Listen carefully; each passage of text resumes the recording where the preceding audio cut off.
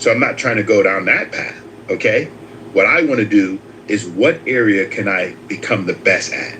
Okay. And you guys know what I'm in, right? So I'm trying to change the death care profession for a reason. Okay. And I've been doing this for 38 years, but I believe there's so many more avenues for us to help create families and opportunities. I created an app, all kinds of things to make it more efficient. Now the whole profession around the world is getting a hold of it. Why? Because I'm going to be the best I can be in the lane I'm in. Okay. So if anybody else wants to look at the title, I'm going to read it again for you. Okay. If you guys look at the banner, fault lines, the value of work and skill. Confidence isn't something you wait to feel. It's something you build through work. On Clubhouse, one of our biggest cultural fault lines is the difference between talking about success and developing the skills required to actually achieve it. Real quick, Edward, if you don't mind. Go ahead. Remember our conversation earlier before I got kicked down to the audience? I don't remember, but go ahead. I had asked you a question about property tax subsidies for cemeteries. Yes. And you made the claim that those don't exist. No, I didn't say they don't exist. It's called endowment care. A lot of the endowment care parts of cemeteries take care of that. All right. Well, I just wanted to clarify very clearly for the record that you did allude to the not existing and told me to stay in my lane. And then I looked into it. And in the state of California specifically, under Article 8, Section 3G of the California Constitution, cemeteries get a 100% property tax exemption so long as it's not dual use land. Thank you. Okay, so they get 100% tax exemption, right? So are you sharing with me why are they getting a tax exemption? Do you know Florida? Well, yeah, I told you why. Because they're literally burying dead bodies. Because it's a right. You understand the right to bury someone there? That means they're not going to build something on that particular property, so there's no tax revenue. Do you understand the difference? I understand why, but you're the one that said that they didn't. Okay, all right. Hold on, I need clarification on this. Do they not have to pay property tax? Is that what this ultimately comes down to? Yes.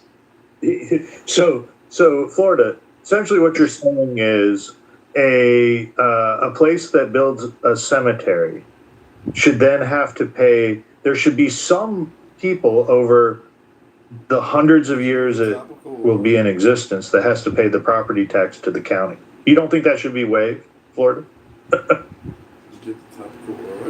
That wasn't, whether or not I agree with it wasn't what was in question. Actually, what was in question is whether or not Edward agreed with it. Because Edward was the one. Is that really a subsidy when they're waiving the tax? Yeah, I would call that a 100% subsidy. No, subsidization is when money is injected into an industry, into a business. Subsidization is when the government picks up part of the tax. This is not, in that instance, when property tax is being waived for a cemetery, is the government injecting money into the economy. It's not a subsidy. You can make it. It's a tax break for the dead. Come on, Florida man.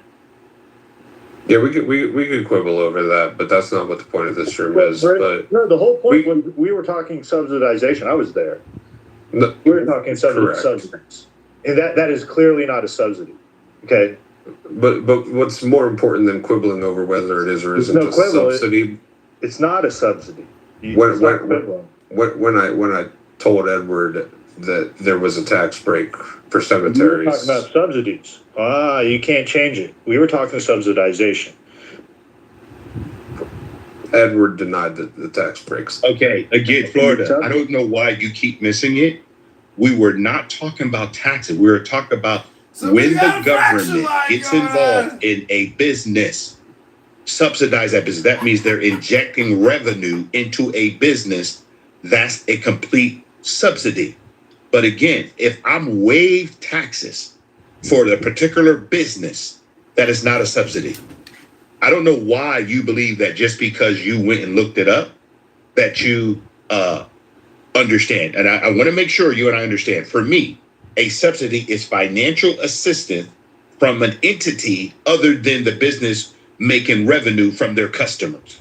Does that make sense, Florida? Yes. That's why I said what I said, Florida. I Because understand. that's the difference. So if the government's going to give me financial assistance, which they do not, they waive the taxes on what I would get on the business. But do you know what I still have to pay taxes on? All the things we do in the cemetery. Okay. Yeah.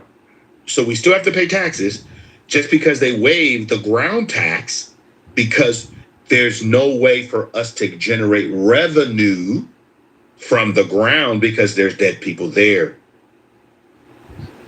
You know, my father, maybe this is just an old Jewish saying, but my father used to say, a penny saved is indeed a penny earned.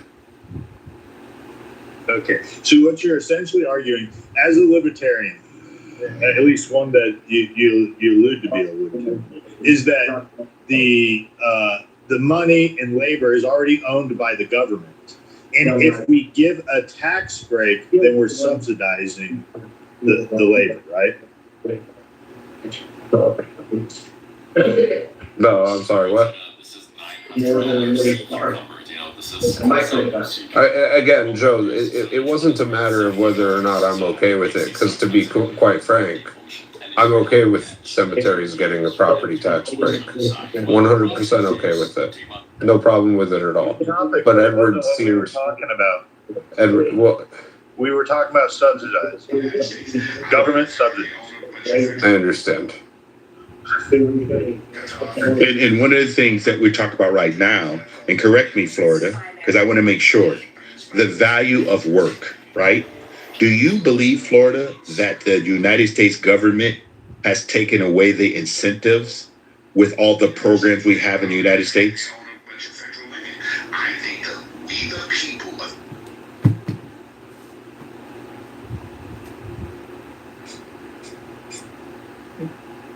Just reframe that for me. Do you think that the value of work, this is what we talk about, fault line, the value of work and skill, do you believe that the United States government has taken away the incentive for people to be proud of working? No, I don't think they have. Okay, all right. Hello? Hello? Why do you think they have?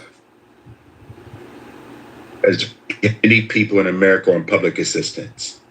Huge safety net. Do those people not work? So we just required through the big, beautiful bill that they work at least 20 hours a week. And people pushed back on that because they thought they were taking something away from them. I think the value, again, of work gives people dignity, that they've earned something in their life and is their money. To me, that's very important.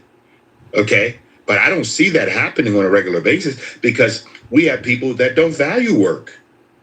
It's just crazy. We're always going to have people that don't value work, but like the question is like, are they not working because they got subsidies? And for like the overwhelming majority of them, that answer is no. They're still working despite getting subsidies and federal government benefits. In fact, despite their work, they still need those government benefits and programs to be able to make ends meet. And that's not necessarily always their fault. A lot of the times, it is indeed the employer's faults or the regulator's faults. They could be dead, right? They could be a dead person collecting a check. Of course they could. I just want to make sure our budget. I mean, Edward, okay. how many government benefits checks do you get to the dead people buried in your... None. Imagine that, Joe. None. So, but Florida, I want you to think about this, okay? all of us together, because I don't want to just center one person. I think we should move the mic around a little bit because we have some people in here that may want to share. Anybody in the goo, you want to come up, just let us know. I But want to this say is something important. important. Who? Go ahead. JPZ, Go ahead, Jake. how you guys doing? I just wanted to say, you know, regardless of how the system is, right, and how the government is operating, unless the government is like a dictatorship or some kind of like fascist government or communist government, it's not the government's job to help you make ends meet. You know what I'm saying? You say, oh, these people.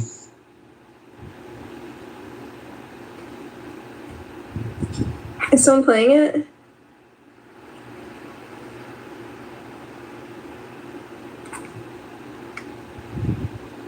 What's that noise in the background? I'm playing NBA 2K26. Oh, it's you. You're the problem. Oh no, that clicking isn't me. Oh. No, what I hear is it's like cheering in the background. Oh, that's definitely not me. Okay. Well, I don't hear it anymore. It's fine. Janis Joplin gave a much less romanticized account of the encounter than Leonard Cohen did. She was disappointed, expressing disappointment. Why are these women always doing these old Jewish men wrong? She said it was a letdown and indirectly recounted her night with a moody man widely understood to be Cohen. She said it was deeply disappointing. Despite her efforts to connect with the moody and silent partner, she realized around 4 a.m. that this motherfucker's just lying there. He's not falling me. Well, She was uncommunicative, closed off, overly moody. He had a bad night. There was no intimacy. He had a bad night. Like, it's not like she dated him for like a year. Okay, but it was a one-night stand. You had one chance to perform to impress her, you know? She was out of the sea. Maybe he just didn't care. I bet you believe that what Edie Sedgwick said about Bob Dylan too, right? Wow. I mean, I just think he didn't care. I just think he was just like, oh, fuck it, this chick, fuck this bitch. Oh, this is funny. Bow Wow just went full Joker for a second. Oh, the inside joke, that's all. What's the inside joke? It's like the gap between the artists and the art. Mm-hmm. The fuck was that? I have long nails now, so they click. I didn't know you were getting ratchet. What the hell? Yeah, I'm really ratchet. When did you become so feminine? I was bored. Okay. Did you get a free shipping on visit? Okay, I'm gonna do the Chelsea Hotel Lana Del Rey vision. See if it sounds less sleazy. It's probably more sleazy.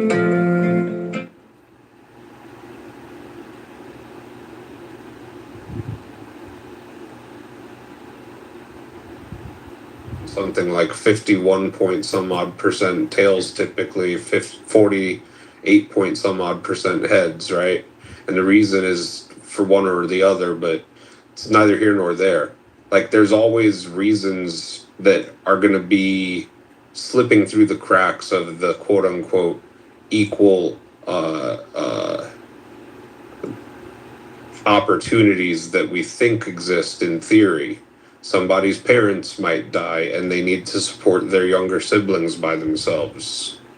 Now, if a 16-year-old's parents both die and they have a 12-year-old brother to take care of and they drop out of school to go get a job at Walmart stocking shelves or at a local deli making sandwiches or something to that effect, that 16-year-old and that 12-year-old are living on their own. The government has made them their own independent people. The 16-year-old is the primary care holder and custody provider for the 12-year-old, right? Like, you're not okay with giving that 16-year-old extra food stamp money, some sort of a basic health care package, Because the problem, if you don't provide those sorts of things to them, that 16-year-old goes and sells drugs on the street and gets recruited by a gang. The 12-year-old is more likely to get involved in violence and sexual crimes. And then your children could potentially be a victim of their crimes because of their shitty situation. You'd probably be safer knowing that they're getting some extra food stamp money so they don't have to worry about making ends meet and robbing you or your kids for their lunch money. All right, let me respond to that real quick, right? So first of all, it is your responsibility as let's say your last name is Florida, right? It's your family's responsibility to take care of children, aunts, uncles, grandpa. You're supposed to make those relationships. It's not the government's fault that your family's fucked up. When parents die, other family members, like their brothers and sisters, or their grandpa or their grandma or their aunt, or even the church, if you're supposed to, it's probably best if you get involved with the church. They're supposed to step up and take care of those children, not the government. The government, I would agree that the government can provide a subsidy or a check or something like that for extreme circumstances.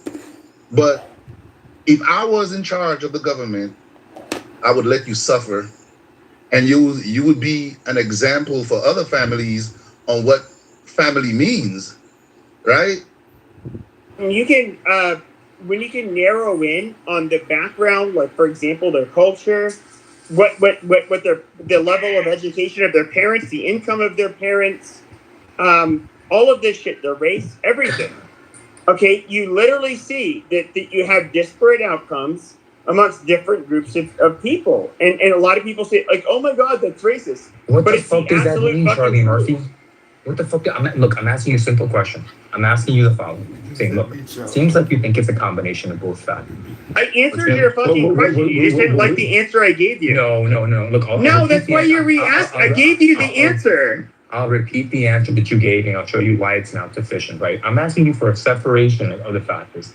You're just saying, like, look, if you look at all the results, and you look at their culture, well, they have different results, so I think it's a combination of both. Here's like a better answer to whatever you're saying.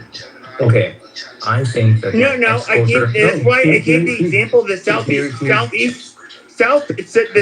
Southeast Asian Asians. The reason I gave that example is because that's a group of people that largely came here as peasants. They came here dirt poor. With that, they didn't go to college. Their parents didn't go to college. If you listen to the debate, can you give me information in the back? Hold on. Okay, Monica, Karen, stop. I see the Trojan. But they literally had. These are cultures that did not have any of this legacy that you would see today in China, Japan, or South Korea. Yeah. Yes. They absolutely have done well. Wait, look. I'll just exemplify the Trojan horse you're trying to put in. Okay. So it's like you have like a very simple problem in this debate, right? You have a very weak position, and you really want to say like on a genetic level, blank is inferior, but you just don't have like any facts to be able to do that. Okay, but you don't have any facts that's stupid because you don't have any facts. All right, moderators, like I don't want to center myself, but of all the rooms that I could center myself in, it seems to me that this would be the one. Wait, let me. Do you guys mind, Incan? That we can have like just a moment to talk about the spontaneous debate that happened.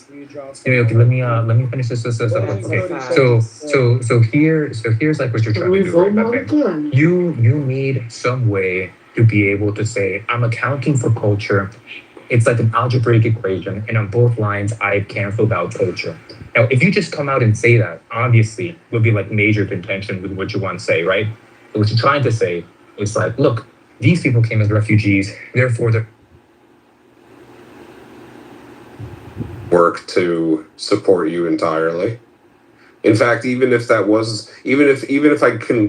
gave you the benefit of the doubt and said that the government was their parent, and that is my argument, again, a parent's job is not necessarily to hands to spoon feed and cradle and fucking take care of every single little thing and do your homework for you. They protect and provide. Protect and provide. That is almost literally the purpose of government, to protect the things that we believe that we have the opportunities to pursue if we want, and to make sure that those opportunities can be provided when we want them.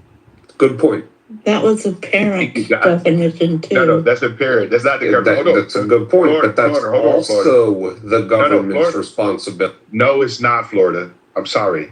I don't know where you get your philosophy from, but that has nothing to do with government. Okay? And what I'd like for you to do, no, Florida, 1 second. I just want you to do me a major favor. And because you like to research stuff, you want to prove people wrong, I want you to go and look up what is the actual role of government in the United States. The role of government in the United States. Okay? And then come back and explain to us what they should and should not be doing. So, okay, let's just take the two things that I'm claiming in this scenario are the role of government. So let's just start there and find out where we. I don't. Edward. I know you keep calling my name, Florida, but I want you to do me a favor. You know why? Because I think sometimes you actually believe your own information without looking it up. I'm trying to see where we disagree, right? Parent. You're just telling me. You do this thing all the time. I do. You're right. You know why? It doesn't get anywhere. Oh, I know. Because you know why? You believe you're getting somewhere by telling everybody what you believe. No, Edward, I'm trying to see where we disagree so that we can try to make sure that we get on the same page. And then we can have a conversation about what we actually disagree about. The role of government. Right. So what did I say the two roles of government were? You told me parent. No, I didn't tell you that the government's role was to be a parent. I made it synonymous to that of a parent. What did I say those two responsibilities were? Okay, let me clarify. Let me repeat. To protect the things that we believe that we have the opportunities to pursue when we want to pursue them, to protect our safety and our and our rights, right? The ones that are granted to us in our ever beloved Constitution, the one that you reference so frequently, to protect that and also provide by making sure that the opportunities and those rights are afforded to us in a way that they're not what the Constitution infringed upon. The Constitution consists of negative rights, not positive rights. Pepe, let him finish, Pepe. Come on. Edward, do you disagree with either of those two things? And if so, why? Well, the first thing I will disagree with is the government does not provide opportunity for me. The government's supposed to, number one, ensure that the rights that are given to me by my creator are not violated. And when you tell me that the government is trying their hardest to make what you call opportunities for Edward, then the government now has got out of their role. And you can look at our Constitution. It tells you actually what the government's supposed to do. What is their actual role? We have actual documentation, the role of government and what they are supposed to do. And what they're doing right now, Florida, is not what they're supposed to be doing. The common welfare did not mean welfare. Okay? There's no way that the government should be taking care of other Americans, because what they're doing, they're taking money from taxpayers, people who are productive, and they're giving it to non-productive Americans. That's not the role of government. Okay, but we do agree at least that their role is in part to protect the fact that you get access to the opportunities that you want to access, correct? Oh, it's not correct. Florida, I'm a private sector person, right? I personally believe that everything that the government put their hands on, they ruin. Tell me one thing that you believe right now, Florida, that the government does well. Protect the life, liberty, and pursuit of happiness for every man and woman in the country. That didn't used to be the case, though, pre-1980s, pre-1860s, did it? I have no idea. What you say it wasn't? Okay, so you believe Can I offer a contrast to that answer? Go ahead. Yeah. So the federal government's role in protection is to protect the general population from invasion. And that's what it clearly states. Now, if you really were clever, Florida, you would say, based on the Constitution, that the government would provide for the general welfare, right? But that's been hotly debated. What does that actually mean? The general welfare is a subjective term. But I just gave you two gimmies right there. That's how you answer those questions. Thanks, Joe. Appreciate you having my back. But anyways, go ahead, Jake. I responded to you based off the analogy that you gave with the 16-year-old with his brother, right? That's why I brought up the whole fact that that's not the government job to take care of orphan kids. Okay, now you keep trying to confuse the two, provide and protect. For example, right? My child come home from school with some homework, right? It's too hard for him. It's my job to provide guidance for my child. That's not the government's job, right? So when the government provides, they're not going to provide that. Hold on, I'll give you another example, and I'll end it right there. If my child comes home and they want to know, about sex, right? And or pregnancy. Let's say it's my daughter, and she want to know about pregnancy and the effect of it, right? Not the physical effect, but the mental effect, right? Something to do with emotion and their mind. That's not the government job to provide that kind of protection for my child. That's my family's job. That's my job. You see, what you're doing is you're inviting the government into your parenting by saying that the government is supposed to provide for your child. You're supposed to provide for your child, right? If you're in an area where there are certain types of jobs, it's your job, it's your responsibility to gain the skills to get that job. The government they're not supposed to give you a job or give you any money, right? No, what not right. Just to be equal, there would have to be universal basic income. But I thought I was going to land right there, so I'm going to land right there. Go ahead. So when it comes to quote unquote sexual education, STD testing, preventing pregnancies, things of that nature, yeah, it's always incredible when we have good meaning, well-intentioned, and capable people within the communities to be able to provide and help out when necessary through the private sector. That's always preferable. I agree with all of you on that.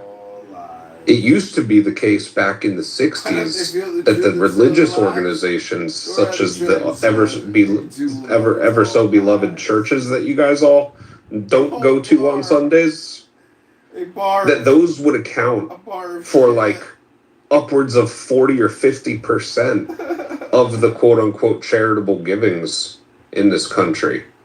Today in 2026, the role of the church in charitable giving and community contribution has been diminished down to somewhere between 20 and 25% of the community's external sort of sourcing and resources of availability. Source, please, sir. Regardless. So, with that being said, I want to respond to that. Real quick, just to land my plane. Just land it.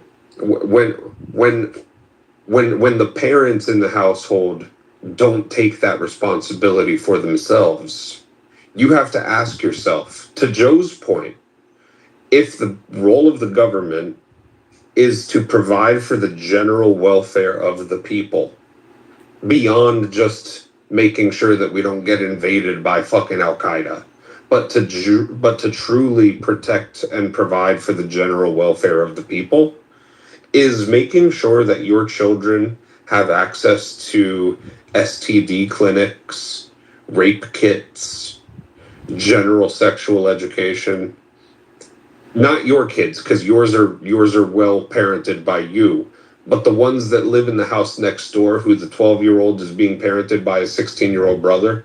Isn't it beneficial for the general welfare of society that they also have access to those when they don't have anybody else to lean on? Because again, the church is much less likely to be contributing to that type of shit today than it was 60.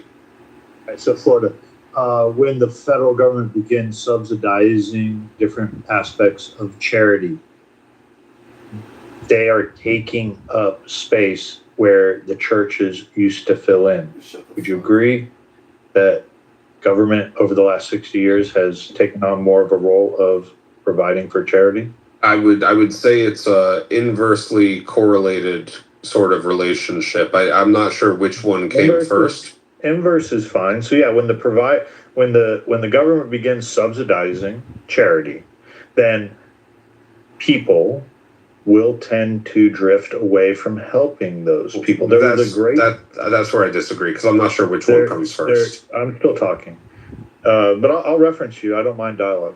There was a great story of a president in 1921 that a hurricane had hit Texas, and people were, advocating for, we got to send money to help these hurricane victims. The amount of money that was being proposed at the time was a small figure. He refused to. He said it was not the role of the federal government to help in charity.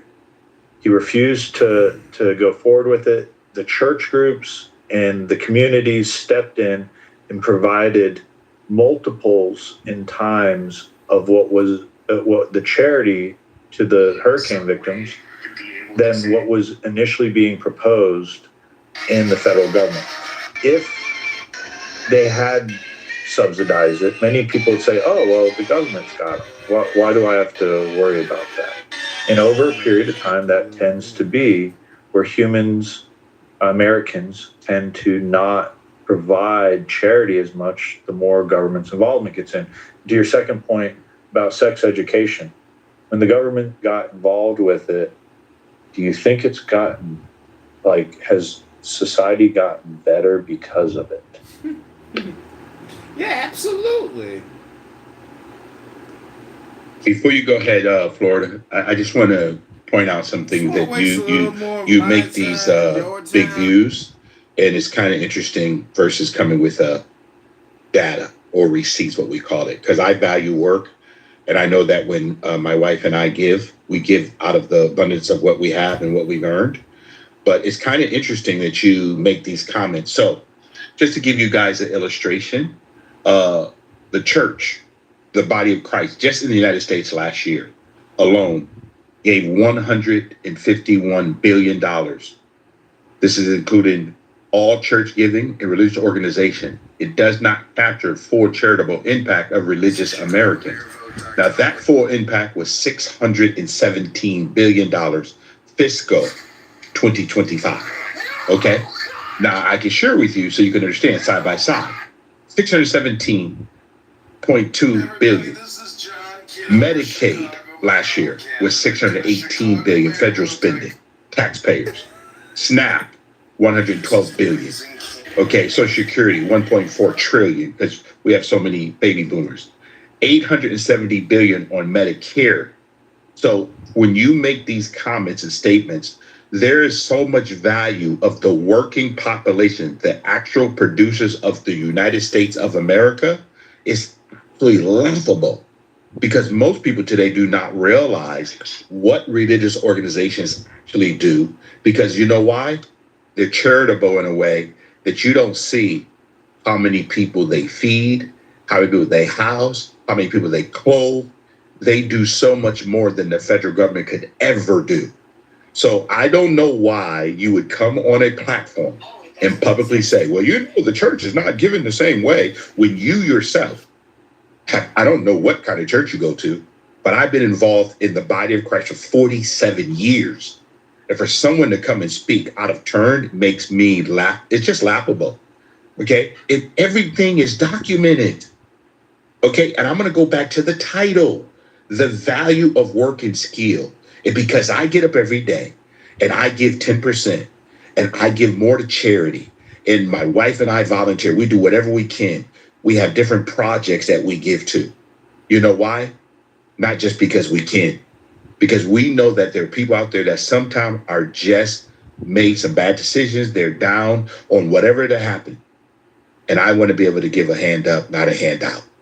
So let's really be more factual versus us just talking about what the church or religious people are not doing. Hold on, Pepe, real quick. Let me just address that. Jesus Christ. You can take it right after this. But to be very clear, you said I didn't come with facts. I gave you percentages as a totality of the total charitable, nonprofit related givings to communities. Churches used to account for somewhere between 40 and 50% of that, if not more. Now, that's not to say that they're not giving 150 or 600 billion or whatever your reference number was there for that.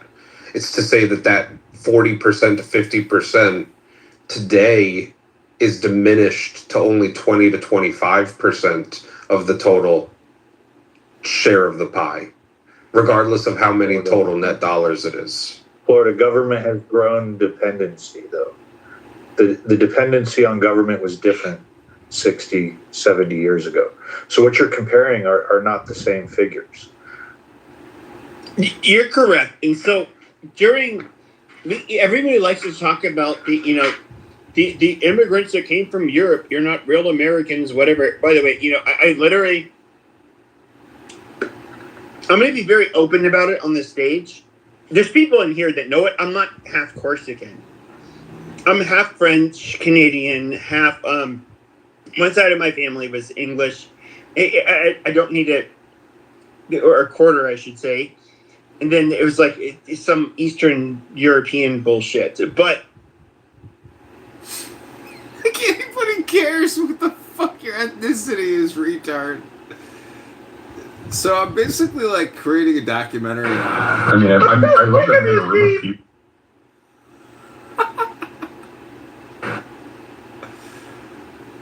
I've basically moved on. And it's like a dictatorship. Let's get to the music.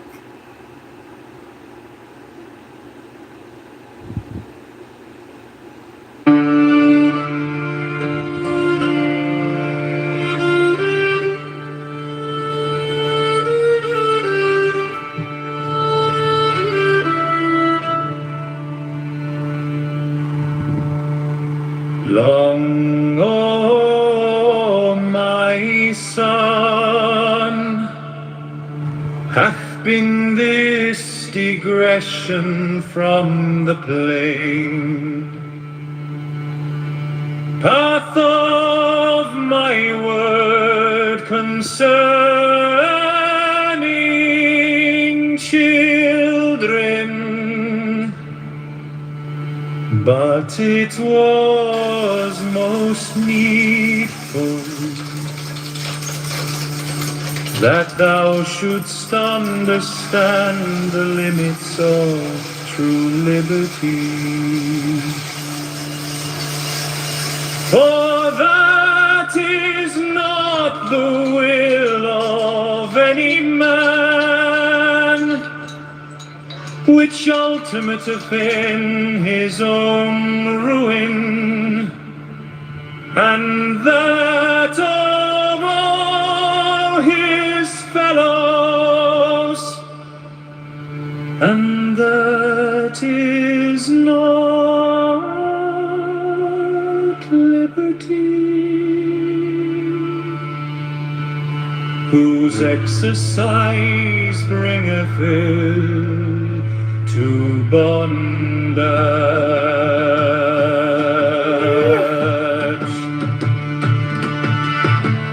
Thou mayst therefore assume that it is always an essential, far part of the will of any child to grow to manhood or to womanhood in health, and his guardians may therefore prevent him from ignorantly acting in opposition thereunto. Care being always taken to remove the cause of the error, namely ignorance, as aforesaid. Thou mayst also assume that it is part of the child's will to train every function of the mind, and the guardians may therefore combat the inertia which hinders its development.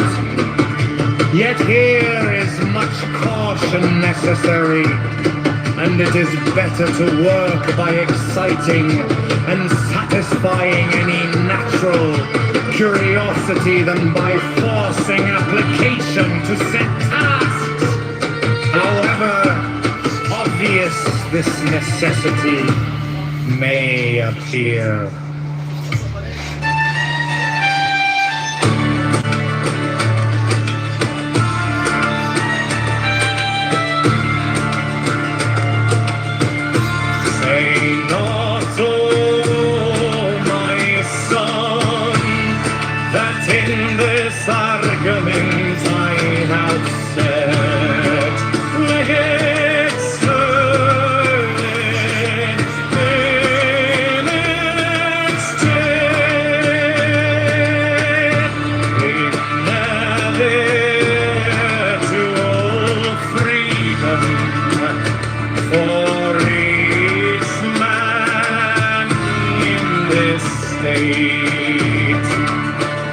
Which I purpose is for his own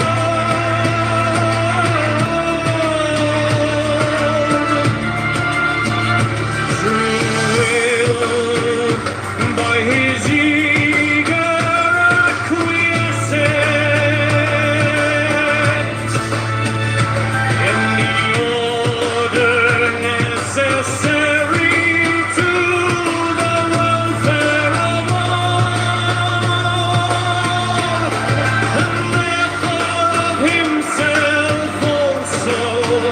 But see thou well to it that thou set high the standard of satisfaction, and that to everyone be a surplus of the present and of energy, so that his will of self-preservation be fulfilled by all that for himself is concerned in the state. He may devote the remainder of his powers to the satisfaction of the other parts of his will. And because the people are oft times unlearned, not understanding pleasure, let them be instructed in the art of life, to prepare food palatable and wholesome, each to his own taste, to make clothes according to fancy, with variety of individuality, and to practice the supervision, right? Somebody to always tell them what to do, right? If you tell them A and C, they're not gonna figure out B on their own, right? And so there's this idea that everybody's a genius and everybody deserves this and everybody. No, they don't. No, they don't. There's generational curses that are following some people, right? Their great grandfather was a drug dealer, and because of that, he went to jail, and now the family's suffering because his income is not there, so they didn't get proper nutrition. So while you're in school learning well because your mommy and daddy's providing you with proper food. He's generational curse. He's in there hungry. That's not your fault. That's not your cross or your burden to carry, right? If his last name is James, that's the James's burden to carry, man. You got your kids to worry about. You got your family to worry about. And if you give them the proper, I'm gonna land right here. If you give them the proper upbringing, I ain't saying that it's gonna work 100%, but on a balance of probabilities, your child is gonna be okay. I'll land right there. I noticed what the difference is. Hold on, like, hold on, 1 second. Let me just run it so you guys, because I want to move, because I want everybody to go through and make sure that everybody gets a chance. But JP, one thing I want to say, thank you for your service. I've been to 54 countries. I'm grateful that we have an all-volunteer military, and thank you for your 20 years. I do not take that lightly, brother. I promise you. My dad was in the Air Force, and I'm very grateful for those who decided. Now, like my dad was drafted back in the day, but I'm very fortunate. Okay, Mr. Florida, please keep it brief so we can get other people.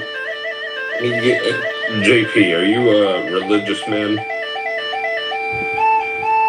Bro, I think everybody's telling what they. God damn it, Matthew! He wasn't talking to you, fucker. He was asking somebody else a fucking question. Hey, Pepe.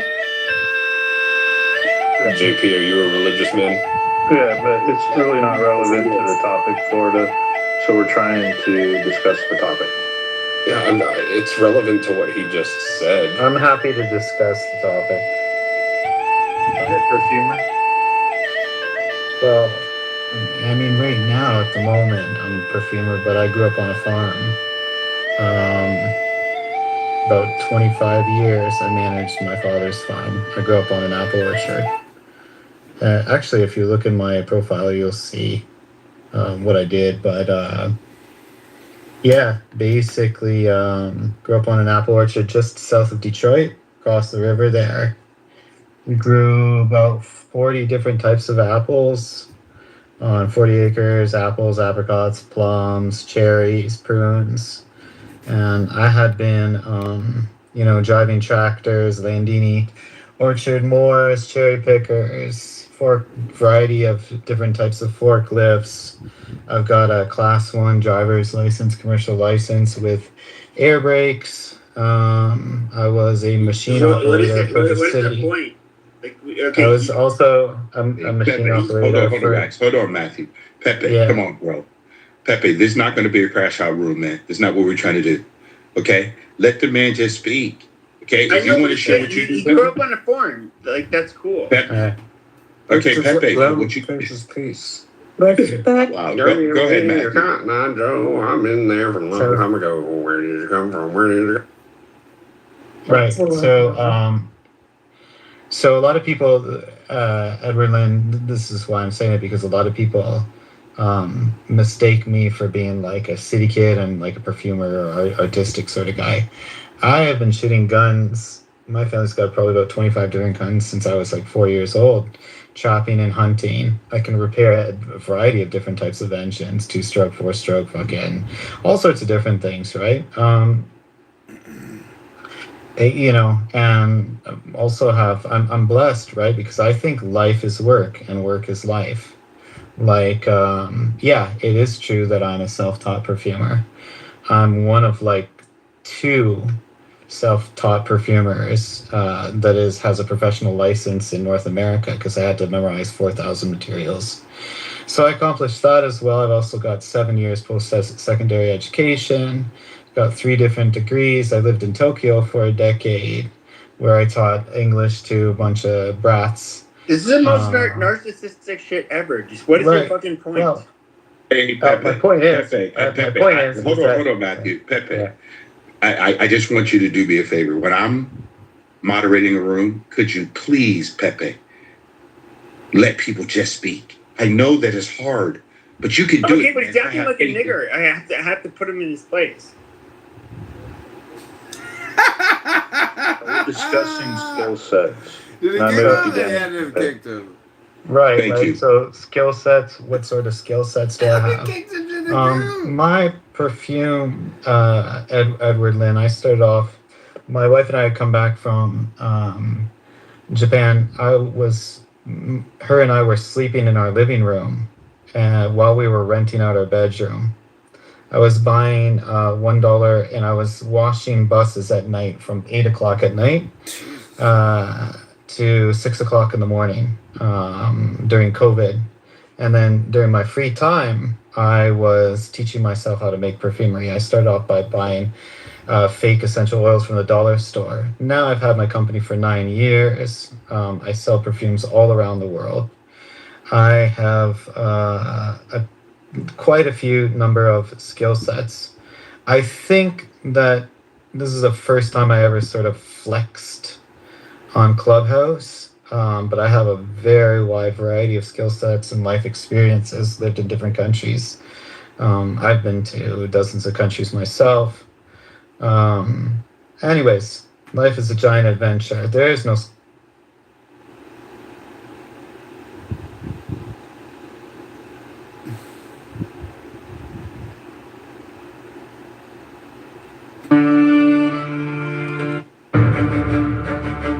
Consider the bond of a cold climate, how it maketh man a slave.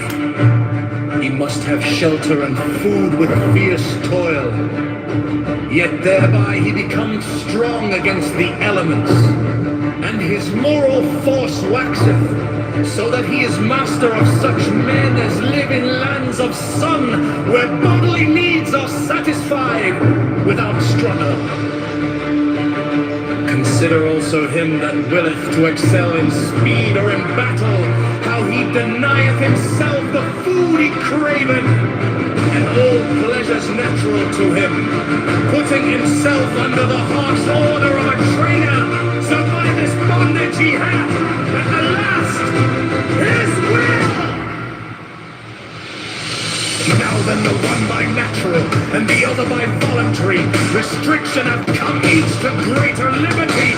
This is also a general law of biology, for all development is structuralization, that is, a limitation and specialization of an originally indeterminate protoplasm, which latter may therefore be called free in the definition of a pedant. They shall be no property in program flesh. Every man and every woman have rights together feasible to give the money for the enjoyment of any other. The exercise of that right shall not be punished by God.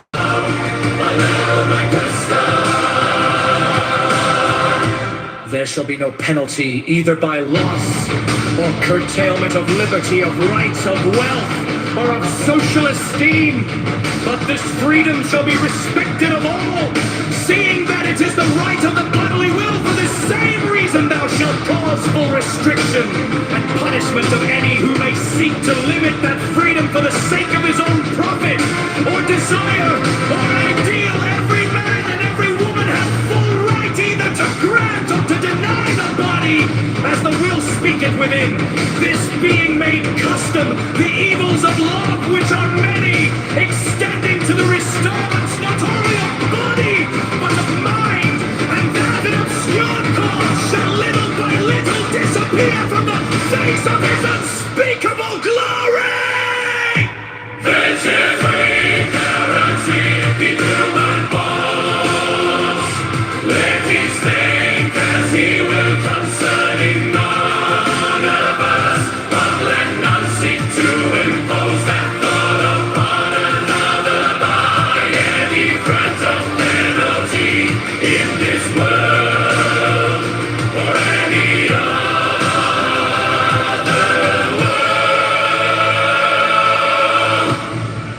Look now, though I enkindle thee to effort in thy way, yet it is the way of thy will, and I say not even that thou dost well to haste therein, for the whole matter rieth in thy will, and to force thyself against thy nature would be an obstacle to thy passage.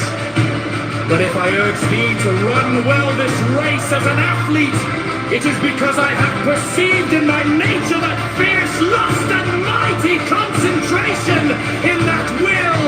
And I write this letter unto thee, knowing well that thou wilt rejoice exceedingly therein, since it is an expression of thine own will, and it may be a disguise of which thing thou vehemently seekest, I charge thee, therefore that thou permit not to tyrannize any other in thought, or to threaten, or in any other wise to blaspheme the great liberty of our Father, the Son, in the great cosmos, or of his viceregent in the little.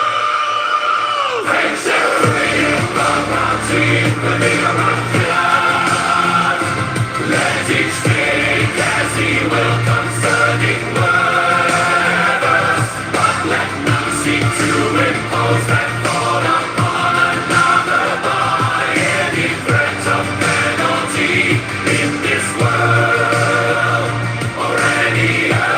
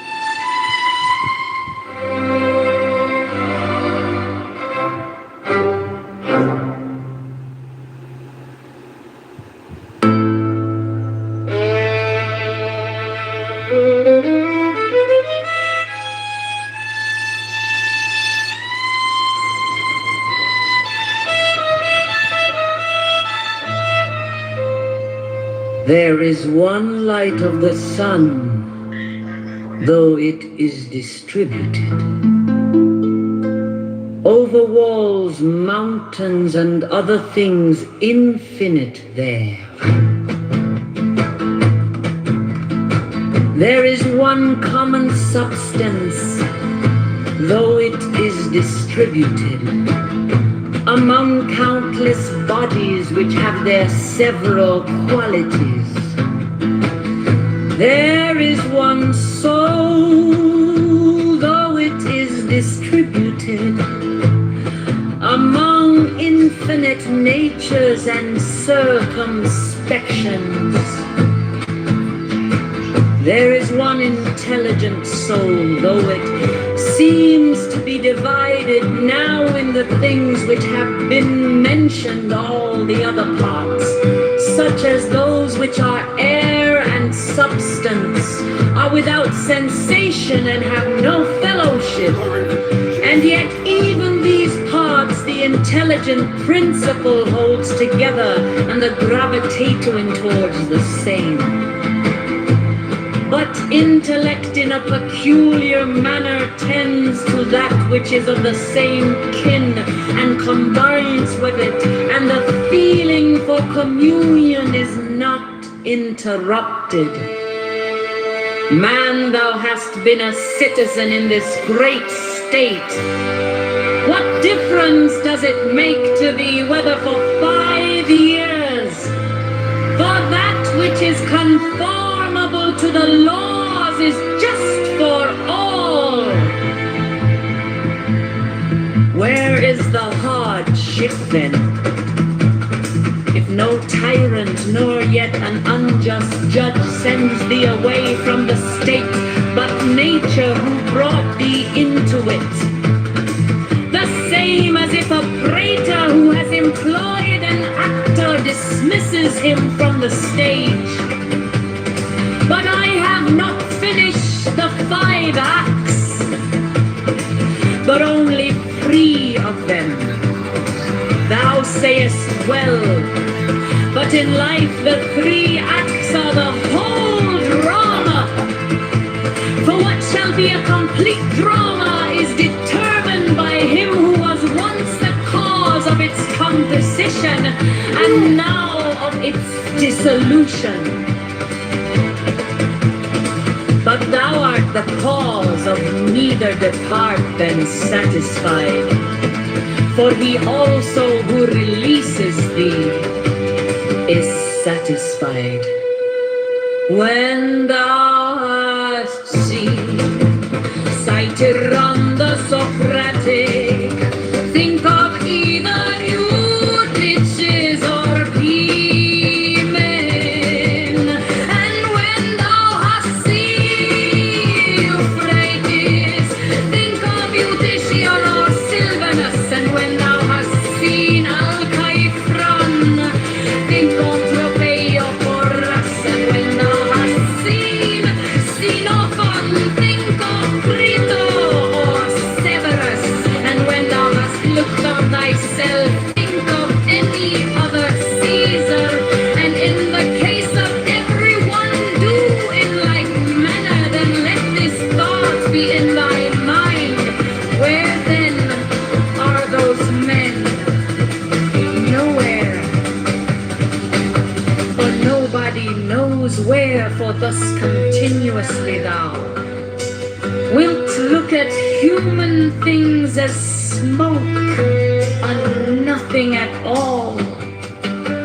Especially if thou reflectest at the same time that what has once changed will never exist again in an infinite duration of time. But thou, in what a brief space of time is thy existence?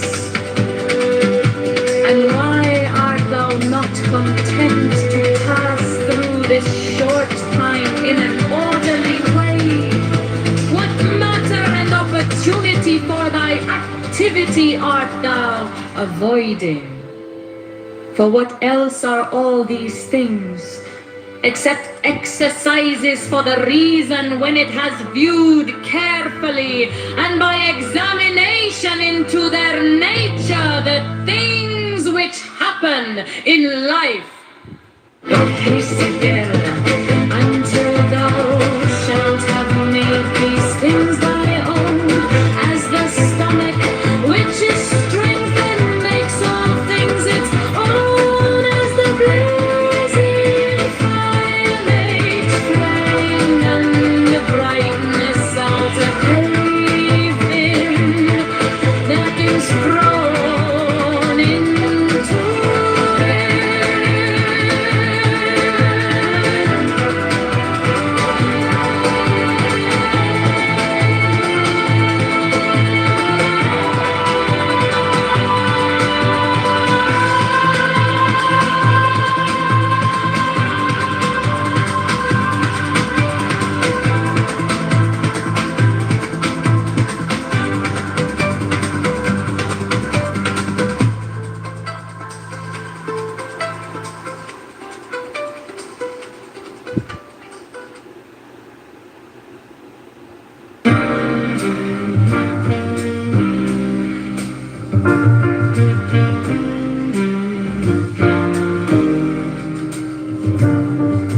There are 7 keys to the great gate,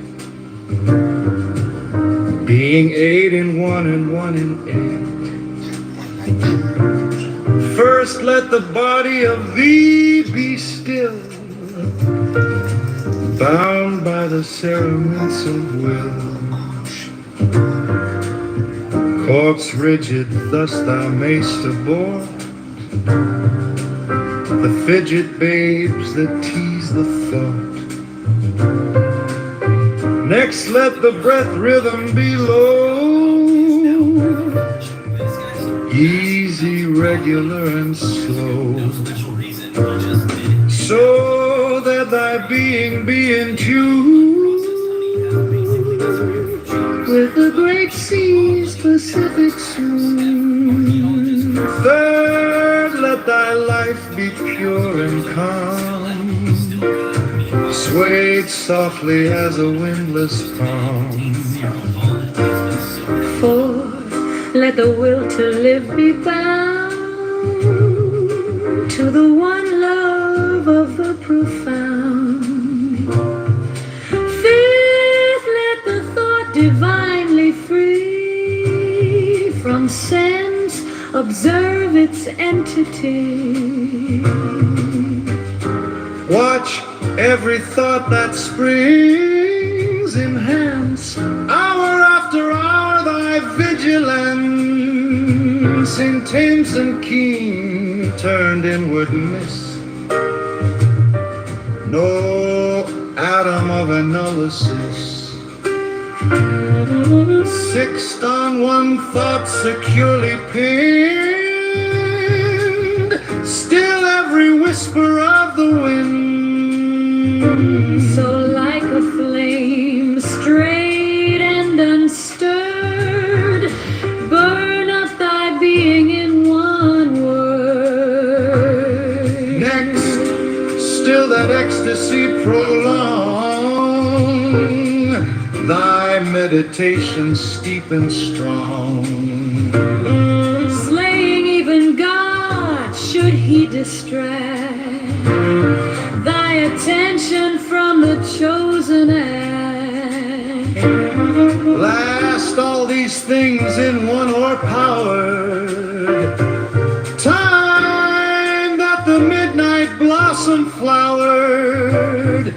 The oneness is yet even in this, my son, thou shalt not do amiss. If thou restrain the expression, shew thy glance to rapture's darkling root. Discarding name, form, sight, and stress, even of this high consciousness. Pierce to the heart, I leave thee here. Thou art the master I revere, thy radiance that rolls afar. Oh, the silver star. Crowley.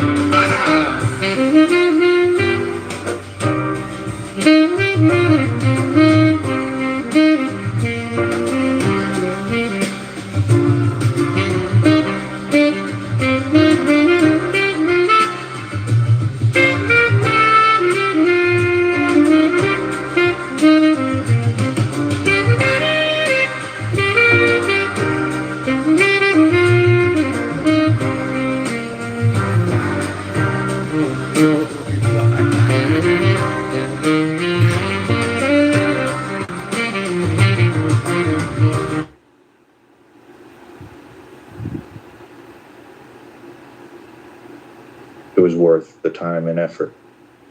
I don't know so much today. I think the landscape's changed a lot. And I landed there, unless you're curious of why I think the landscape changed. Y'all talking about what y'all still on Clubhouse for? Yeah, that's just what I was posing to the room as a question. Like, man, I'm on here, to be honest with you, man, because I like to talk to people. I like to listen to arguments. Sometimes I like to argue, but mostly I think it's a habit. We creatures of habit. You get used to doing something for enough time, you're gonna go back to it every day. But like I told y'all earlier, like in my life, it's certain conversations that I don't get to have on the regular. I can't have certain conversations around everybody around me. So that's really what I be on here for. The initial purpose for this app was we came on here for music. We was on here to talk about our music, promote music, but obviously it changed. So yeah, that's really it. I can relate to that, Rob.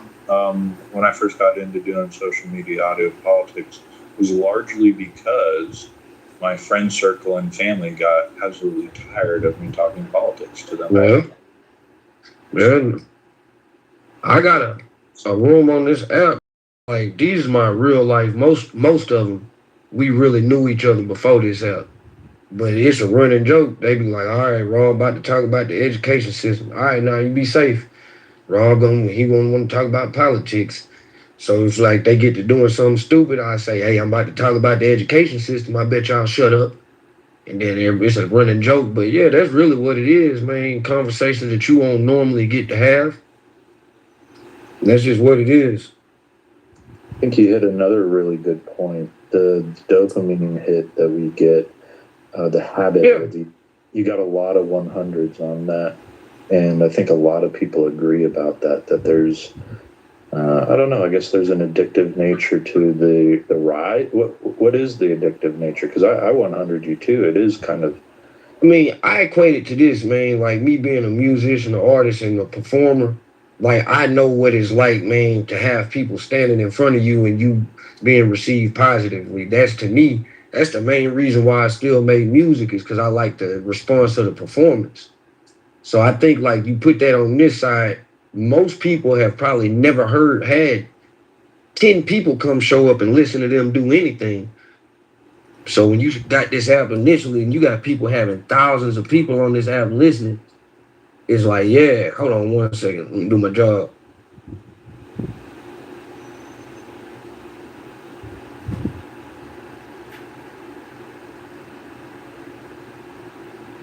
Do you know what draws you to this app?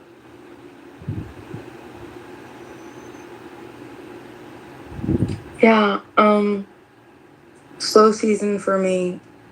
I had to stop my real life. I had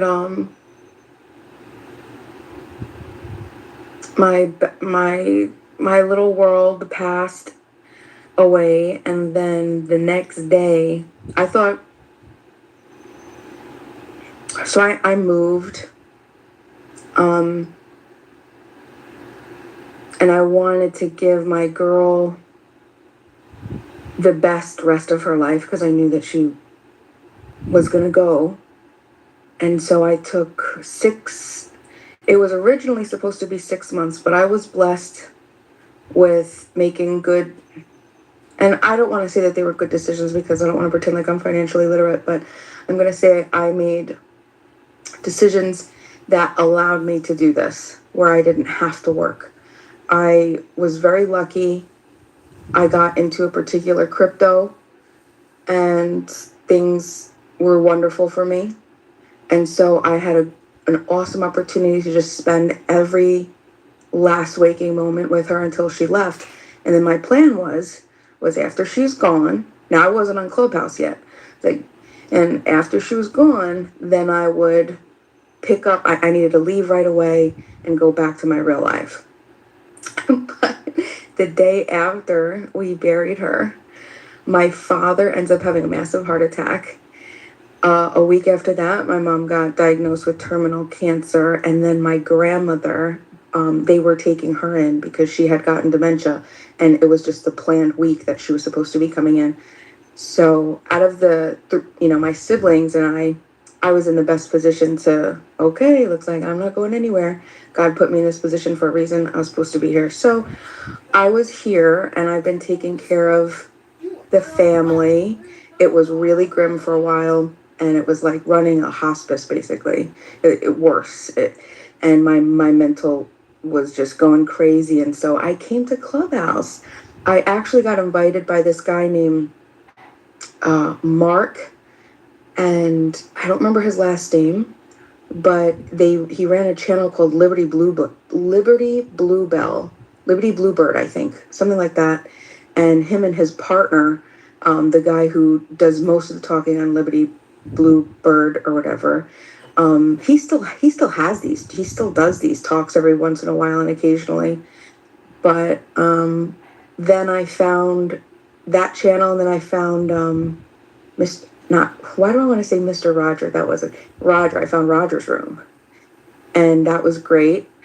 And I was loving Roger's room until October 7th, and then that just dissolved. And then I found Chillism, and Chillism kept me busy, so I wasn't like just completely. I mean, like when I'm talking like the lugubrious rut you could possibly imagine, like that's what I was in every single day of my life. As I'm doing this, the love of my life is also going through his own situation. And so he had to go, and it was rough. So Clubhouse basically saved my life. Everything is now pretty stable. As stable I think as it's gonna get, and everything is looking up. So sometimes, I'll be honest, I get sad and I come back to Clubhouse because there is the dopamine, but more so it's almost like I met people, and these people were just comforting, and it was nice to have people to rely on, to be able to talk to every day. And I know that people give me criticism for saying, because I was really dumb, and I used to consider people my friends, and I got hurt really bad. I don't regret it though, because it's okay. I understand people are gonna people, but yeah, I look at people like you guys are my friends, and I have like a very soft spot for all of you, every single one of you, even the people that you think you could imagine that I would definitely say that it's not true. I do. I have even a soft spot for them, every single one of them. I don't hate a single person on this app, not a single person. I don't have a single hateful bone in my body for anybody. There is a group of people that I like to stay away from because it's just good for my mental health, because they hurt me. But yeah, so Clubhouse, the dopamine addiction, to go what Rob said, that was insane at one point, because after I got hurt by this group of these people who I thought were my friends, I had to step away from the app, but I got to tell you, I was suffering from it, and it was just like, I realized, oh shit, I got an addiction. I got a bad addiction. This is bad. But then that helped, like the time away from the app helped me. And so, yeah, I come back. slowly my time has been getting longer and longer away and away and away. But there's a couple people that pull me back, and you guys help me, you know, like most of the time I'm taking care of grandma or taking care of somebody. I'm like, you know, I'm always cleaning something. But it's really nice. And I love you guys. I love all of you. Thank you for being nice to me, and thank you for being my friends. And the people who are mean to me, that's okay too, because you gave me thick skin, and I appreciate that too.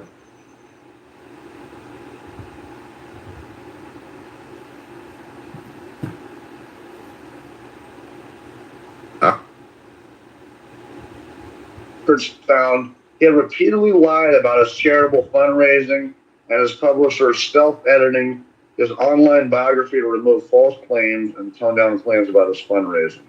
Let me see what else I can find.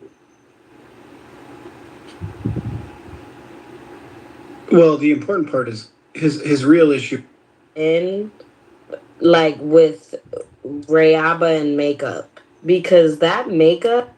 There's some pushback. He did get caught on a hot mic saying he could grab women by the pussy. And you also understand that he lost a civil suit of this woman. He's got to pay. No, let me finish. He has to pay her multi-millions of dollars because he sexually assaulted her in a dressing room. So the fact that you are sitting here saying this is good for his image and good for his clicks on Instagram, you're delusional. Yeah, but that's not what I'm saying. Listen, when people date, what do they do? Bro. I'm asking you a question. When people date, what do they do?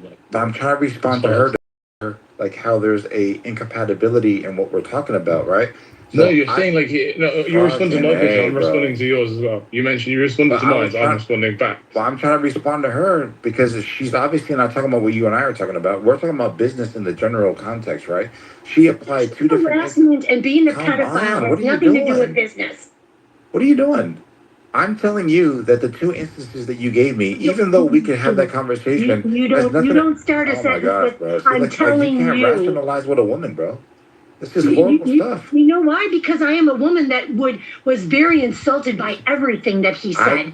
So until you live in the skin of a woman, you don't get to understand how offensive he is. I'm saying that you and I are not talking about the same thing. Okay, I'll go on mute. Maybe you're the same kind. I'm saying that you and I are not talking about the same thing. I'm only pointing out a mismatch in commitments in what the conversation or the dialogue is composed of, okay? We're not talking about the same thing.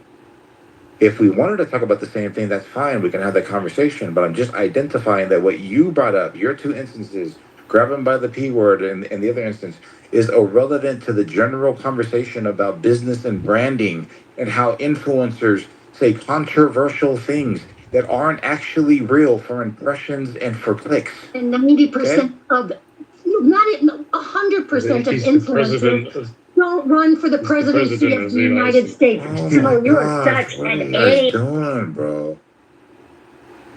This is crazy. I just parsed out what she was talking about and the general conversation about business and branding.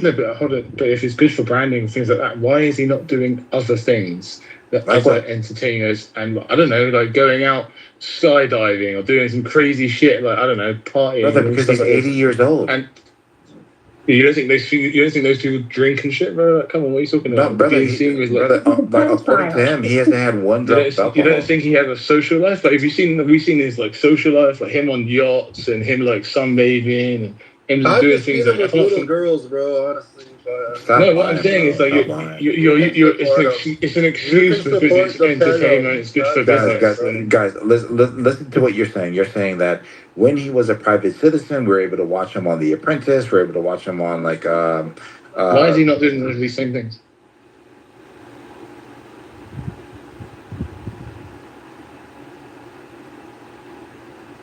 At all, as a result of the conversation. Over 12 years of doing social media audio, no, actually, I think more people have come my way in that period of time. And I can tell you, I can almost identify the things that I've been really wrong on politically over the years. Can I do one? There was a debate that you did with Congress on individualism and collectivism. Remember? Yeah, I remember. And you went into it with your mind on one thing, but then after talking with him for a couple of hours, he changed your mind. I thought. No, he didn't change my mind. We didn't have any disagreement because of his definition of individualism versus collectivism. His terminology of collectivism. Do you remember that? Do I remember what it was? No, I can tell you political ideas that I was like really wrong on over the years. Clearly, the Iraq War. I've said that before. I was a sucker. I thought there was weapons of mass destruction. I think a lot of us did. Yeah, I remember one of my liberal friends protesting Monsanto back in the early 2008. It would have been 10, maybe 9, 10. And I was like, come on, we've been able to grow crops and keep people from going hungry. And it's like, oh, shit, no, fuck, there's something wrong with our food. And that's one that I reflect on. I mean, his protests, though, were not necessarily effective, I should say. But I definitely... So there are issues that I've gotten wrong. Here recently, I guess the biggest one would be aspects of what Trump sold during his campaign and the effectiveness of his administration on certain topics. I, however, I never actually believed that Mexico was going to pay for the wall. I always realized that was a good campaign rhetoric. But some people buy into that stuff. And some people look at it like they hold Trump to that, like, he promised it. He promised it. And it's like, I do realistically look at the president as something that to win, you almost have to oversell because you still have to work with the legislature. But there's a lot of things I've been right on. I was definitely right about Joe Biden. Definitely right about COVID here on Clubhouse specifically. Was definitely right about Trump coming back and winning. I remember standing. It was pretty lonely in a couple of years there, where a lot of Republicans on this app, they were no longer Trump supporters. And Matt and Beaver, I don't know if Beaver's even here, but Matt and Beaver, they were true believers. They never gave up on it. True believers. So yeah, there's some things that I've been right and wrong on for sure. Florida, for human. Yeah, for sure. I agree with feeling like I was oversold on the Trump campaign. And, you've seen my political ideology, or at least my dispositions, at least, change quite drastically since. Did you vote for him? Yeah. There was 3 things. Number 1, the immigration, the border crisis seemed to be getting worse every year, the Biden campaign. Number 2, the LGBT rhetoric seemed to be getting pretty fucking extreme and pretty wild and wacky on the leftist side. And number 3, I kind of started to become an accelerationist as a result of being on this app and talking to motherfuckers like you guys. The Pepes, the Jacques, the fucking Dr. Responsibles of the app, the Groiper party on the app. The idea that, fuck it, this whole thing is going to shit. None of it's going as I would prefer. Let's just pick the worst possible guy for the job, possibly. Or the most extreme guy for the job, at the very least. And see if some sort of extreme policies sparks some sort of like extreme outburst and radical anger amongst the population to try to get everybody back on some sort of like mutually agreed upon understanding that the government's not out to help us at all, and we need to reconsider everything about our modern political system. Unfortunately, that accelerationism has not yielded the fruits that I was hoping it would. Things only seem to be getting more. What brought on the black pill? Is that the accelerationism you're doing? Yeah, that's kind of what I'm talking about. It's like a black pill. It's definitely something I've noticed now post-Trump presidency with you more so than prior. Was Trump an effect of that, or was Clubhouse? No. I think like over the course of my life, and then seeing the Trump one term, and then seeing the Biden term, not only the government itself, not only the politicians themselves, but seeing people, actual people, both online and in real life, becoming more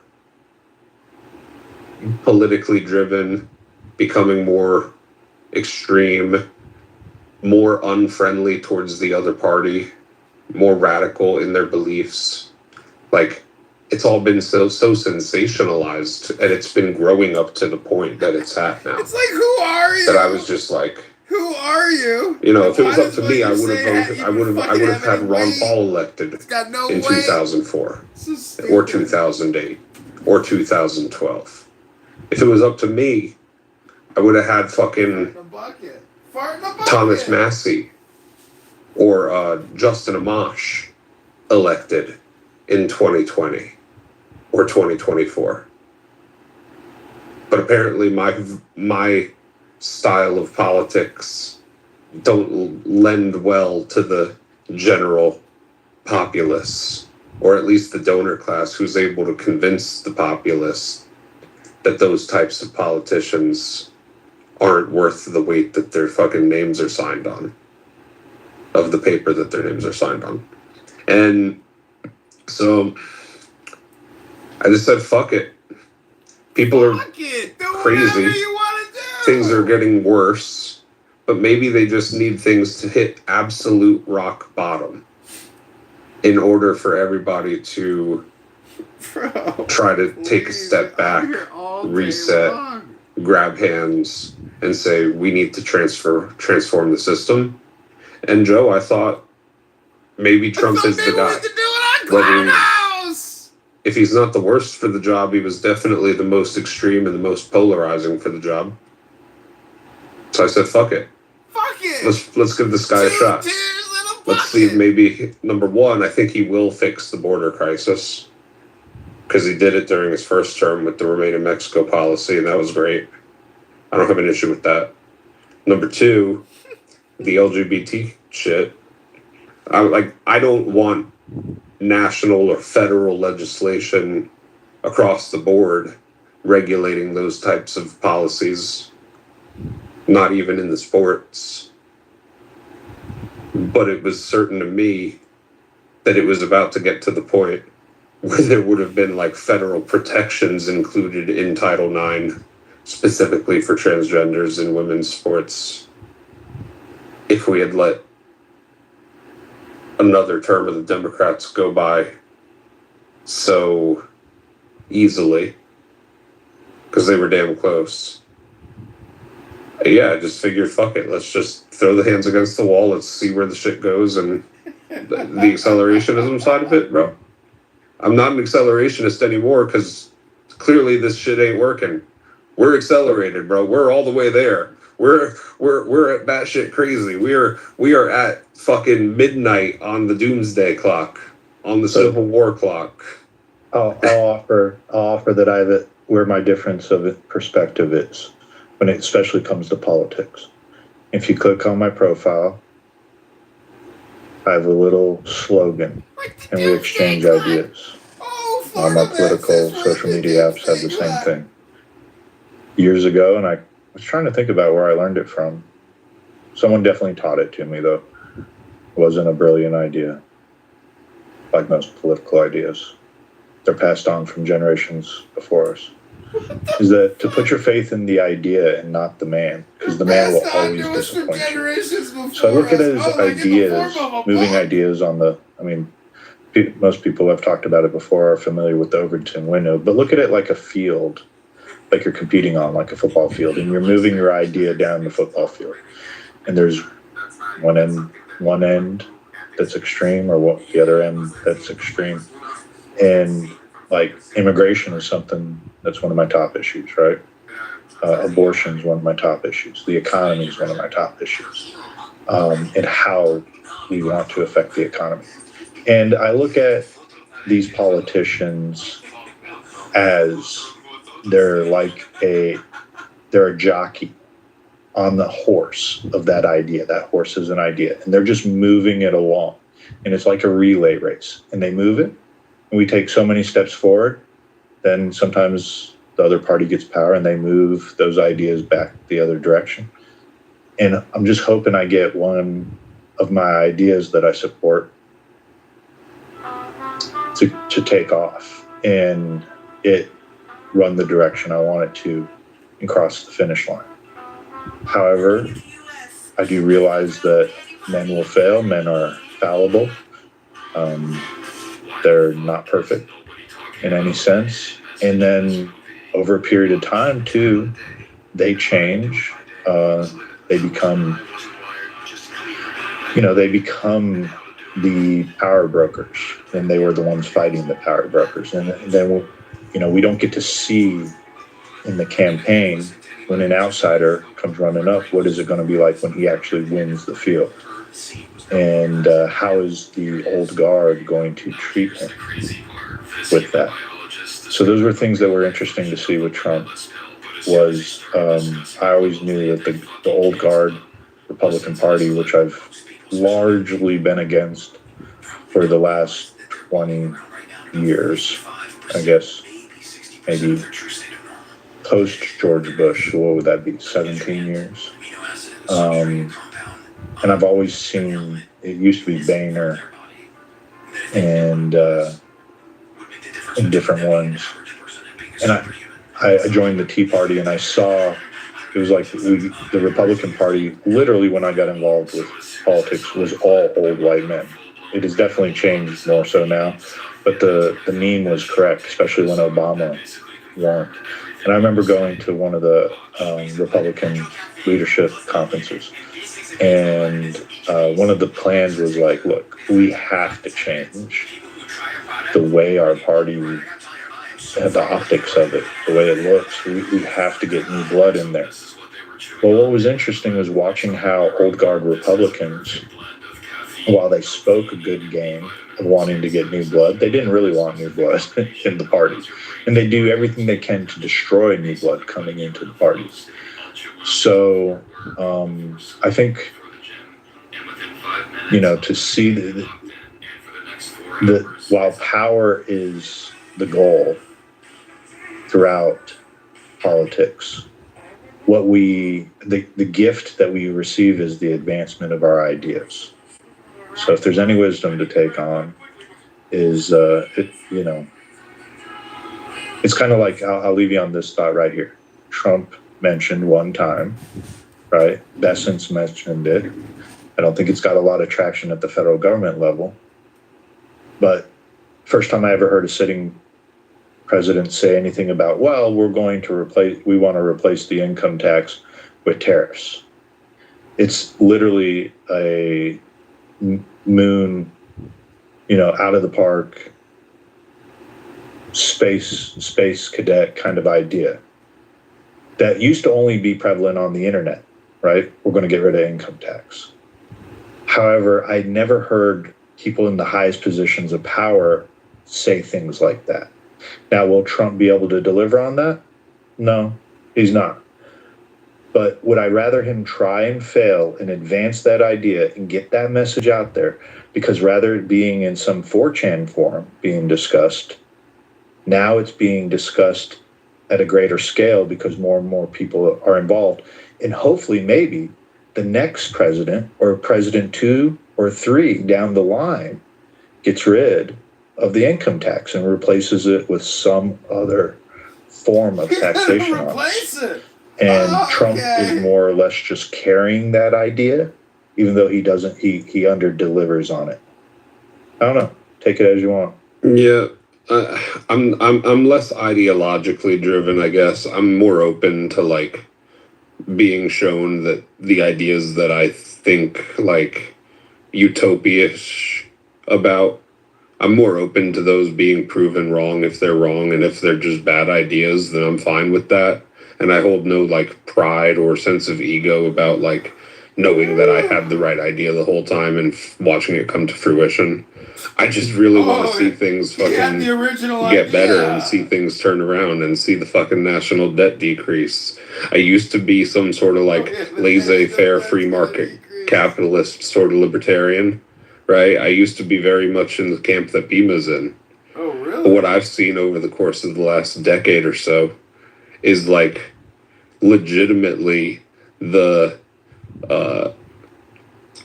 monopolistic tendencies of free market laissez-faire capitalism kind of coming true before our eyes. And between that and crony capitalism as well, don't forget the crony part with all the government handouts, the socialism for corporations, you know, the grant money, the public buyouts, the public safety nets, the bailout money. You know, we're creating little fucking oligarchs and technocrats and trillionaires through all of these things. Also, grand utopian. And utopia. It's just not working the way that I once thought it did. So I'm much less excited about that sort of like free market capitalism anymore. I know Ron Paul hasn't changed much, but that's okay. Ron Paul's an old fucking man. He doesn't have to, right? But like, it's not working the same as I thought.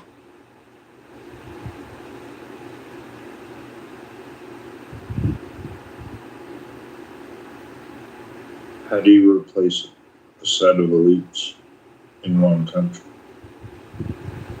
You say, how do you replace the what? How do you replace a set? Every country has a set of elites, right? Every country. Oh, how do you replace those elites? I don't know if it's so much about replacing them, Joe. It's about checking them. Making sure that they know that just because they're the wealthiest doesn't mean that they're the best. Just because they have the most money doesn't mean that they're the smartest. And just because they have corporations that everybody values doesn't necessarily mean that they should be the most powerful. I don't know what checking them means. Like, do you want to have like a conversation with them, or like what do you mean checking them? Like knock them down, okay? What would that look like? Number one, ending corporate bailouts, companies that are too big to fail. I can understand, in a sense, where that can yield some sort of economic turmoil. But at the same time, what you have is people who have massive business operations in the desire to grow their corporations and their stock prices. They're willing to take increasing amounts of risk in order to try to yield some sort of large benefit for it. And if they fail, they know damn well that someone's going to be there to catch them when they fall. So ending that and creating more strong regulations and checks and investigations into anti-money laundering,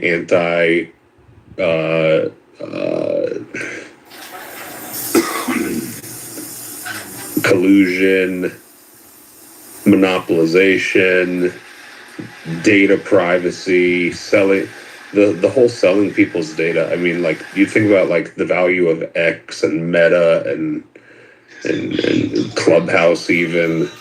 Like these companies are certainly selling our data. The privacy has been lost due to the Patriot Act, due to we lost all our privacy. Section 204 of the internet. Something. Help me out, Joe. Yeah, whatever, you know. But I guess really your grievance though is checking the corporations that these operate, right? Great insight by Florida Man.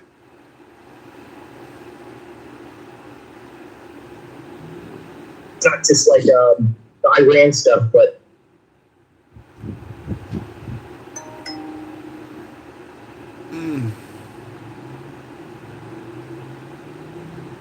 all of their infrastructure to like stop them from being able to acquire some nuclear capability, like in the Future Tax, right? Like But there was no need to do that because we had an agreement to limit any potential for them to build a nuclear weapon the day beforehand. Oh, and they always stand by their agreements, right? No, but is he saying that Israel's have? actions are completely separate to the US? Is that basically what you're hinting at? That's not what I said. Not even to Stan. No, he said something about. He said something about that was Israel's aim, Israel's mission to regime. Oh yeah, like on Israel's roaring lion, on their military objectives, regime change was one of their. Yeah,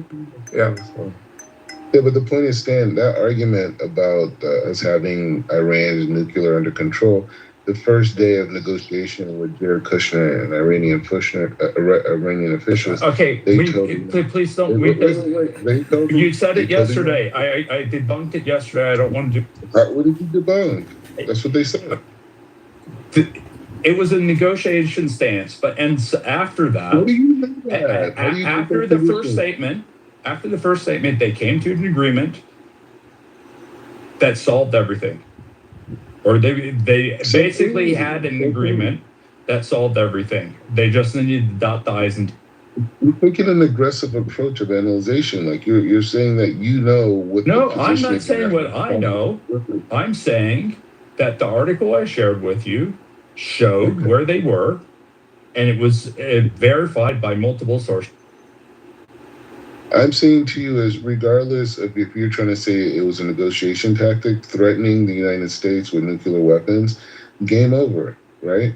That's it. Like that. But there was no threat. There was no threat. Well, why would you make one then in negotiation? Okay, there was no threat. Why? Because they were because they. First off, what Kushner and Witkoff say may not be accurate. They don't work for the U.S. government. They don't have an obligation. And even if it was accurate, it's not relevant. It's not relevant because 5 minutes later, effectively, they came to a agreement. Well, 5 minutes and multiple weeks of negotiating, but they came to an agreement on eliminating all need for or any potential for Iran to develop a nuclear weapon. Yeah, and another factor is like this. Another factor too you have to keep in mind. I still Iran, especially with these secondary sanctions, really triples this BRICS, right? This BRICS currency thing, like it undermines that model, which is even a bigger threat to the United States than the ballistic missile arsenal or the proposed nuclear threat that they have. Okay, well there's two ways to view this. On one hand, you can argue it threatens it. I think on the flip side, you could argue that it provides it a lot more strength to the BRICS program because once again, the U.S. is taking its position and being a bully and forcing people to do what they want or otherwise threaten them. So if I was a BRICS nation, it would be a further reason to want to avoid operating with a bully. But it doesn't matter. And not all American politicians are bullies. We did not have to make this choice that way. So It sounds like leftist. It sounds like communism. Hey, Black. All right, so Black. So these are the numbers that you would add to your 180, right? Like you would add the G7 acceleration fund. You could add the 50 billion from the Russian frozen assets from the United States of America supplemental. You could add. So there's seven other categories. But those aren't military spending, though, right? Those are other categories. No, I'm just talking about the American taxpayer, like what the American taxpayer is on the hook for. I mean, that's not the way you worded it in the beginning. But No, wait, hold on. That's exactly what we were talking about. The gentleman here. Been talking about that. That's not the way you worded it. All right, so the gentleman here was talking about he didn't sign up for as a taxpayer to fund this conflict in Iran. So my question to him was, well, did you sign up for the Ukraine one? Because we spent up to $400 billion to this date. That was my statement.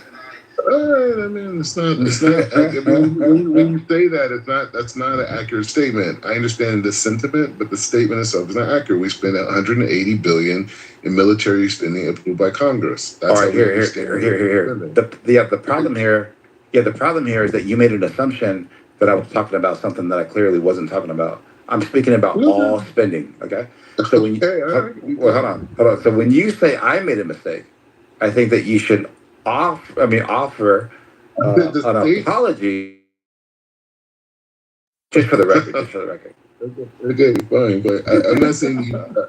I'm not even saying you made a mistake. I'm saying your statement was inaccurate. But the sentiment, I understand what you mean. My statement was absolutely accurate to the context of the taxpayer being on the hook. I can't. I've enjoyed being divorced for like a year, just so I don't have to deal with this. Yeah, I just don't understand how like you narrowed the domain to military spending all by yourself. Like, how'd you do that? Because normally when people say we spend this conflict, they're talking about military spending. Right. Normally, right? Okay, so you have a different thing. Okay, I'm learning, Like, you can come up by unmuting.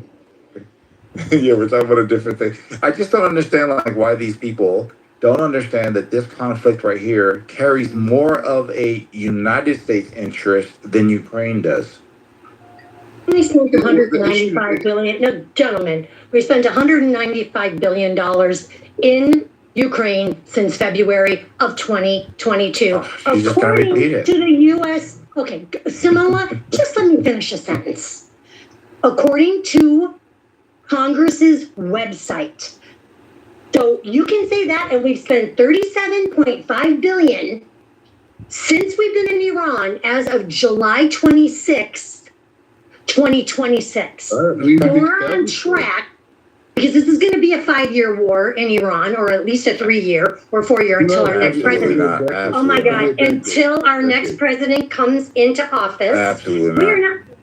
Samoa, you know what? You are just like you remind me of my 4-year-old grandson that has no self-control with his mouth. None.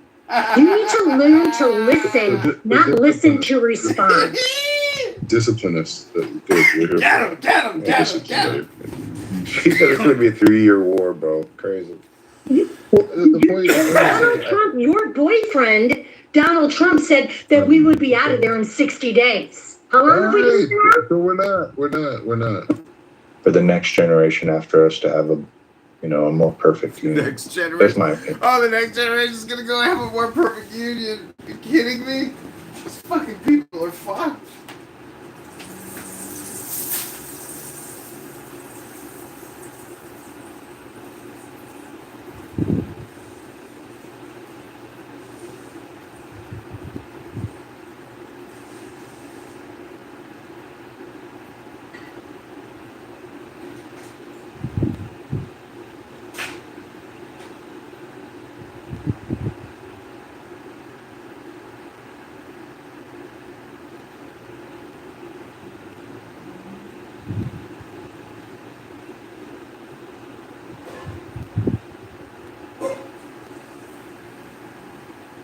Okay, well, that'll be the conclusion of the room if no one else wants to discuss at all.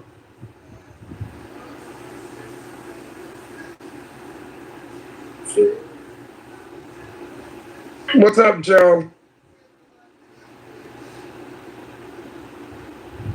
Dr. Adams. What's up? What's up? I gotta say, I've been impressed with your trolling skills lately. You're one of the top-notch ones on here. You know, I'm a little disappointed in you, Joe. A big part of American history died tonight. You know, we lost a few patriots tonight. We really did. Dolly Parton and her tits.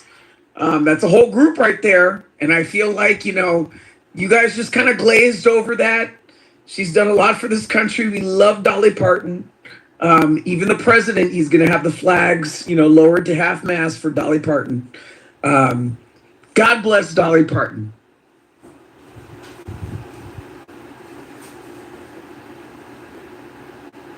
You're right. She was a gem, an American gem.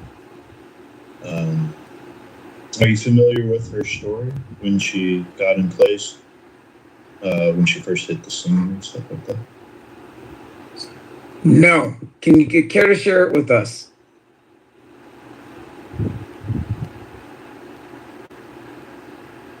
And what's that song you like? Which one? So much? By Porter Wagner. You ever heard of the? Oh, Satisfied Mind. You ever heard of the guy Porter Wagner, Adams? Porter Wagner had like a variety show. He was pretty successful musician and entertainer back in when television didn't have color. And he found Dolly Parton and he signed her to a lifetime contract. Pulled her out of the hills of Tennessee. And it was a pretty big deal when she broke that contract and was able to go out on her own. And she worked her whole way up. So I think some of the struggles, like in the music world today, there's others that have that similar story where, you know, they're this supreme talent. I think Michael Jackson with his family and his father, right? I don't know, I'm not familiar with it as much, but maybe Justin Bieber, when he was younger, and he got older, had to do something similar. I think there's other musicians that have had to go through that. And these are like your mega stars, where they have to like break away from that awful contract.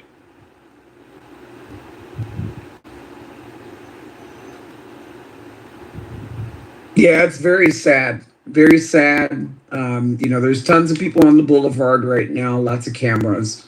Strangely enough, the Scientologists made their way out there, Joe. It was very bizarre. The Scientologists out there trying to hand out flyers to people just mourning Dolly Parton.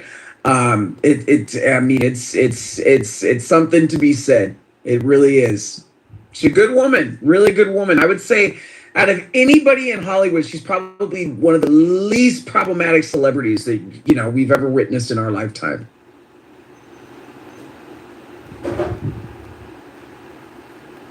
Yeah, I'd have to agree. I don't think we ever heard anything bad about Dolly Parton. She's about as sweet as could be, and it always shone through her. A lot of people have commented about when you meet her, she's very down to earth, and she's just like how you would imagine. And she wasn't full of herself and as successful as she was, and I guess that's a rarity today. And she wasn't trying to tax anybody either. You know, I said it the other night, and I feel bad, which is why I had to say it. I was like, damn it. You know, the Democrats, if there's anybody that's going to go this election season, it probably should be Jane Fonda. But, you know, Dolly Parton never tried to tax anybody. I heard she actually left a part of her royalties to underprivileged black children in Tennessee. I Will Always Love You, that song that Whitney Houston you know, did a wonderful job, but Dolly Parton wrote and performed before Whitney Houston. You know, Dolly Parton's a kind soul, really kind soul, better than Jane Fonda, and a much better wig too. I will say that Dolly Parton had a much better wig than Jane Fonda. Gone too soon. Yeah, you're right. Jane Fonda, I tell you what a traitor that is. She's just the evil. You know, they call her the godmother of CNN. Yeah, she kind of was. She was Just kind of for a little bit. evil woman. Evil woman.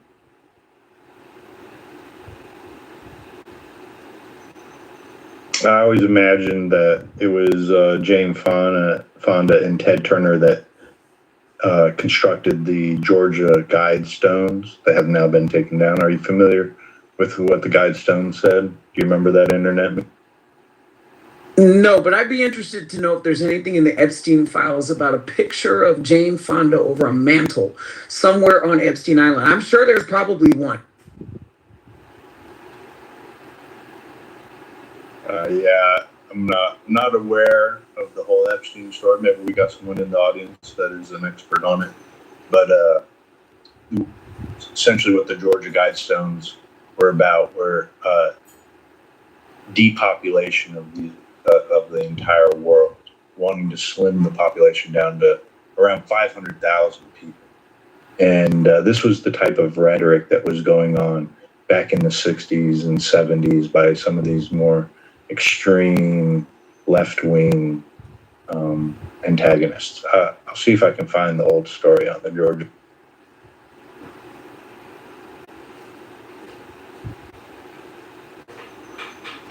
That's terrible. That's terrible.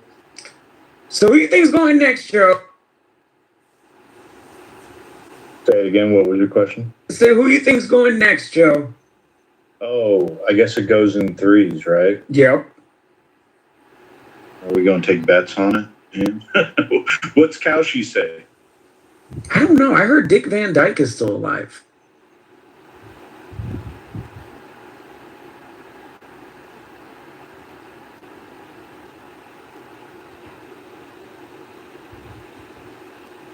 Yeah, he's 100. Yeah, that's getting up there. I couldn't imagine living to 100 years. I don't think I'll make it.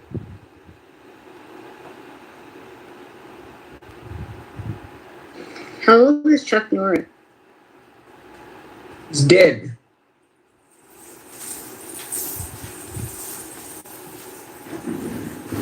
That was recent, wasn't it?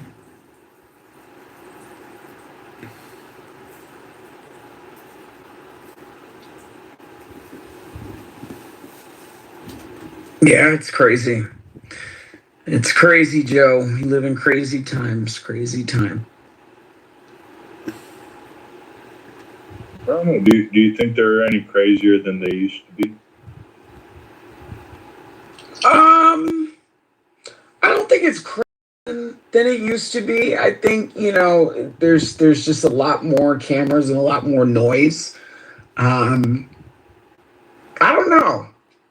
I don't think the world's really changed. I think just kind of the people and their delivery has. That's a great take. That's largely the biggest change that has happened in the last 100 years. And yeah, I know there's been technological change. Clearly, we drive cars and things like that. But it's the advancement of our communication. There's nothing that really reaches that, where you can speak to people all across the world sitting in your bedroom in your boxers. It's wild. It's like the ability to get a news story out. Depressed fuckers right in the face too, with a hypothetical, shotgun. What the hell, man? A bunch of sick murderers. That's what I'm talking about. I know. This is the DS3. These are the people that we're talking to right here. This is Joe. It's like, how far back did he pre-exist? Like, was he the Logos that Philo talks about? Because Philo talks about that Logos as a second deity, one that's lesser than the Father. Is that how some of the early Christians understood Jesus being? Yeah, so I would just kind of go to that. Some of the stuff about Christology is really messy, so. Yeah. Well, I mean, honestly, that's probably one of the most interesting things in early Christian studies is just the whole Christology topic, No. It was terrible. Some context coming off of it. Edward ran his room And it was terrible. Is it because we have replays on that everyone behaves themselves? Wait, replays are on? Everyone's like, oh shit, I gotta mind what I said. Oh yeah, me too. Yeah. Nigger, kike, spick, faggot.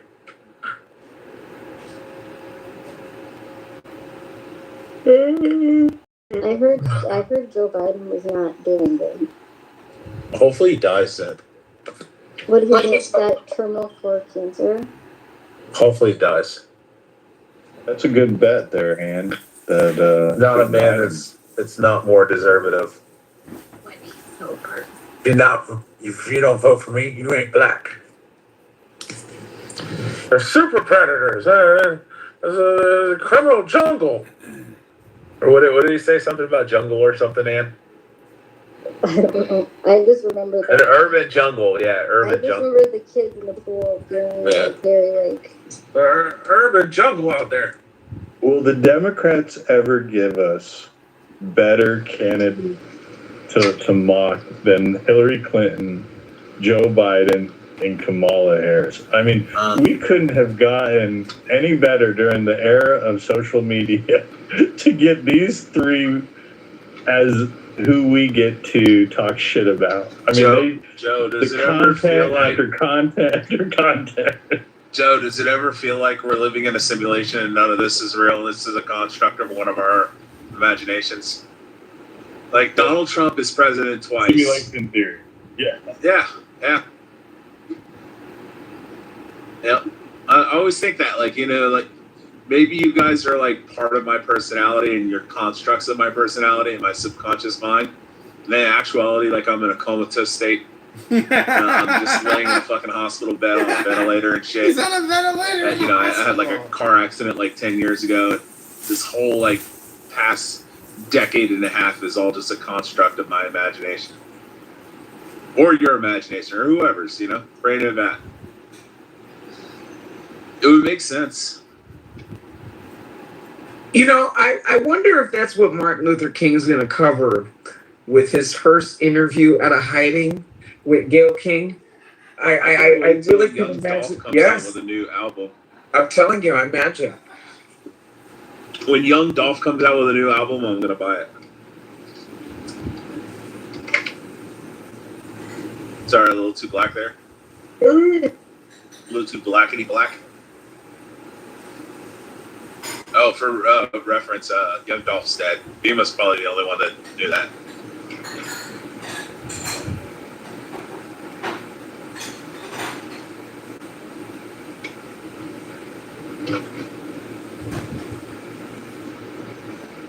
Pepe, how do you feel about the blacks?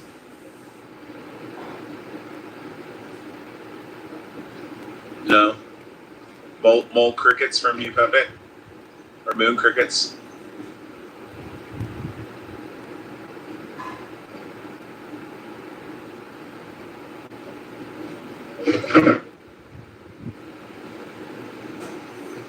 All right, Joe, I have a question. Are you familiar with the Mandela effect, right? Yes, I am familiar with the Mandela. The idea that we started the Hadron Collider, created a black hole in the center of the Earth, that we're like shifting through parallel universes. So the only one that I can say unequivocally that I can't explain is a situation my dad and I were in Forest Park, Georgia, and we used to go to this Jimmy John's all the time. And one day, my dad and I were sitting there, and we're like, "Hey, man, you want to go to Jimmy John's?" He's like, "Yeah, let's go to Jimmy John's." And it's literally right out of the front of the warehouse place that we worked at for a company called Forward Air in Forest Park, Georgia, in Atlanta.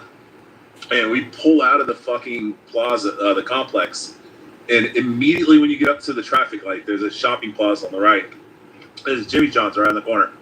We pull up, it's a fucking Mexican restaurant. And I was like, fuck, man, the Jimmy John's went out of business. I'm like, we gotta figure something else out. So my dad's like, hey, just go in there and ask them if they moved to a different location. And I was like, all right, maybe it's like right down the road or something. So I went in and I asked the lady working there, and I was like, excuse me, I'm like, do you know where the Jimmy John's moved? And she's like, what? And I was like, yeah, I was like, the Jimmy John's. I'm like, the place that used to be here and stuff, because we haven't been here in a couple weeks. And she's like, sir, it's been a Mexican restaurant for like the last like 4 years. And I'm like, no, the fuck it hasn't. And I was like, you have a manager? And the manager comes over and she's like, sir, she's like, it's been this such and such Mexican restaurant for like 4 years. I came out to my dad. I was like, what the fuck is going on, dude? I'm like, they're saying it was always been this Mexican restaurant. And she's like, there's never been a Jimmy John's here. And then we leave, and then we come back like a couple weeks later, and we're like still like befuddled, like flabbergasted that like, you know, they're claiming this is a fucking Mexican restaurant for the last 4 years. And when we were turning to go into the warehouse, we turn in there, the fucking Jimmy John's is back there. So we immediately stopped, and we came back out there, and I went in, ran inside the Jimmy John's, and I was like, dude, fuck's going on? I'm like, dude, this place is a Jimmy John's, now, then it was a Mexican restaurant, and now it's a Jimmy John's again. And he's like, what are you talking about? And I was like, dude, we were just here like 2 weeks ago as a Mexican restaurant. And he's like, sir, we've been here for like, you know, multiple years or whatever. And I was like, dude, I'm telling you, I'm like, we fucking came in here and literally walked inside, and it was like a fucking Mexican like sit-down restaurant. And he's like, sir, I don't know what you're talking about. And my dad and I are just looking at each other, and we're like, what the fuck just happened? That was like some Twilight shit. So that's the only like thing. And I used to be like against the whole fucking Mandela effect. It's stupid, you know, it's fucking retarded. Until I went into a Jimmy John's and it became a Mexican restaurant, and then back to a Jimmy John's again.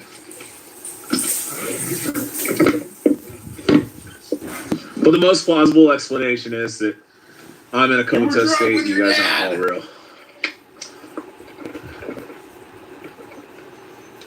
Doesn't when you get to thinking about simulation theory, though, isn't that largely what the prophets were describing in the Bible with God, and that they were living within the world that God has created? I guess. I mean, I don't know. It could be parallel shifting. It could be simulation theory. It could be like a bunch of different shit. Or maybe you're just going fucking crazy, or you're going crazy, and you know, like I said, this is a construct of somebody's imagination. None of us are real. The Jimmy John's wasn't real. And that would be related to we were created in his image. Bro, imagine how bad it would suck to be Adams, though, if this is all like a simulation. All the like anxiety and depression and homosexuality and fighting his gayness. Oh my god, look at her. This is fucking bad. Oh my god, imagine being a big fat black woman to a big back. Oh man, it sucks for you, William. You were like destined to eat that bloody pussy.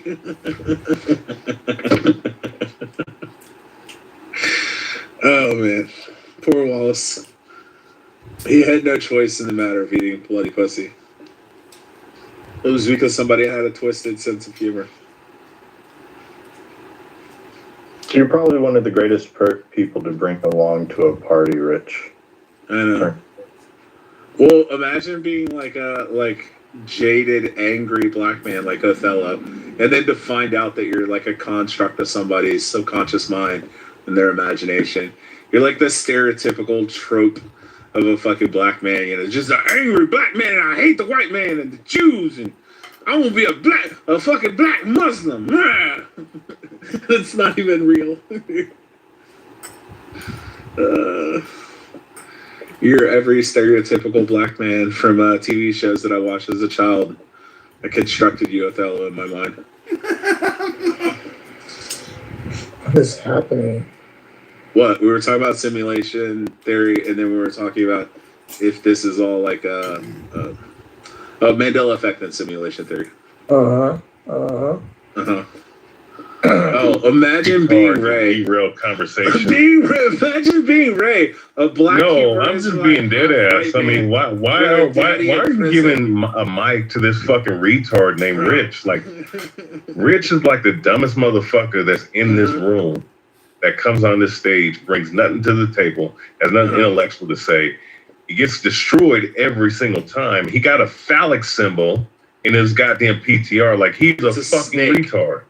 Yeah, and we know. Yeah, and we know why you're doing it that way. We know that you're a degenerate. You dig what I'm saying? You're nothing more than a degenerate fucking motherfucker who sits up here and says, "Oh, 23 for the jungle. It's you." It's a big I just black woke jungle up, man. snake. Is that really a snake? Right, yes. What the It's a fuck is big- that, man? Timothy, it's You know a what I'm big saying? black jungle snake. So he told you he's a fag. Told you he's a fag. Somebody had this in their PTR, and I was like, "What?"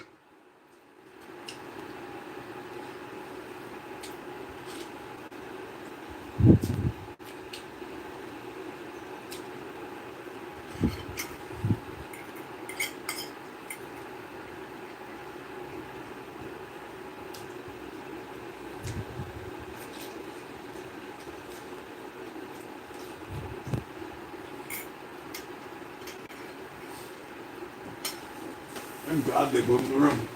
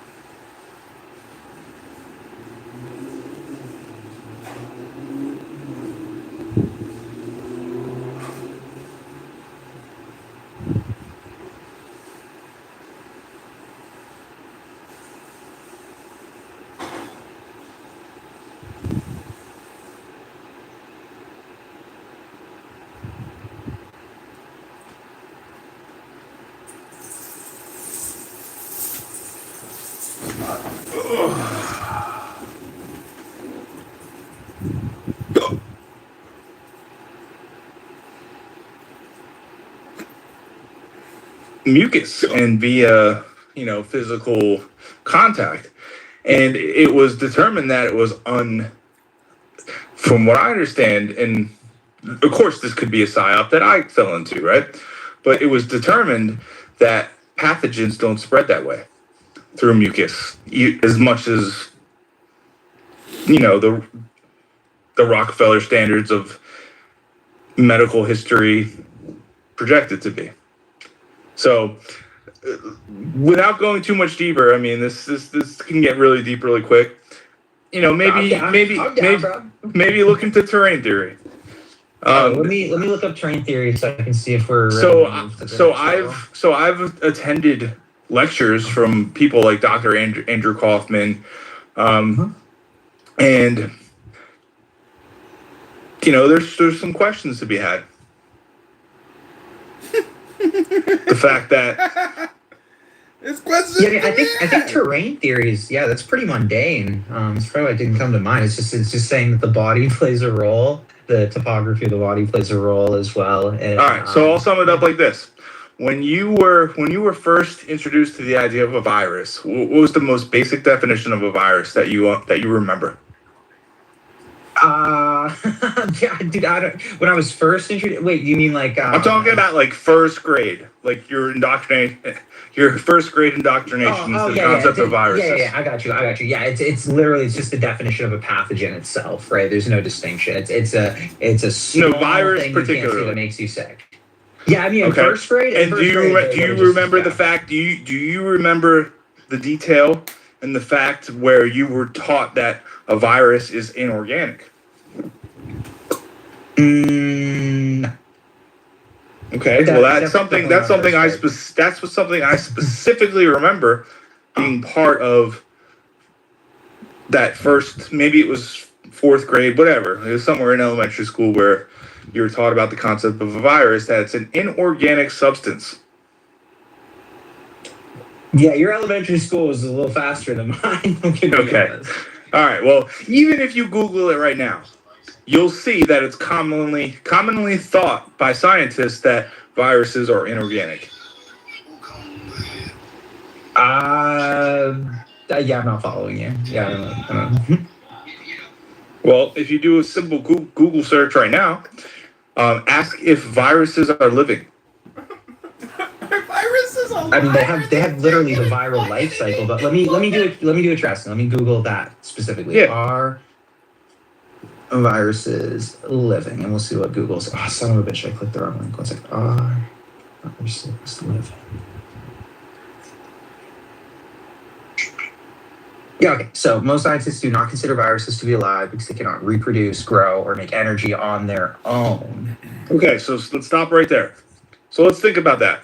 So you're taught that a virus penetrates your living cells and convinces those cells to reproduce itself. That's how viruses produce. It goes into your living cells, it penetrates the cell membrane, infects that cell, and convinces that cell to reproduce itself. While most scientists don't even consider that to be a living organism. So let's think about that for a second. That's the most basic concept of what we're talking about here.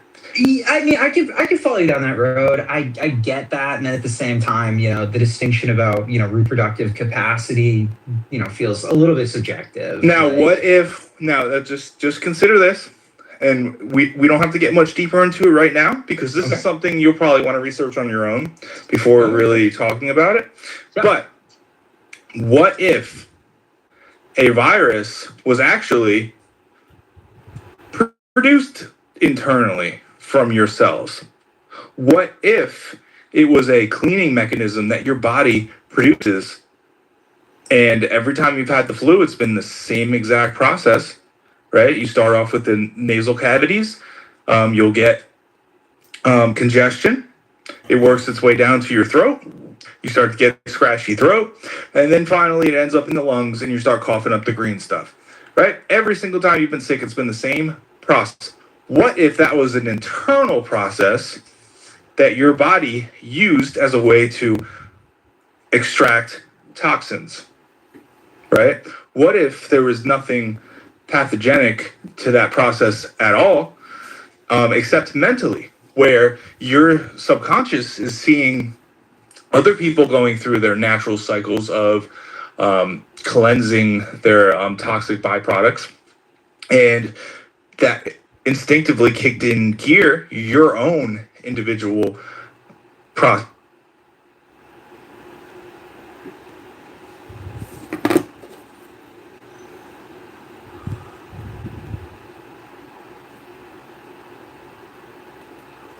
That pussy black. Fucking pussy faggot. Pussy faggot. Matt Cool is a pussy faggot. So I can't get in the room because Matt Cool has me blocked. And I was trying to figure out who has me blocked. It turns out that is Matt Cool, the uncool Matt Cool, which is beautiful. I have a whole bunch of women that watch true crime documentaries and fucking think somehow they live in an A&E special. Have you talked to Gen Z kids? I think you get the women coming out of the woods. I think you would. It's on the rise. I don't get if they come out of the wood. They should have a lot of you, no offense, Joe, but a lot of you women should have your fucking heads examined. Like, at the point where you're going to sit there and cheer on and create GoFundMes for a woman who killed her kids and say, oh, it's the husband that did it, when it's clearly evidence that she did it. Oh shit, this is about to crash out. Makes no sense. I don't understand the support. And Rich, you should just shut up at this point. I mean, let's talk about John. Yeah, John's about to crash out. Hello, Kitover. I think we should take every woman that wants to be with the bear for 24 hours and put them in a warehouse with the bear so we can create a gluttonous bear so you can eat them all. Wait, who are you throwing in a bear? Wait, who? Any woman that says that they would spend 24 hours with a bear. And then the women who say that they would spend 24 hours with a man, we should put them in a room with a man and they'll come out and go, oh, wow, nothing happened. We need to do that. We played like checkers and poker and shit. Add that to our bear scenario thing that we do. We told ghost stories and shit. Nothing happened. Imagine how fucking ridiculous you have to be to conclude that being in the presence of a man for 24 hours is more dangerous than being around a bear, like in fucking Brad's PTR. Like, imagine all the instances that every woman has interacted with a man thousands of times a fucking week and never been fucking brutally raped and, you know, fucking pinned down and forced against their will. Well, You know, so somehow, Rich, just Rich, a random guy's gonna do that. You know? Rich, what you got to understand is that you have observed on this app what I would call drama makers, and the fact that for maybe a day or two, fat loser fucks on a free conference call app, they got nothing better to do than to pick their toes in their fucking shit in the shit in the shit. Whoa, not too much on that. Well, listen, the point is that you've witnessed drama making. And so from a drama creator perspective and wasting time, you've witnessed it. But the thing is, but you've been here videotaping all of it. Yeah, that's right. Yeah. But see, It's crazier. well, see, I don't think I'm crazy because you guys are like free actors. No, I have a product. I'm encapsulating and bottling a product. You guys are the juice in my bottle, baby. That's all I'm saying. Playing a ukulele and digging a gong. Listen, you drive an Uber. You don't even work in the oil fields anymore, son. If I make money on YouTube and you're sitting here screaming out profane words with Pepe all night long, and I'm making money, who's gonna be laughing then? John Kitover will get the final laugh. Trust me, Bima will not get the final laugh. Somebody like you. Because I distinctly remember John Kitover saying, your family is the most important thing. You can make money. Money's not a big deal. Remember, John? Remember? No, being intelligent is an important thing. Coming on Clubhouse and running your fucking mouth 40 hours a week. Listen, Dr. Edward here, a.k.a. the most responsible man on the planet, who says he runs a business and he works in death care, comes on here 80 hours a week chit-chatting all day long, repeating himself. You need to practice personal responsibility. Where's your wife? Where's your business, Edward? You're here 60 hours a week chit-chatting. Hello? Make it make sense! You got 3,000. I am amazed at how you can have a coherent sentence, Joe, without stuttering. Your therapy's getting better. My foot's gonna go right up your ass. How do I keep me? Let me fucking tell you. Hi, Katie, my neighbor. Hey, remember, are we drunk or are we not drunk? Are you rude or are you fucking rude? Yeah, always know who you are. Oh, it's Rich. You motherfucking 3 Xbox One KB? Seriously? Coleheads. Rich. What? KP always remembers that I'm 6'4". That's a big motherfucker.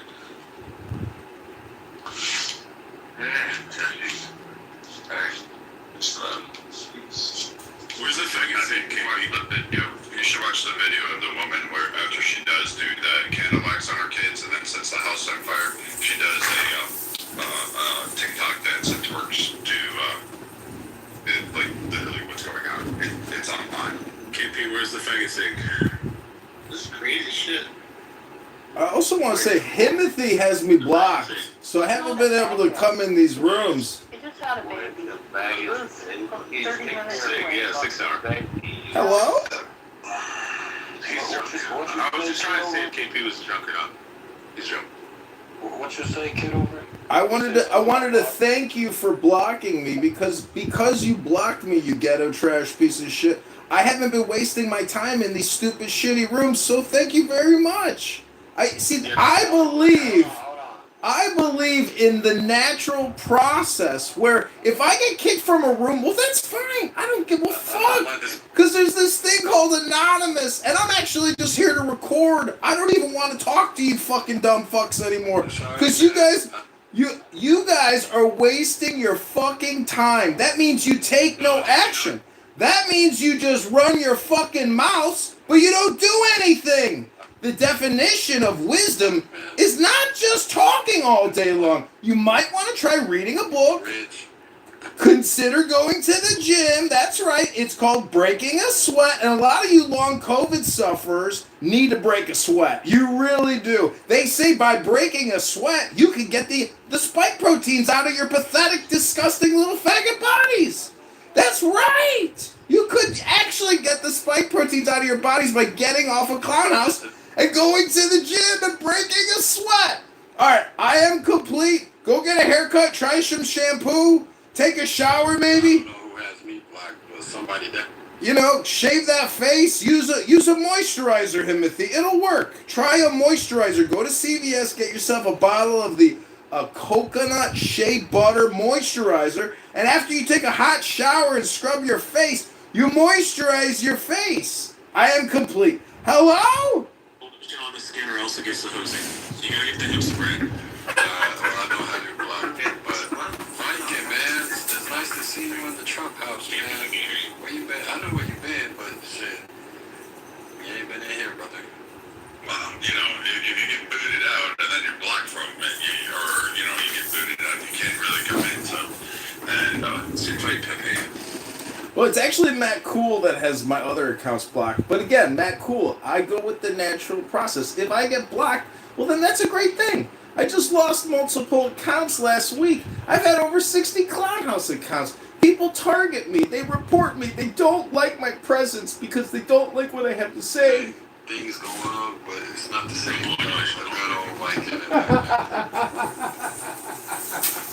was just telling Matt that we should do like a good topic on feminism and highlight the last few weeks because, like we were discussing earlier, like it's not been good for the pro-feminist side. Like it's all fucking all over the map, and you're like, you have a whole lot of people cheering on the fact that women are off with their kids to the point now where you got them fucking twerking while trying to do it. Like, Pima. Oh, man. And JJ was on that camp too. I still would say to 3X, why would you say C is a faggot? Oh, because he is. Why would you say that? Not in a homosexual way, but like a bitchy little whiny faggot way. Don't come in. Hold on. Y'all love to use that word. Hey JJ, what's new in the LGBTQIA plus community today? Hey JJ, welcome to the stage. Are you as upset as Dr. Adams is over the passing of Dolly Parton? Oh, you made poor Dolly. We thought she was gonna make it to 100. The LGBT community is devastated tonight. They're sitting Shiva. Millions of queers around America are sitting Shiva for Dolly. Oh, poor Dolly. the other reason is like her condition. Touching bitch mouth.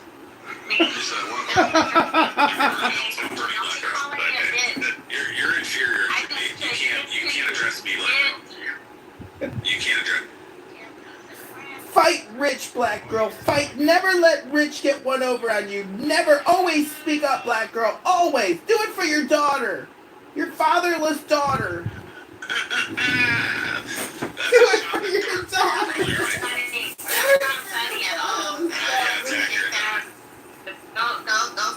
Go play with somebody else. Rich, you're not Pepe. Yes, I'm Pepe in disguise. Sometimes you sound like Pepe. Yeah. Side-eye.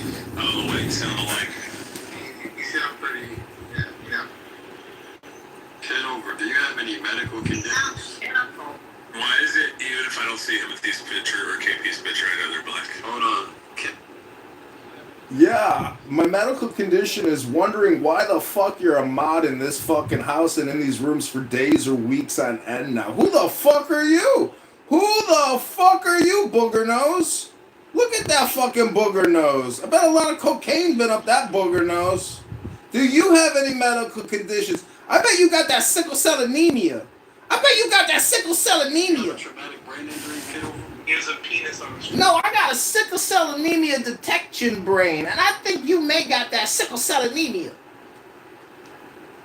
You got a traumatic brain injury serving our country.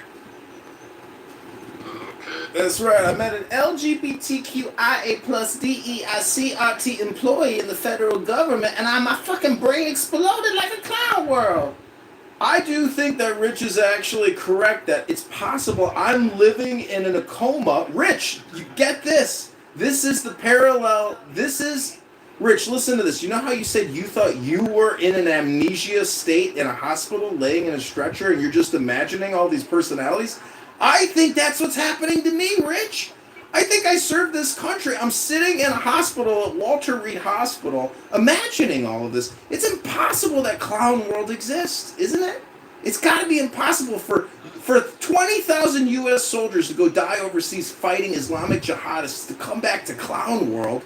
Nancy Pelosi's worth 200 million plus. Bill Gates fucking poisoned the planet with Dr. Fauci. Oh, we should be saluting Dr. Fauci. He didn't poison all of us. He didn't lie about the fucking vaccines with the pregnant women. He's a great guy. He did the best job he could. It's not a coordinated effort to sterilize and destroy the planet. It's not. They don't want to reduce the population of the planet, even though they went on television and told us they're going to do it. We live in fucking clown world. Oh, the mother of clown world is here. Bima, the horsewoman, whose depression...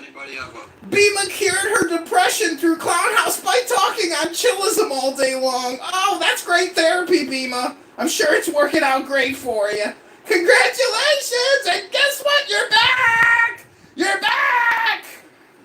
Hey, John, how you doing? Imagine disparaging a veteran Who has a traumatic brain injury from being in service. It's crazy. Yeah, but what you said, 3X, like, I'm not gonna like let that shit go. Yeah, you had to chimp out. Start saying, while he was talking. No, it's not chipping out. It's pulling it. It's being truthful. Yeah, you could have waited till he was done with his submission and then spoke. I did. But I did. But like, I came in here, and all of a sudden, hold it. No, that's what you say whenever you want to remove yourself from accountability. No, you did. Are you gonna? No, I came in Darren's here. Japanese. He's like, when Darren comes in the room, he's really calm. He's like submissive.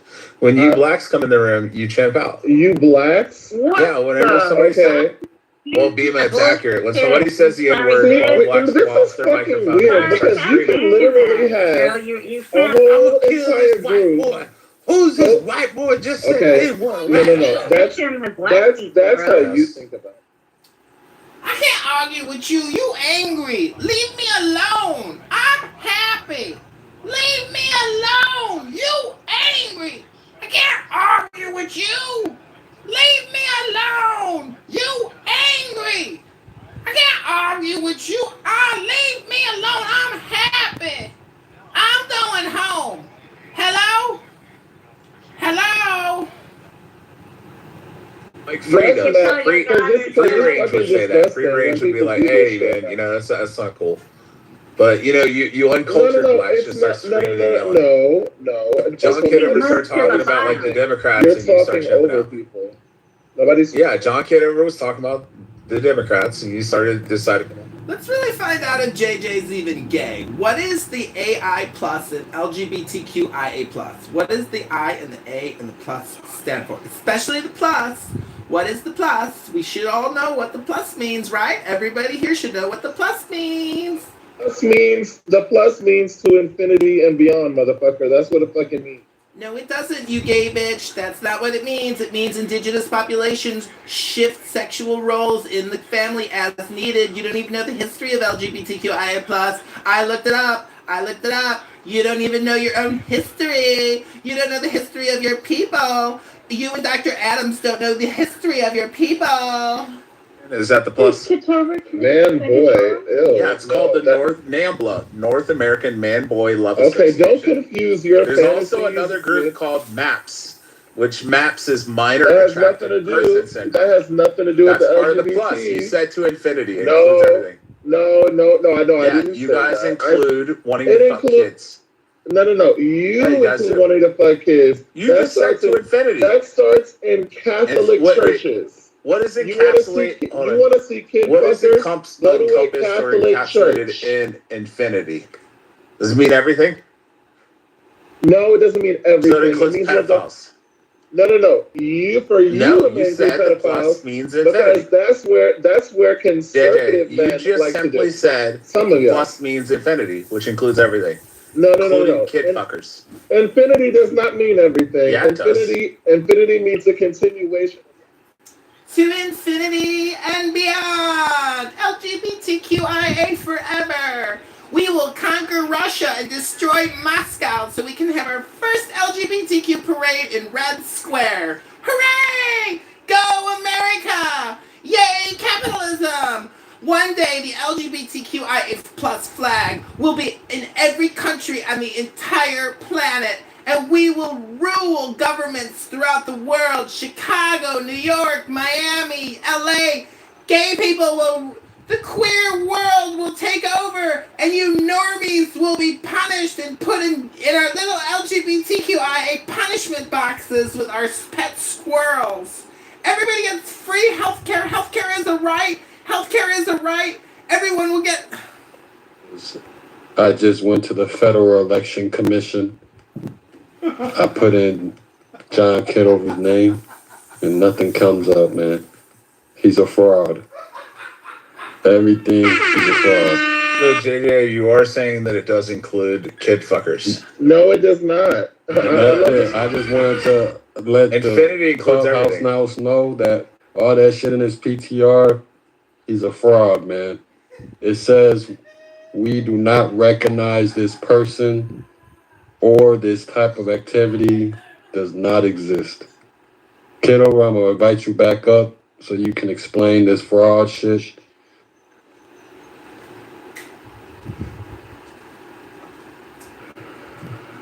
Infinity, a concept that describes something without any Shut up, bound Rich. or end. I want Chicago.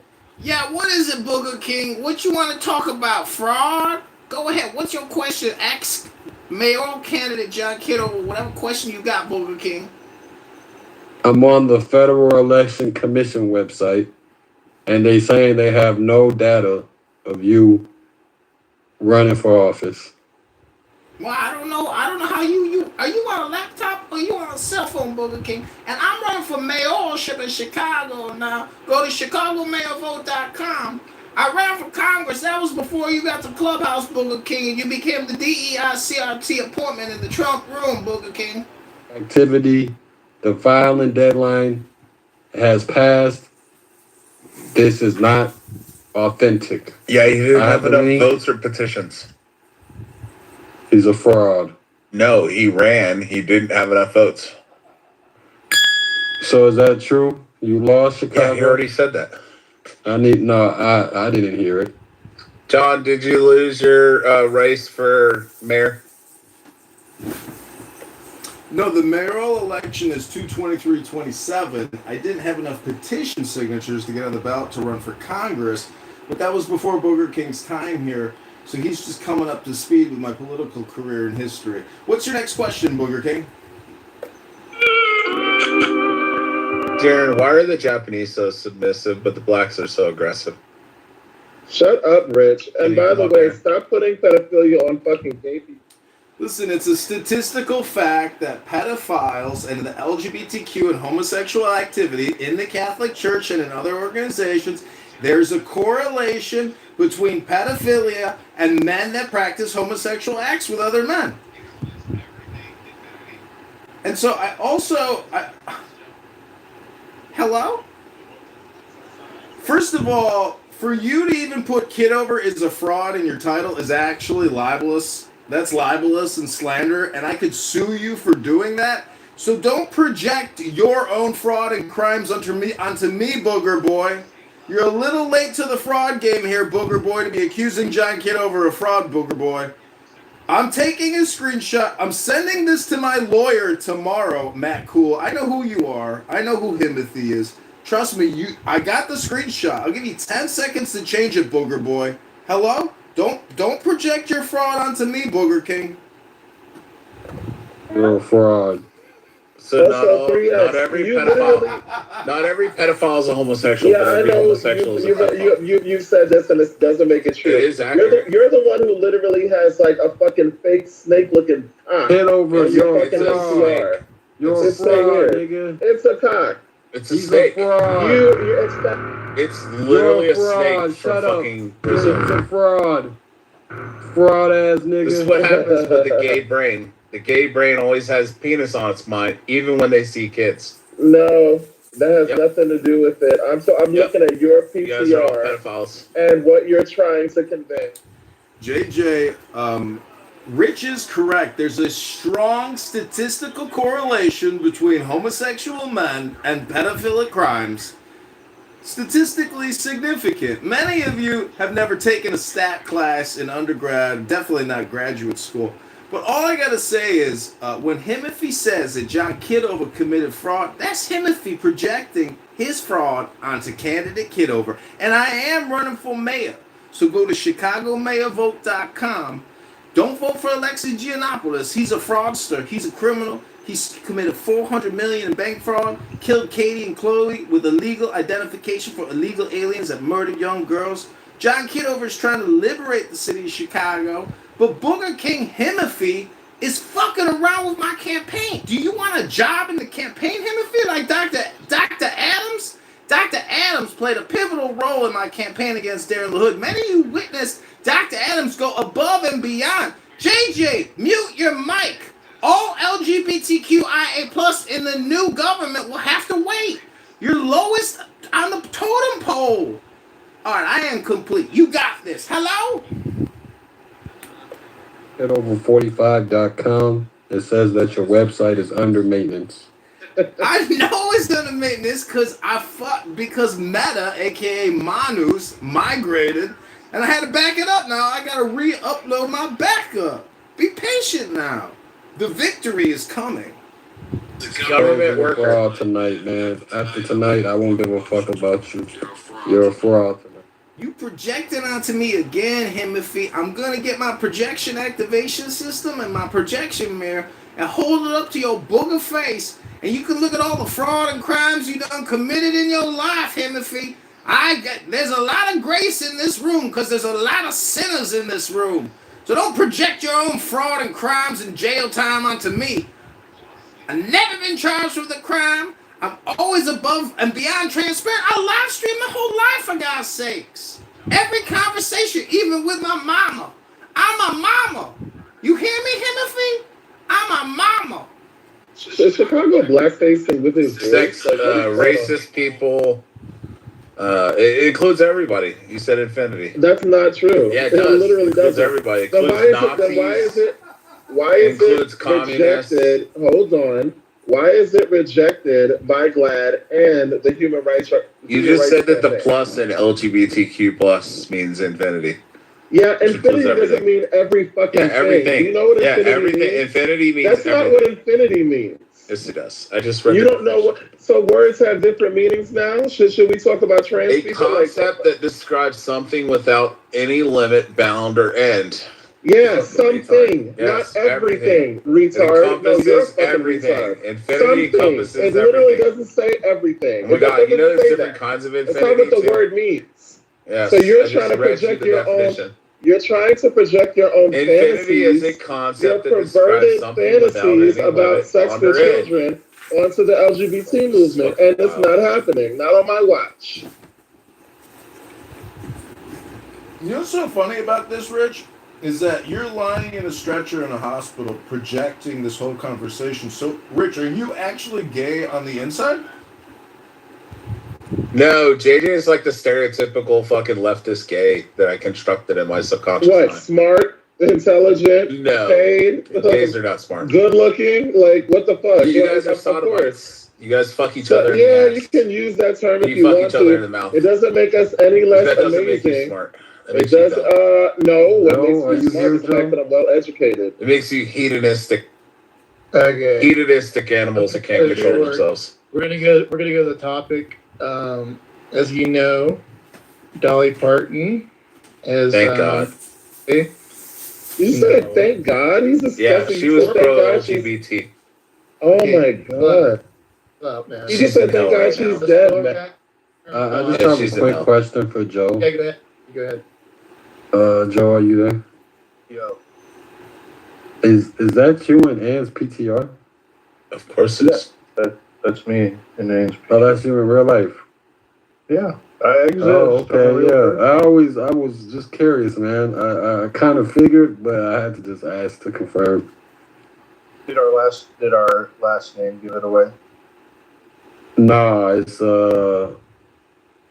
just it's like just like the cartoon. Your PTR, Was it you know, the looks like sunglasses? It was the yeah, sunglasses, wasn't the it? sunglasses with the beard. It's a caricature of me from social media that was drawn of me from my previous platform. Yeah, Oh, so y'all know each other in real life. Let's get back on topic here. Matt said, let's talk about Dolly. And the fact is, Matt Cool accused me of not taking this room or this house seriously earlier with Edward and his incredible moderation and entertaining positive vibrations, quite frankly. And he put Pepe in his place today when he Tourette worded out and said the N-word. And so Dolly had great tits. She really did, and she was so hot when she was young. And her songs are very, mimetic and also hypnotic. We lost a great American treasure, and it was probably because of Dr. Fauci and Bill Gates. She probably died from the COVID-19 vaccine. She died from the COVID-19 vaccine. Everybody knows she took the new flu shot booster from Moderna. She took the Moderna flu shot booster against all her fans' advice. We kept messaging her on X, don't take the Moderna. Oh. No, I can't say it. We clearly can't have a room with those two here. What's that, Dino? What were you going to say?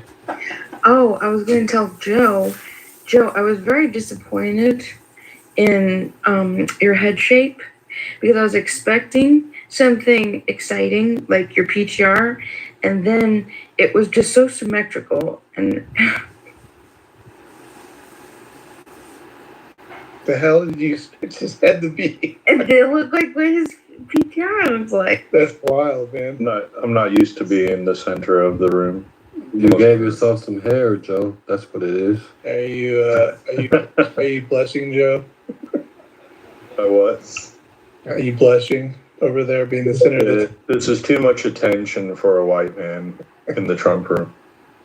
All right. Who wants to kick off their thoughts on Dolly Parton? I do. So shout out to Dolly Parton. She was a national treasure, an American hero, and she supported the LGBT community as she should. So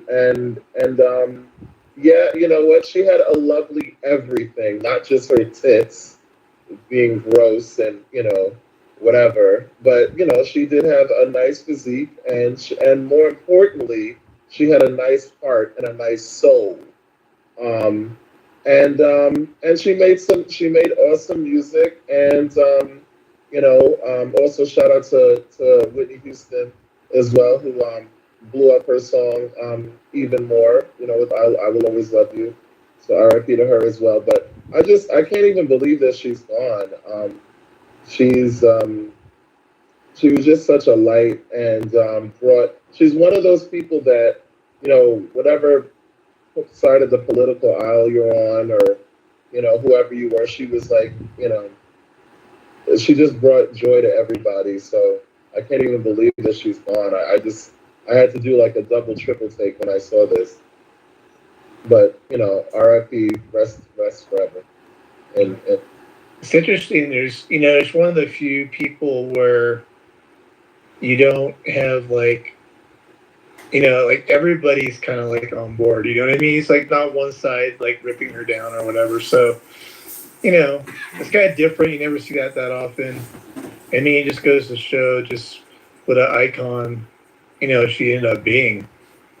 And people go, well, what is like the American culture? What is America? Like, it's kind of like Dolly Parton at the end of the day in a lot of ways, from her humble upbringing, and then to where all the stuff that she did, like JJ was mentioning.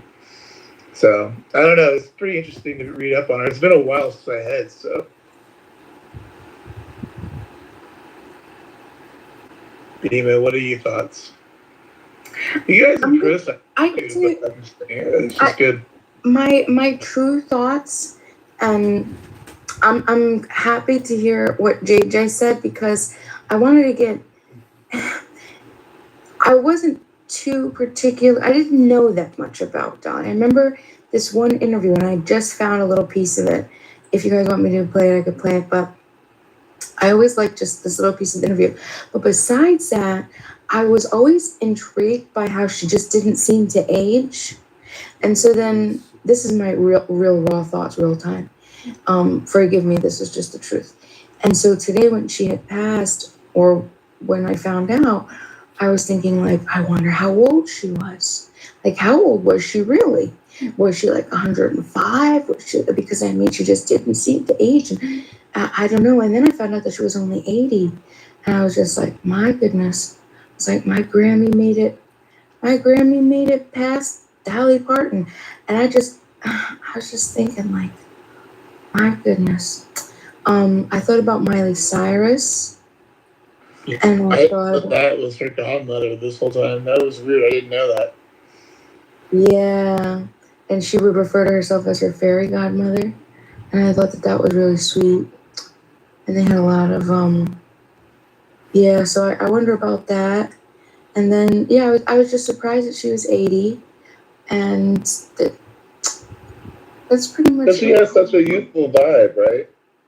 She has such a youthful vibe and a youthful spirit. And I wanted to read a couple of her really awesome, my favorite quotes.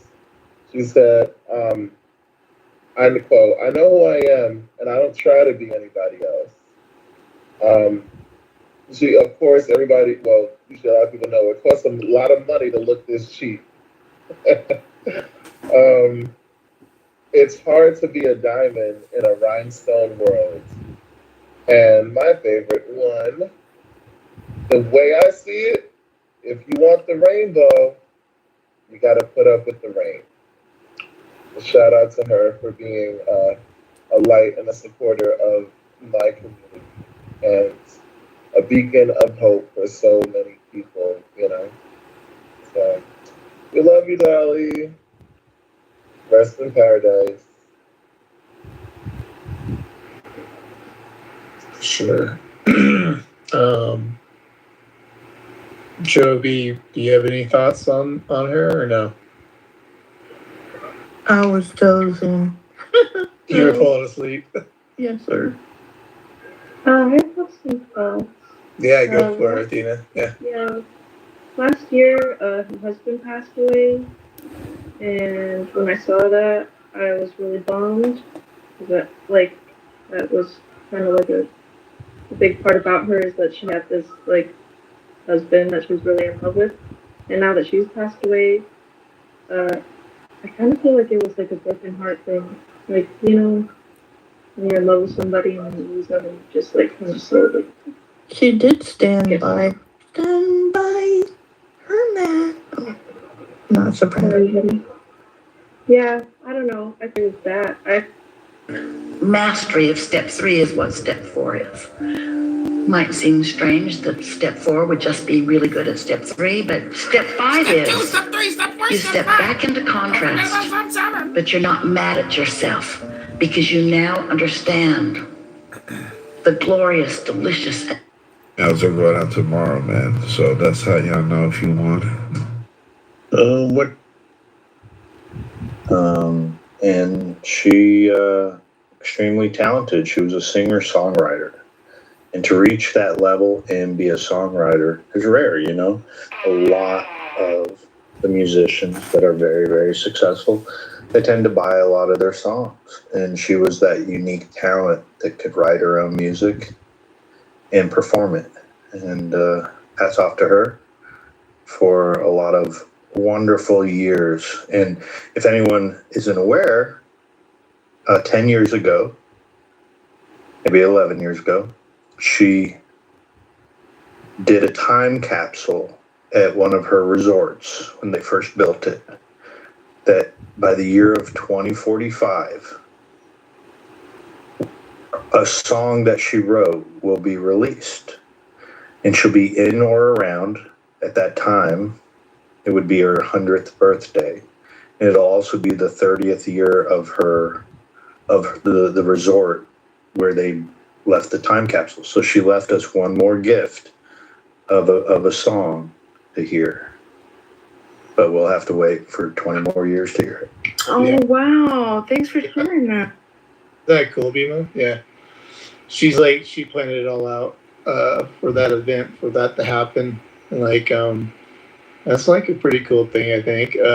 I didn't know that Elvis Presley, I don't know if you guys caught that he wanted to buy, I don't know if it was all of her publishing, half of her publishings, or one of the songs that she did. I don't know if, and she said no to Elvis Presley. That's kind of a weird kind of little factoid. Who says no to Elvis Presley? It's kind of strange, but it makes sense because that's the way she is. I mean, she obviously had a very strong business sense, and then she went on to do all this philanthropic work, and I didn't even know about all the stuff that she did in terms of that respect. So, and you probably all know that the song that Whitney Houston sang, she got the right or the money from that, the residuals, a lot of it, she put it back into the Black community.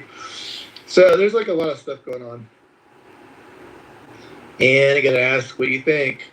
You're up here. Oh, well, I think Joe said it best. She's an icon, and I like the fact that she went her entire career in Hollywood, and you never heard her talk poor or badly about anybody. Her faith is with God, and no one ever spoke bad about her. And that says something. Everyone's got enemies, right? But I don't know of anybody that didn't like Dolly Parton. And one of my favorite movies of all time was Steel Magnolias. I really, really loved that movie. Growing up, I loved that movie. It's a great movie. It's a really good movie. You guys know how many siblings she had? 11. I was just looking that up. That shit is wild. Wait, she had 11 brothers and sisters? I didn't know that. 11. Holy shit. She had 8 that were younger than her.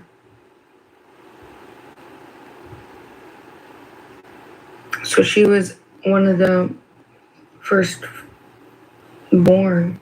What is it? Would be 2 or 3 then, right?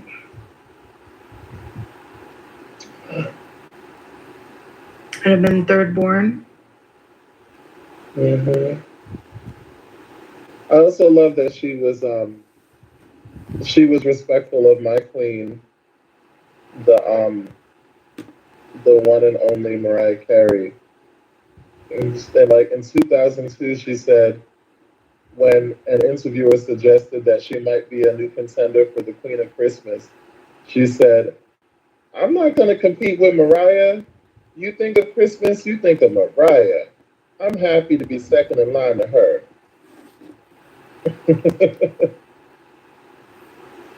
She was also Miley Cyrus's godmother, honorary godmother. Well, I just want to talk about your room title. Can you hear me? Yeah, let me change this room title. It's pretty good. Well, I would say that Clown House, it's always clickbait and opposite titles. So women actually lie, and men, use baby wipes. Oh, you think George Bush was a G? Yeah, I mean. Yeah, I'm a bottom. I like women on top. That's what I like. I like a rider. What do you think about George Bush? There's 2 ways to look at it. I would tend to say that I think, oh man, it's just he went straight into the fray, as opposed to George Bush was the visionary. Yeah, but I mean, 20,000 Americans died, and 200,000 are seriously injured as a result of his vision. Yeah, I get it, but I'm just telling you that when you look at the Civil War or your major European wars, when they would line up, and go into battle because of honor, virtue, and manliness, and they would just die by the hundreds of thousands and millions.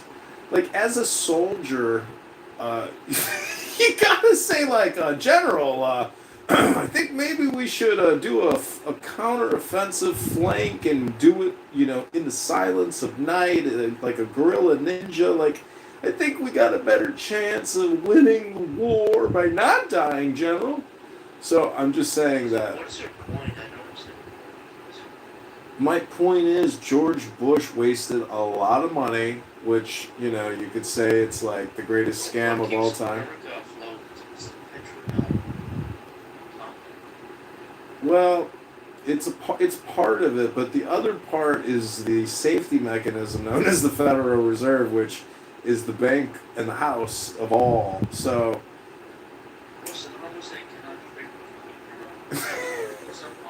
can Muammar Gaddafi buy Bitcoin?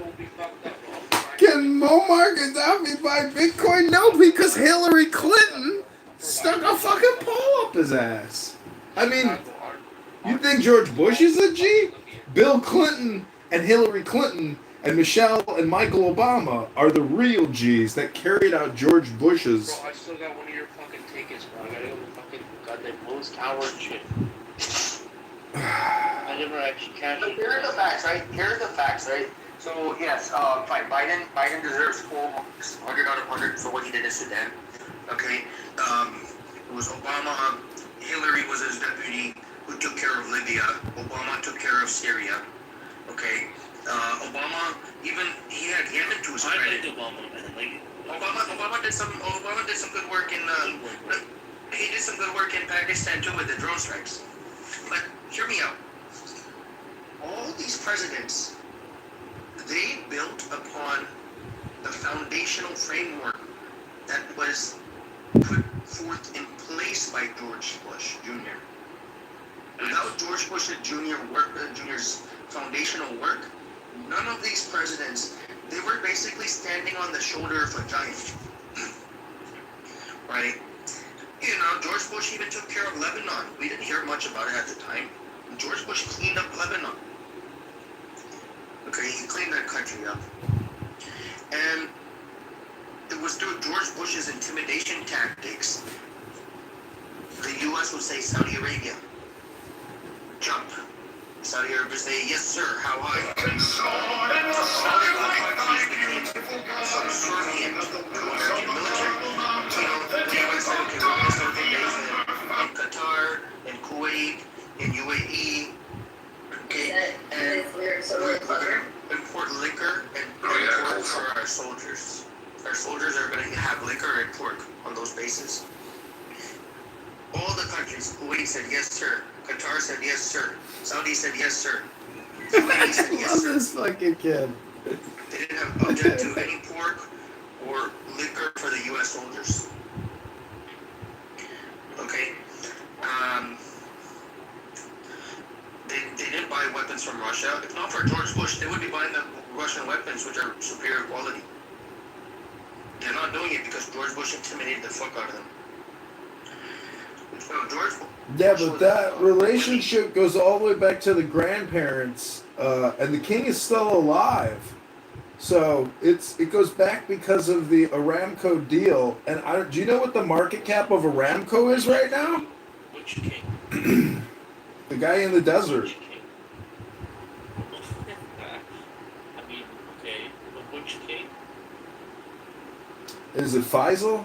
But Saudi Aramco is worth $2 trillion. And that business deal, the Bushes and British companies, all the original infrastructure. Michael, what's his name? Michael fucking, what's his name? Mike,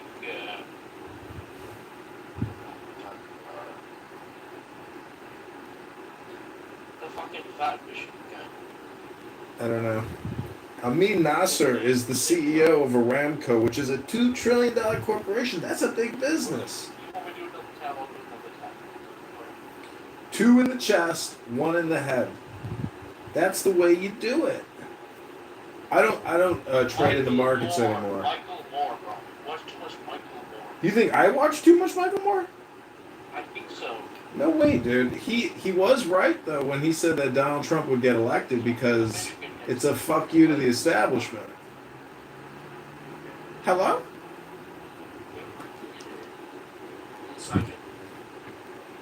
I'm just being facetious. No, I mean I like Hodel. I know the speaker. He's very funny, very very funny. I mean your hadith readings of the Bukhari and the this and that, like that shit is gold content. It's very funny because you know what I think it is though? I think it's like the gossip magazine of like their early. It's basically like Scandal Mag shit that they would put out, but it was accurate, you know? And so, but they were still giggling and reading it, you know, and legitimizing their behavior. So, George Bush, you know, do you know when Trump goes to Saudi Arabia, do you know they put a Freemasonic necklace around his, you know, lapel? Like he wears a Masonic Lodge necklace in Saudi Arabia. George Bush would never mention Epstein once. He just bought the fucking abilities from the game. In a way. Don't talk about the game all this fucking Masonic shit.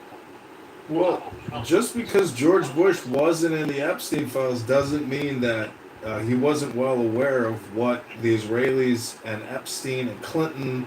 Because who do you think Clinton? Who do you think Clinton answers to? George Bush Sr., head of the CIA. All roads lead back to George Bush. He is the prima causa of JFK's assassination. All of this deals with JFK's assassination. You know George Bush was part of the skeleton? Yeah, he's a Skull and Bones man. He's a Skull and Bones Skull man. and Bones, bro. Rudra, you gotta Google that shit. Hello? Trust me. Yeah, they're all Skull and Bones men. They organize assassinations. They run businesses.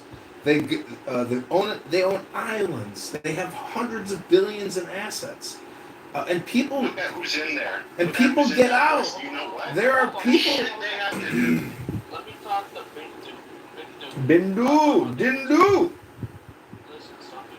Dari mani bos banchot soltinas hoget kute.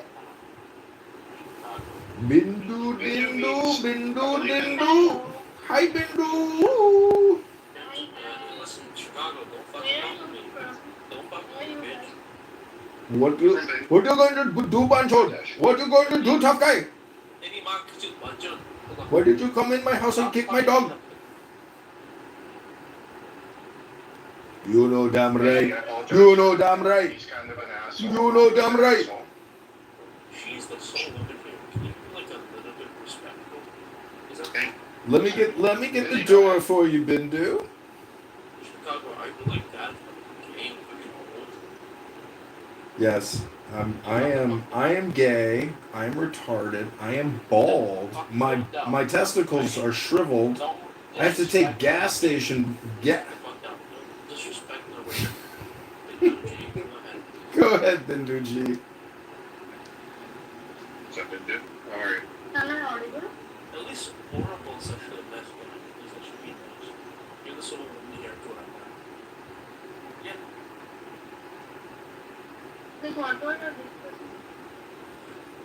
So we're discussing George W. Bush with his missionary. I cannot compete with you, Julie. He talks about you in his sleep, but there's nothing I can do. Apollo, can you just have to give me like Here's the thing here. You know, we're just talking about George Bush. His contributions to America as a president. You know, he would always put on this demeanor that he's clueless, he doesn't know what's going on. But in reality, he was an extremely brilliant guy. Right? He was a Yale undergrad. He was a Harvard MBA. Okay, he was academically gifted, and he had a strategic vision for the United States, which was not a short-term vision. he was the one president who had a foreign policy which was not a short-term foreign policy. He wanted to occupy Afghanistan for 100 years, to the end of the century. And unfortunately, because of Biden, he took money from China and agreed to withdraw from Afghanistan. That was not the plan. The plan was to occupy Afghanistan because Afghanistan has an incredible amount of mineral wealth. And at that time, it was valued at $3 billion. Today's money is certainly $10 trillion of mineral wealth at least. Afghanistan is one of the most mineral countries in the world. Maybe after Congo, it's the most mineral dense nation in the world.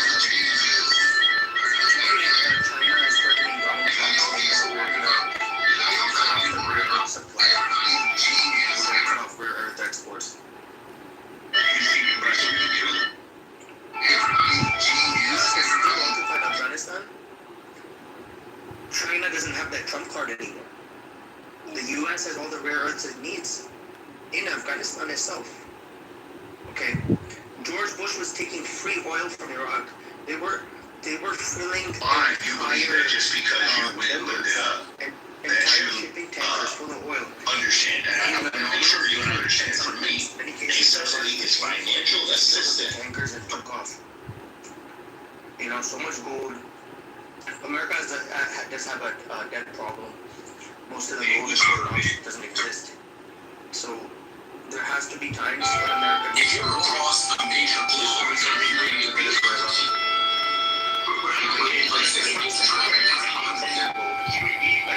of course, yeah, that bomb is not going to stay in some bombs. It's going to go into private hands. There has to be a balance of payments at some time, right? This gold is needed. You know, all these banks have lost so much money shorting the gold over the years. They have to have some physical supply to compensate.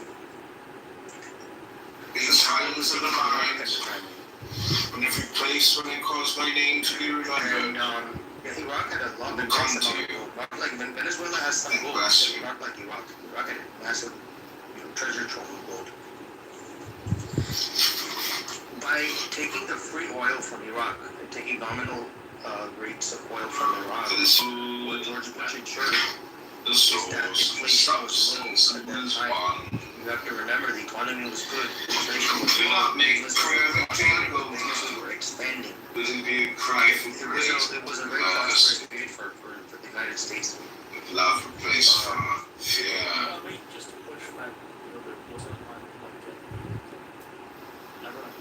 Give what is just, because it is just.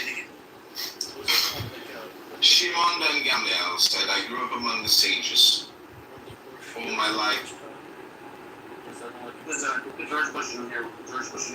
1 and 2, like the so-called war on terror. And don't forget, Dick Cheney is such a huge historical role in that administration that to think it's just George Bush the G, no way. Like, it's Cheney and it's Rumsfeld. Cheney was elected. You're from Chicago. Come on, so he made a point. He made a good point. What's going on in Hillary instead of type shit. Like, I know you're fucking nigga. Like, you guys got like fucked up shit. Why you posting yourself on the guitar?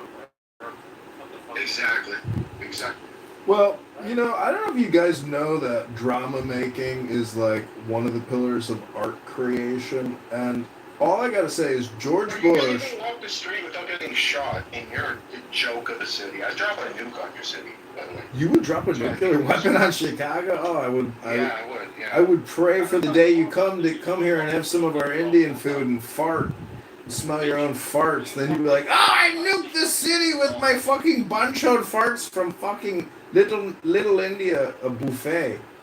Listen, my friends, I have met George W. Bush in the flesh. They're not N-words. I have actually met Bush because I went to a pivotal college, a war college, where George Bush came to our college, and guess what he told us?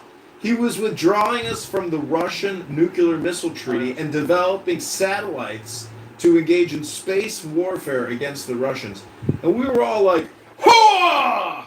America! Fuck yeah!" 20 years ago, we started investing in outer ship satellite war technology to defeat the Russians because we knew the Russians were up to no good. And for 20 years, we have worked to overturn the Russian government secretly. I went to Southside Chicago. What did you find in the south side of Chicago? I know there's lots of black people there. Look, we got a black man in the audience. We've got a Jewish black man in the audience. Come on up, black rabbi.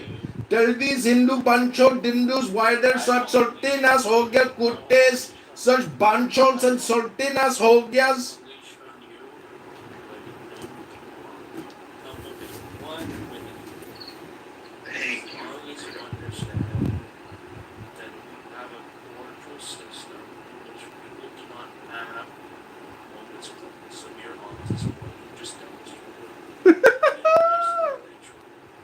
Thank you, brother. Shalom, shalom, brother. How are you? Actually should not have that name because he's a good man. Chicago. Chicago's a good town. Chicago. No, Rudra. Tell him. Yeah. You gotta stay away from Chicago. They are demons. Yeah. That is a demon city. I'll tell you the demon cities. You have to. Chicago's a demon city. Okay. I was born in Stone. I consider myself. I'm saying hi to him. Shalom to black, the black rabbi. Yeah. The black Israelite there. Yeah. Sure thing. But you're a reasonable guy, man. The rabbi that don't speak Hebrew. it's like, yeah. No, you're a reasonable guy, bro. I'm like trying to multitask, bro. Anyways, yeah, like, yeah.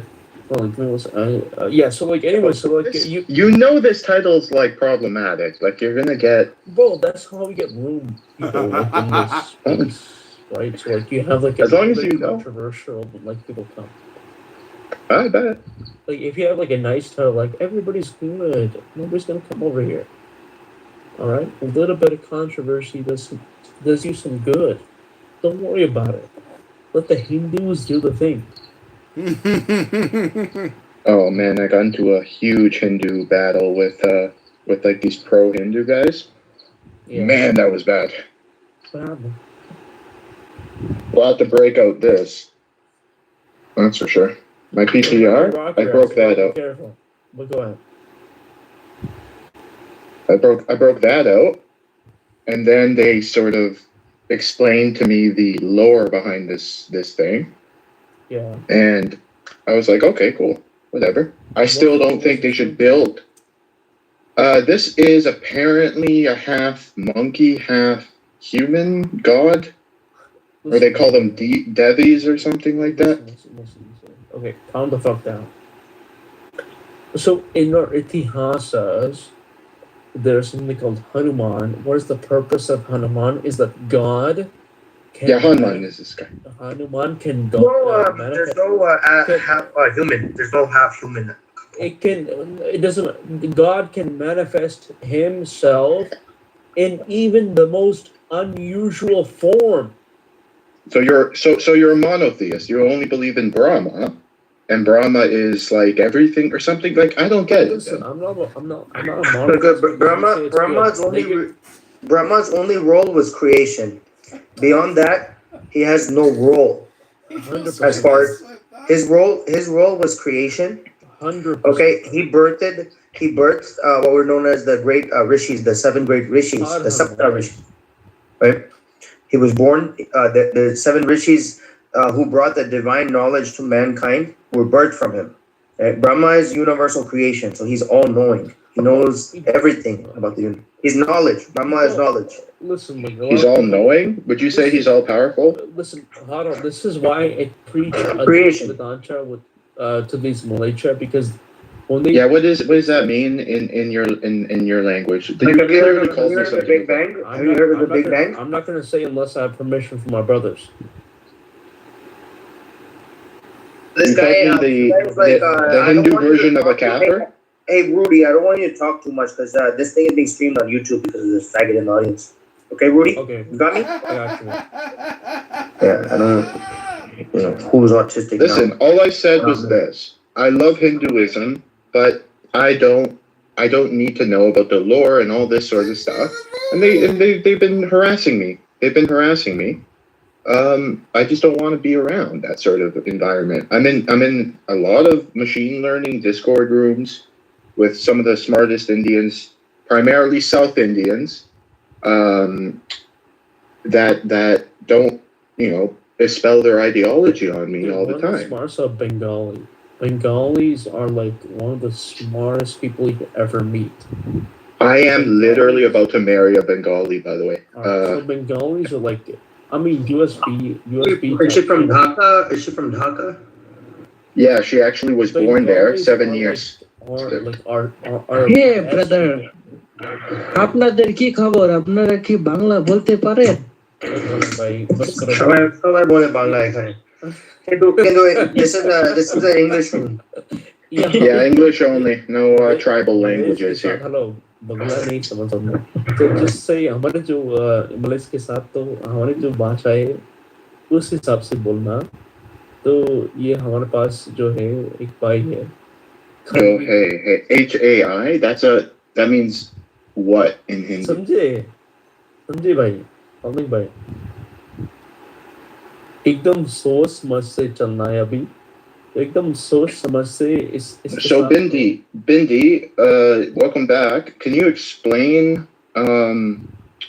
what you think George Bush? Who was he? Why was he?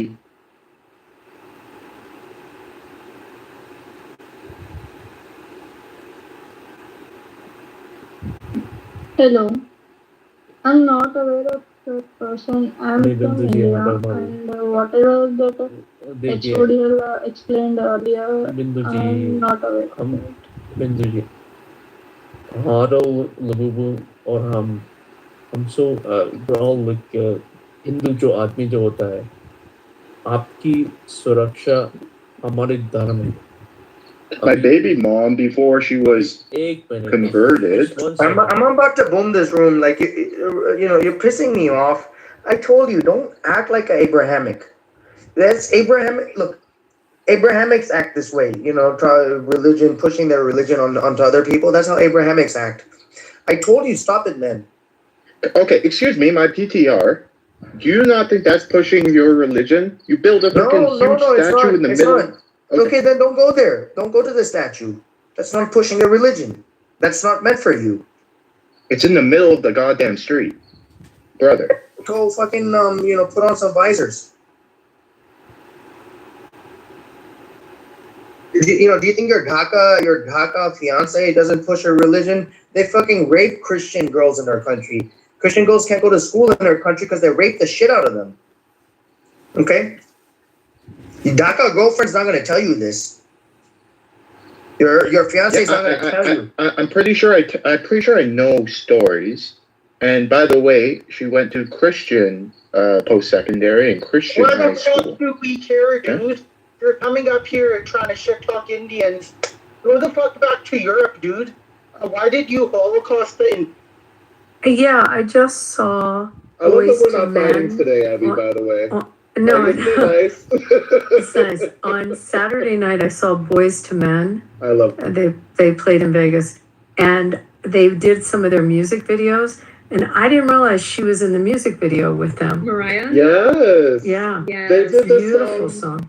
They did that. So the funny thing with they were both writing separate songs, and then I guess their management got them together, and they decided to bridge those songs together and make One Sweet Day, and that ended up being one of Mariah's 19 #1 Billboard Top 100 hit. It was beautiful. The video of it, the energy that you saw between them was great. And I mean, they still sound, if you ever get to see them, if they come into your town, it's a great show. She But got robbed at the Grammys that year, though. It's so ridiculous. did she? But she ultimately Yeah. won a Grammy, no? Yeah, she won 5 Grammys. Tell me how we live in a world where she's literally the best-selling female artist of all time, and Yep. she has 5 Grammys, and Beyonce has like 25 or something, like the most from female in history. Like, make that make sense. Yeah, those two they don't compare. But Angel, remember when she did the song with Whitney? Like that was her the only time actually. Like fun fact, as a Mariah stan, as a lamb, Whitney Houston was the only female solo artist that she ever recorded a duet with. Is that something? Mm-hmm. Mm-hmm. People don't know Whitney was so versatile. Yeah. I mean, Whitney, when she was in her sobriety, she was phenomenal. Yeah. The rooms that she sat in and the things that people had planned for her voice, boy, I really wish that was a possibility for her, because one thing I'm telling you, she would outshine Beyonce today. She was still. Oh yeah, of course. Absolutely. Because she had such a natural ability, and she had such a a pure tone and the soul and cadence in kind of her like vocals. It was the yeah, cadence in her vocals. Do you know what I mean? Yeah. It's like it soothed you, and you fell in love, like it. Oh, I can't. What's your favorite Whitney song? Of course, I Will Always Love You. Yeah, I used to sing that actually. I Will Always Love You. Yes. I think it's Yeah, great but, that Mariah Carey's top song is the Christmas song. It's For- that's her. That's her spirit for real. Because she's just. I know. I love that about her. Yeah. And it's her. Well, I guess probably will be her last number one, which is kind of wild. And it's such a full circle moment because she literally came out with the song like 25 years ago. But what you call it? Damn it! What was I gonna say? Oh, I was just listening to "I'm Your Baby" tonight yesterday, and like going off on that. Yeah. I love that video too. And the way that I remember she like came in the studio and just banged that out like real quick. Real quick. Because she had dinner reservations or something, and she just killed that. Right, but that was her. But that was her though, because she can open up her mouth, and she didn't need preparation for her vocals to be ready. That was the thing about Whitney, is that she could be put even those hard days, those hard times watching her. Southern Christina. Oh my God! I know those being Bobby Brown. Her and who's the other one? Amy. Amy Winehouse. Watching them in the depths of their addiction, but still coming out to perform, there's something about that there. There's something that just really speaks about the artist, like the soul behind the artist. I mean, and I know that's what is a show they call the soul behind. What's that show called on BET? That's where I watched it. Behind the music? No.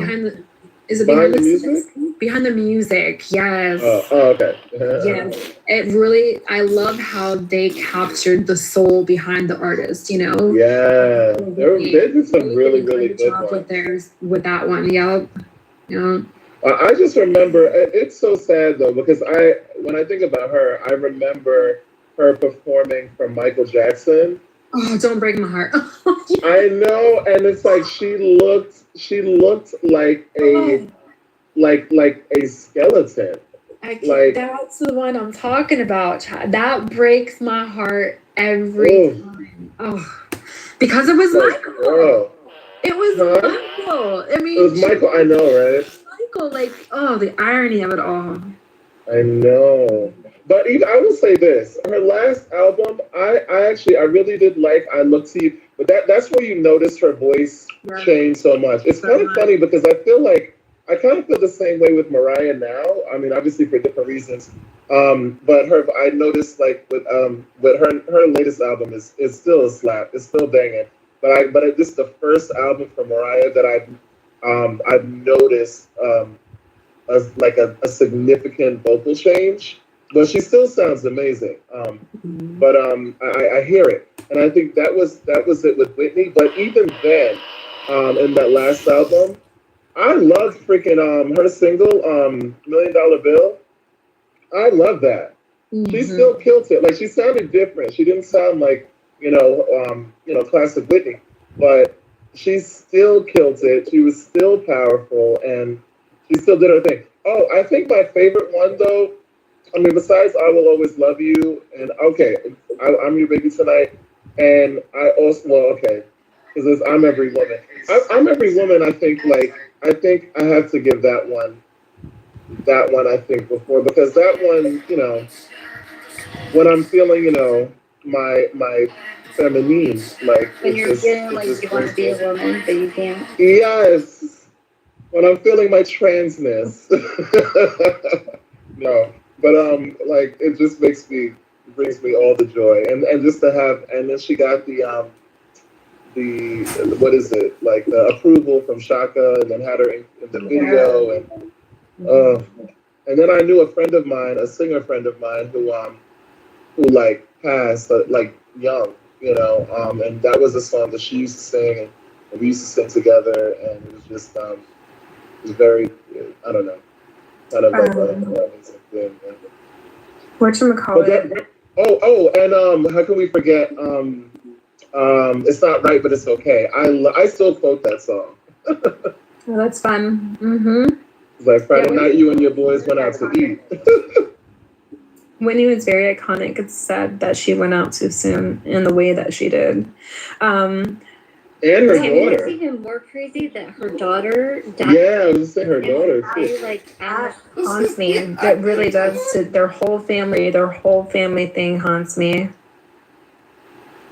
And Bobby Brown's still alive. Like it's like really. Can we trade? Sometimes God has a way of showing you the guilty without saying a word. That's my own opinion. You know who else I was gonna mention? Tammy Wynette. Oh, who's that? Another country singer. You don't know her? No, I will say I'm not the biggest. Like I know about 5 country singers. You know, if you count, I love her. Carrie Underwood. Huh? Reba McEntire, you know Reba? Oh, I love her. I used to watch the Reba show and sing that. So she's like a peer to Dolly and Tammy. Tammy Wynette's fabulous. Yeah, I mean, Abby, come on now. She's fabulous. Oh, gosh. I always joke that, like, when I see people with big hair, that they have that her look.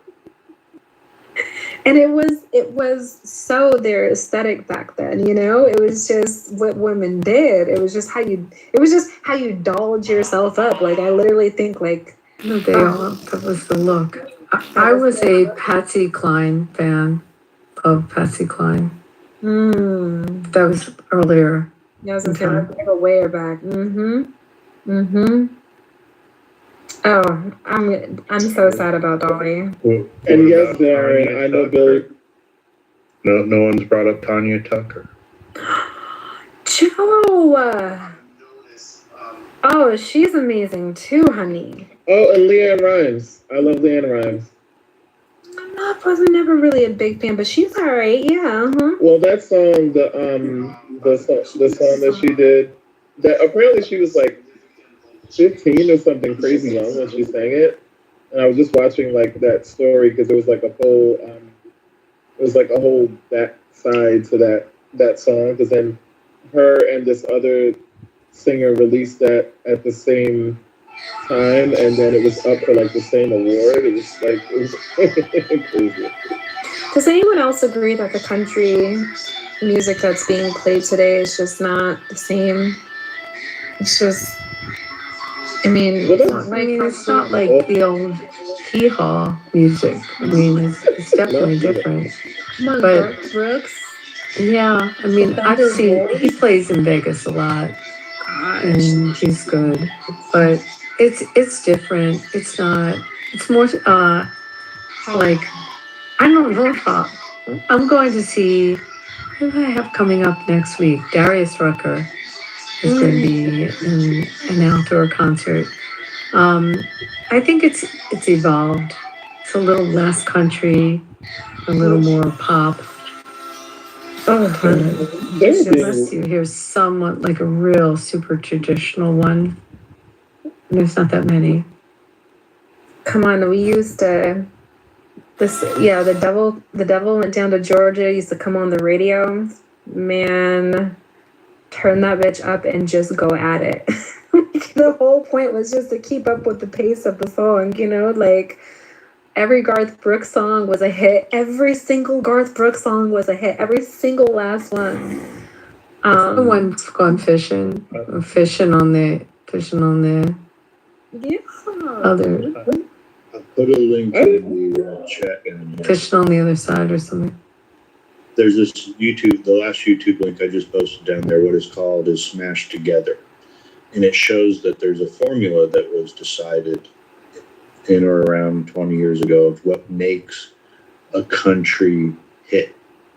And that a lot of the songs are the same songs, just interchanged with the choruses and stuff like that. And you'll see they can smash together 7 different modern country songs.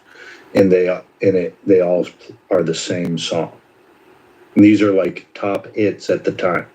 So it was a formula that they've been using. And yes, it's not it's not a conspiracy. It's true that modern country clearly was just shoved down our throats. Very much so. Alan Jackson, he had some good stuff. Who's the girl? Shania Twain. Remember how fire she was? I mean, good looking, just bubbly, and just had good spirit. I love Shania, and she's and I love her even more when I saw her on Drag Race. Shania. But she had a beautiful name. Like that name, I feel it kind of reminds me of Mariah. Like Shania, Mariah. Like I love like just sonically pleasing names too. I like Chris Stapleton. Yes. I wish I would have grown up on more like different. Because I grew up.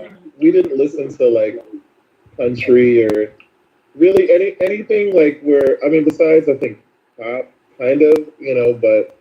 We were very much, black music household. Keith was big too. Tim McGraw. Oh my God, Tim McGraw was great. Tim was just so fine. I saw him at the Phillies baseball game. It was the 2008 game. His father, Tug, had played the 1980 World Series, and he came back and was a Phillies fan, and he sang. That year, Taylor Swift sang Star Spangled Banner, and he sang America the Beautiful. It was pretty wild. But what about the Chief? Eric, what's his name? Eric, they called him the Chief. Eric Church was good. I didn't hear him. I heard those two. That was just one of the games. His father was just good. I remember. McGraw was just like so incredible ball player. It was cool to see him there. But it's different now. I'm not saying I can't get down with it, but it's just too poppy for me. It's almost like it's formatting into like so far away from country. Starting to come back, but we got another. I agree. Well, everybody's into line dancing now, as a whole swag. And I mean, the whole country boots. I mean, the cowboy boots and country vibe, you know, is a. Okay, I gotta ask you this, Angel, because what do you think about Beyonce doing Cowboy Carter, and you know, kind of breaking into the country world? Mm-hmm. Yeah. See, I don't. No shade on Beyonce. You know, no shade A lot of whatsoever. shade over here on Beyonce. He is full to the bone. You know, from Texas. You know, and I get it. I honestly get it, but it's not her. You know, and I think because country is so heavy in Texas the way it is, and she's originally from there, and she has been able to receive the acknowledgement that she has in the music industry, I think, in my opinion, she just feels like she can make space there for her, but I don't think she fits. It just doesn't, country just doesn't, when I think of Beyonce, I don't think of country, and I don't think that she can ever really pull something that genuinely says this is American country. Do you know what I mean? Because when I think of country, I think of American music. And again, you know, we just named a whole bunch of. It's like when Taylor Swift tried to do country. Girl, thank you. That's a perfect way of saying it. She should have just stayed in her poppy lane. Just stay over there. But now the way that we're seeing country, right? Now this kind of little remix that they got going on country, I think Beyonce can fit here, but she's never gonna have that. She's never. I don't think Beyonce's ever going to produce something that says, yeah, that's American country. Do you know what I mean? It's going to be here's my thoughts on it. Made up version of freaking whatever she wants to call country. I think I actually agree with that, but I think a couple of things. One, I think that she did it as kind of like a fuck you to the country world, because there was like a year when she was supposed to perform, when she had performed at like the Country Music Awards, and she got a lot of backlash and wasn't really welcome. They told her to get the fuck out of here. Yeah. and mind you, she's her, so I thought she was already a superstar, and I just think she was just like, oh really? They thought that they were just going to open arm her because she has the status quo that she does. But the reality is that, Miss B, you don't fit in this lane. Just because you're from Texas and just because you can put on the aesthetic, there's nothing about Beyonce that says true American country. Yeah, I agree with that. I think it's going to be interesting, though, because she was a gimmick. Oh, Rich is back. I just said it's a gimmick. I live in Texas. Nobody considers her country songs to be country. Well, never. No self-respecting person listens to country music unless they're like some fucking airhead, vapid fucking, schoolgirl type that listens to Beyonce in the first place. That's the only people who want to listen to her country songs. Yeah, but I think it was like more important to kind of prove the point and to open the conversation, and I think now she's actually highlighted like black, like actual like black African American like country singers. Yeah, but like nobody accepts like that gay black guy either. Like that's pop music. Oh God. I mean, he dresses up in a cowboy outfit and he rides a horse and goes, going downtown, riding my horse, Well, what was his name? Are you talking about Lil Nas X? Yeah, the little faggot kid, yeah. Oh my God! Shut up! The one that dressed up as Satan. Yeah, that one. Well, he did that to fuck you for all of the evangelical fake ass religious people. Nobody who listens to country music listens to his shit. Just pop music. He made a whole lot of money. Got a #1 hit off of it. Yeah, he's a one-hit wonder. I agree. Well, he's still out doing his thing. I like that Weekend guy. Like, when's the last time he's put out an album? Yeah. Oh, he got into some. He got into some shit. I think he pissed off some of the. Wait, did he get into the Plus stuff? What did he get into? No, I don't think it was that. I think he pissed off the Illuminati though, because he got into some shit with the Grammys, and No, for real, because he had the biggest song. He's actually like the biggest song on Spotify or something with the lights something song. Yeah, but everybody knew when those guys did their songs that they were just gonna be one hit wonders. Like nobody looked at them and went, wow, these guys I bet are gonna have like 30 albums. No, but you don't. Well, I mean, 30 albums. There's very few artists. There's major I'm just artists saying, out like there. nobody thought they were gonna go down as like legends of music, and like anybody's gonna talk about them other than they're gonna be on the jukebox like 10 years from now type shit where you're like, oh yeah, that's that song I remember when like I was in high school or college. Like Well, to be fair, there's one hit wonder guy. There's not that many artists like days that are like major super. I think that the age of like the super duper stars. Boosie, Oh Lord. 2 Chainz, Waka Flocka. Don't listen to this. Hold on. Waka Flocka. Don't be shitting on Waka Flocka because he's one of the conservatives now. So 2 Chainz started in like 2004. a lot of those rappers are Future started conservative. in like 2008. It's only been 18 years of like #1 songs nonstop. A lot of those rappers are conservative. But I'm still And Trump waiting supporters. I'm still waiting on Young Dolph's new album to drop so I can buy it. Oh gosh. You are a mess, Rich. Play with your bitch. Oh my god. But what you call it? What the heck was I gonna say? Oh yeah. Like we're over the age of I think super duper stars. I just think, like I just named like 4 of them. those are not super Future? Future's not a Future is not a superstar. superstar. No. Okay. Can I Wait a say minute. something? Okay. Wouldn't you count Taylor Swift as a superstar right now? Like, I mean, she literally had people mortgaging houses to go to a concert.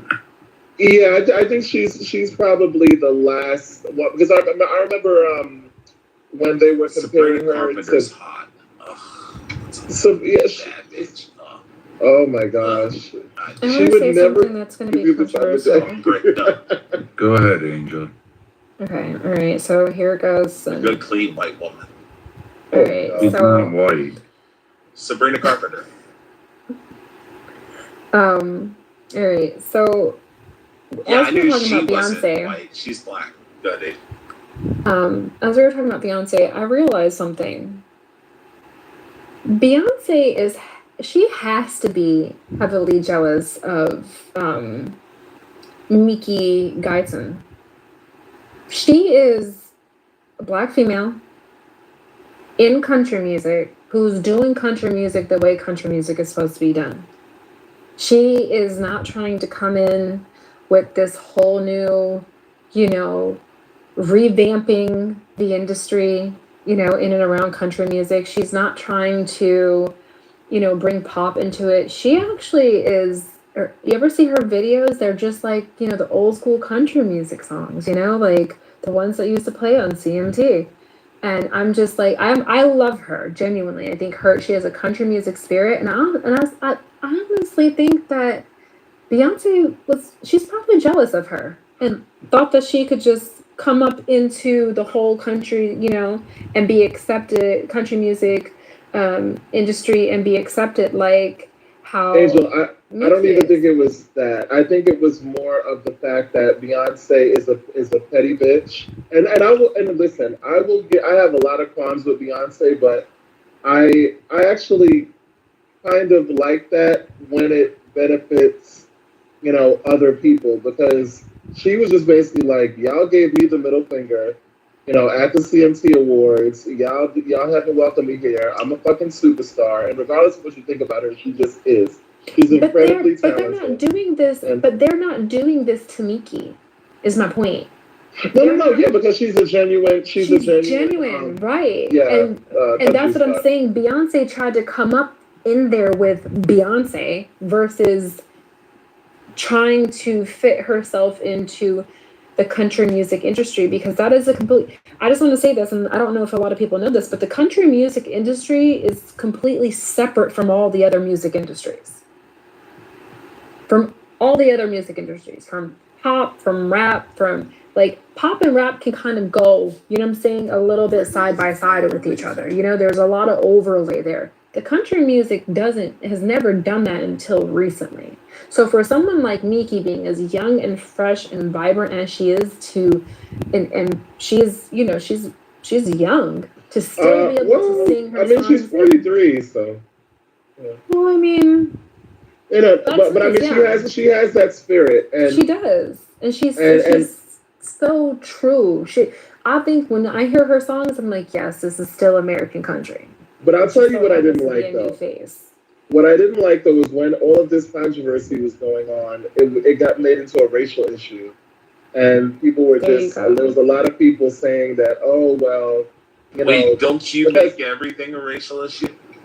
No, I make it a gay issue, as I should. No, you make a racial issue every time you turn around.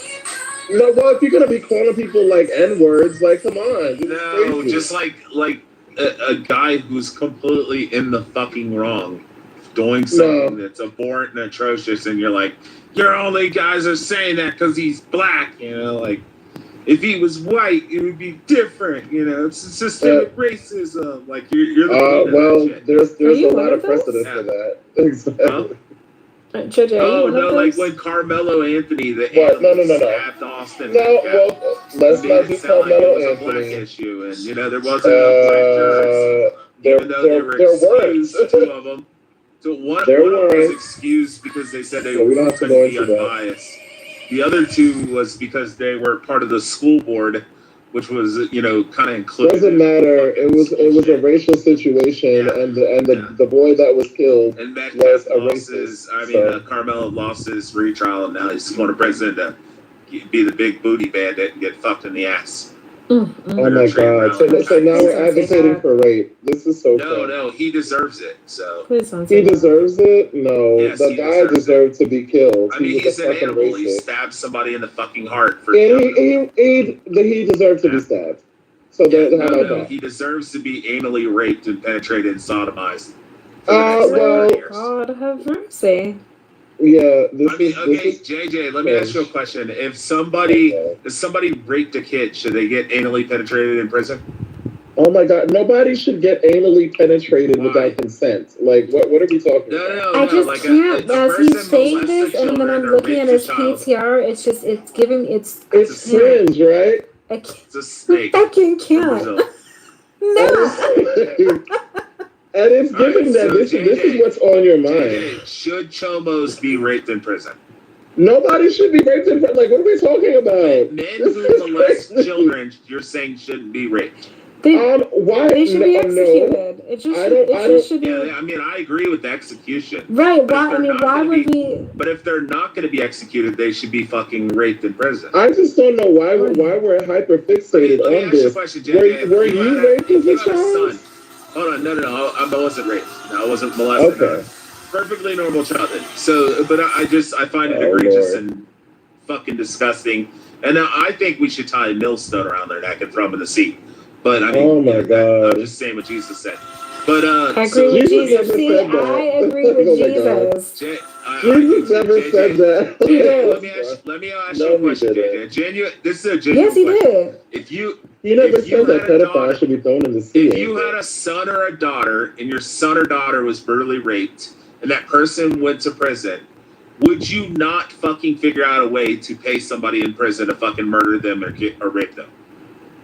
I don't. 100%. I would figure out who's in prison there and who's the biggest booty bandit, and I would pay that motherfucker to break First and foremost, if I was rape the fucking shit out of him. First and foremost, if I was a parent, who's got the biggest dick booty bandit in there? And just go my in there god! And just rape everybody. Hello.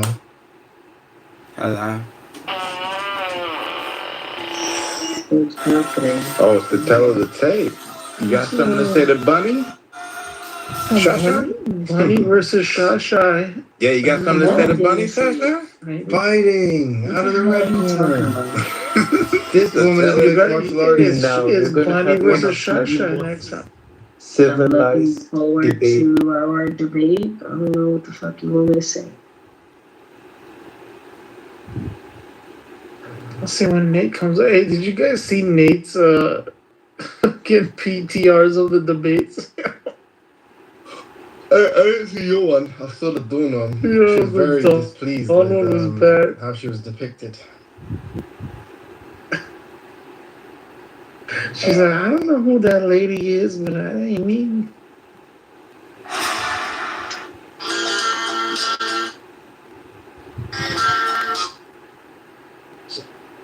Awesome.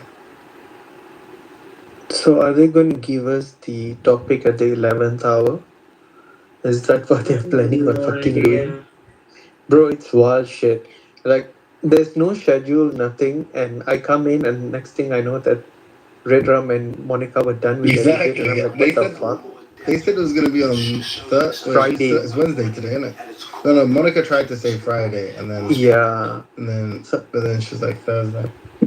Nah, But you there's guys like 17 more debates to go, so we gotta Bro. get this through by the end of the week. Do you know what probably happened? Yeah, she tried to prolong it, and then she saw how like little there was to fear when Florida debated Dawn, and then she saw like the fact that Dawn actually won, and I think that gave her confidence. So she's like, actually, there's an opening in my schedule. No, it was Red Rum. They were gonna postpone it till tomorrow or like later on. And Red Rum's like, fuck it, let's do it right now. Oh, okay. No, I thought she said something like she could do it on Thursday or something like that. But I don't know. And I'm glad we got ours done. Fuck that. Bro, she blamed it on Brad. Bro, I got out of the gym, I was driving home, and I'm over here like, fuck, when should we do it? That's why maybe you were tomorrow, maybe aggressive. Thursday. And then I was like, you know what? Now let's do it now. What did you say? That's why I was aggressive. Yeah, after the gym. But what is it about that? Like, I remember, like, less so now, but I remember, especially when I'm driving back from the gym, I'm hyped for some reason. It's your T levels. Everything's just fucking through the roof, bro. All the good hormones. They say it's the endorphins, bro. Yeah, all the good hormones. Everything's just fucking on a high level. Your body's like, fuck, you feel so much. You feel taller. The blood flows better. You know what I mean? Hey, sometimes, man, like moving from a lot of weightlifting to like taking a week off and just doing like 3 days of some like calisthenics or some shit like that, you come back hella stronger. Give your body enough time to rest. To relax and recover. Yeah. Yo, Samo, you guys got fucking mosquitoes up there? Yeah. Let's have a question. No, because like there's no mosquitoes in the bay, like in San Francisco, because it's sea level and it's cold. So I was assuming Seattle area would be cold too, but I don't know if you guys are seeing. Bro, we've been hitting 85 degrees. Like, mom, fucking stop. Yo, 84, 85. I would fucking take 85. I would give up like my fucking pinky toe. It's bad 85. Yeah, it's bad this week for us. It's fucking nasty. Yo, I didn't sleep at all last night. I was fighting a mosquito and the heat. You haven't got AC? No, man, my building's old, so the AC makes a fuck ton of noise. Oh, shit. So I don't turn it on because my folks will wake up. Yeah, I can't either, bro. I'm not gonna wake up. I don't have the AC on. It's bad. I don't know how you guys, people can sleep in this heat. Poor. You wake up and you're like fucking drenched and shit. I have kitty sweat that I need to worry about. Shasha knows what I'm talking about.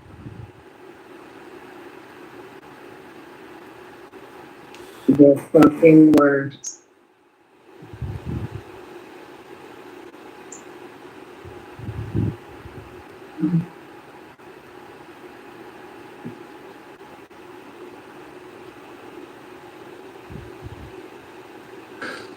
Bro, my guy Alexander was like, Red Rum failed.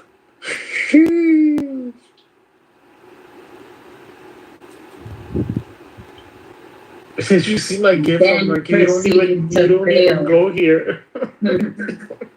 Go. Bro, that nigga, bro. I don't know what happened to Eric, bro. When he was like, yeah, if it would have been 92% black people would have died. I was like, what? Like, what? What was that? Like, what?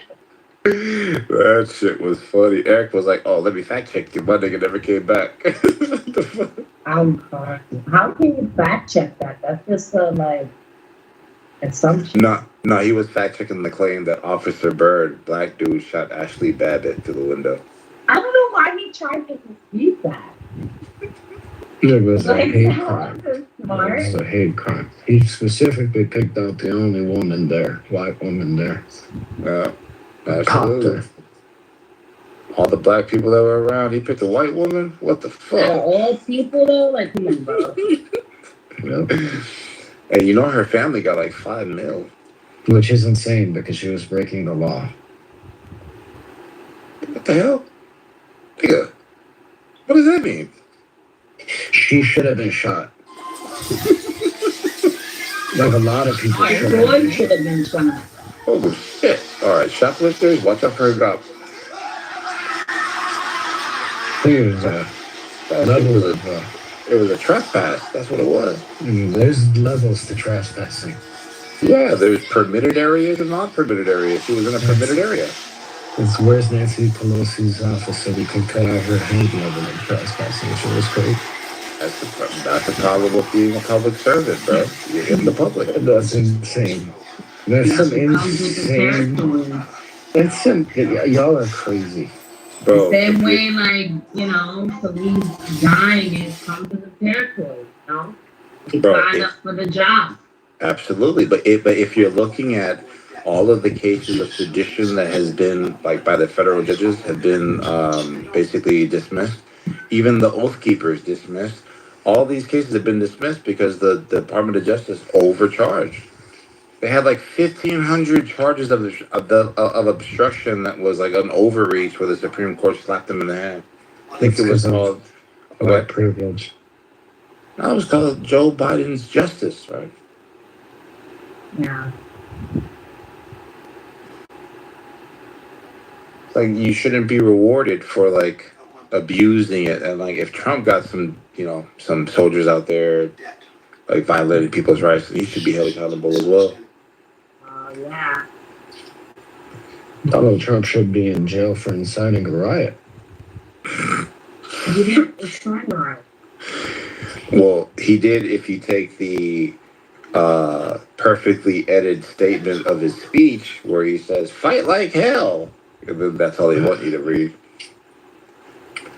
He said the same thing after he got shot.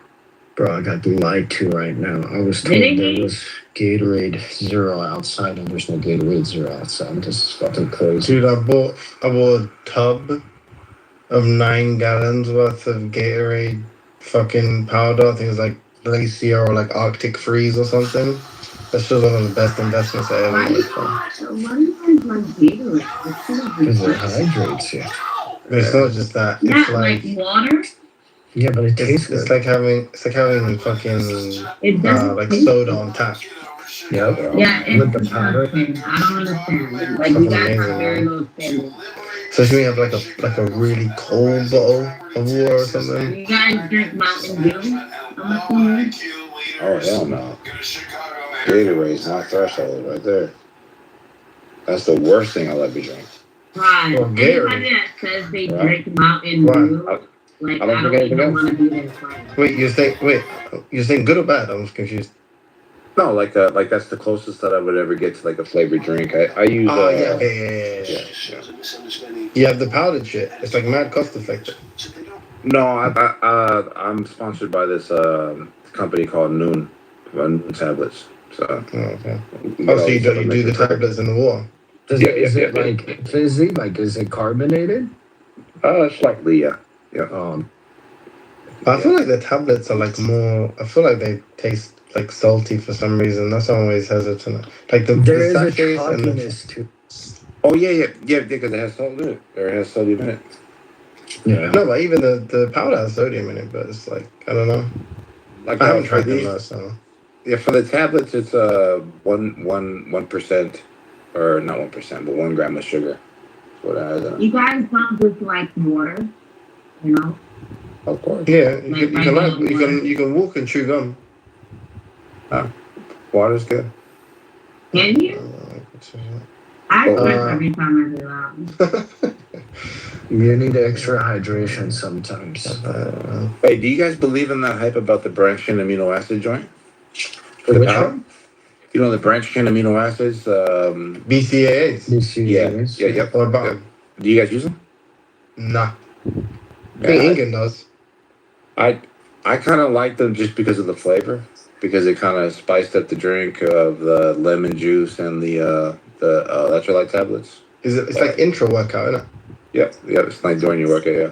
Dude, do you guys remember beta alanine? Yeah. Yeah, Isn't that in all the in isn't that in a lot of the health, like the what do you call it? The drinks, the canned drinks. Energy Like drinks the energy or drinks, yeah, pre-workout? sorry, the energy drinks, yeah. Yeah. Like the Well, it's in C4s the- and shit?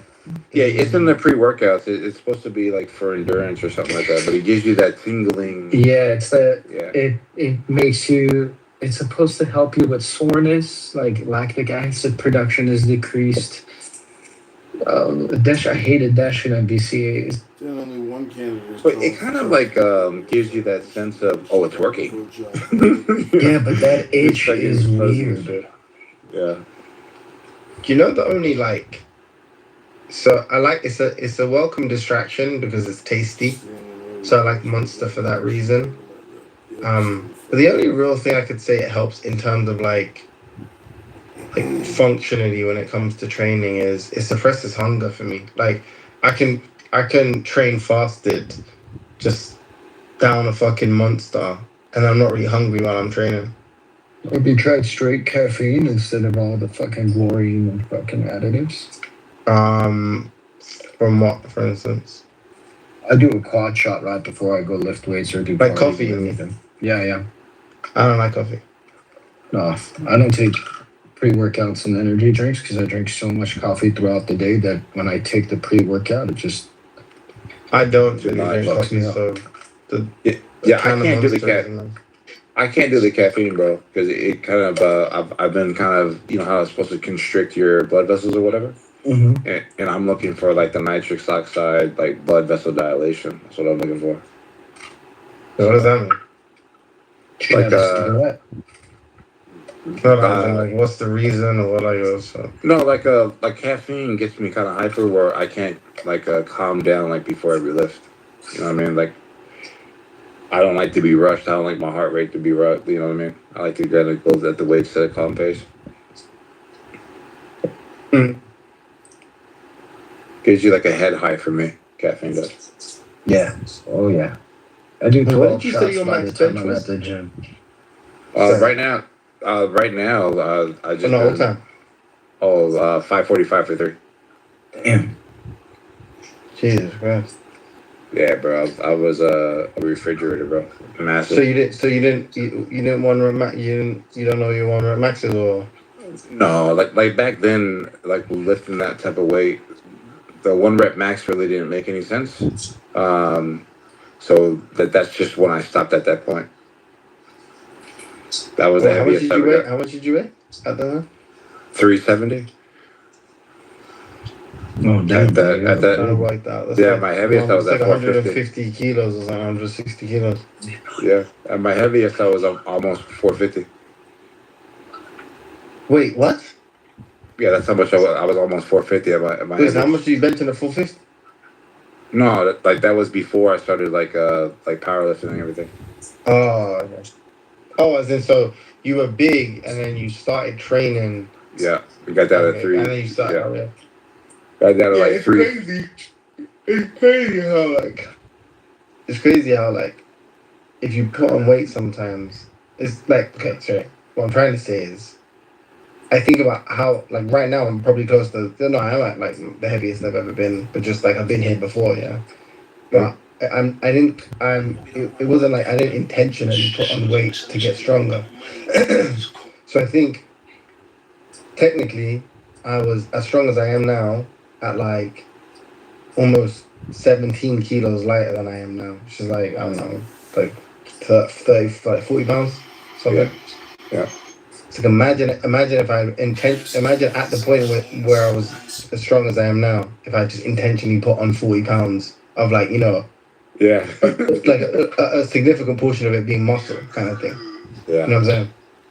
Fucking, I mean, you probably wouldn't have even been able to do that because the fucking would have been fucking hard as shit, but to put on that much muscle, but it's fucking annoying. Like I could have cheated on my diet just with the intent of being a fucking powerless stuff and got to the same weight anyway.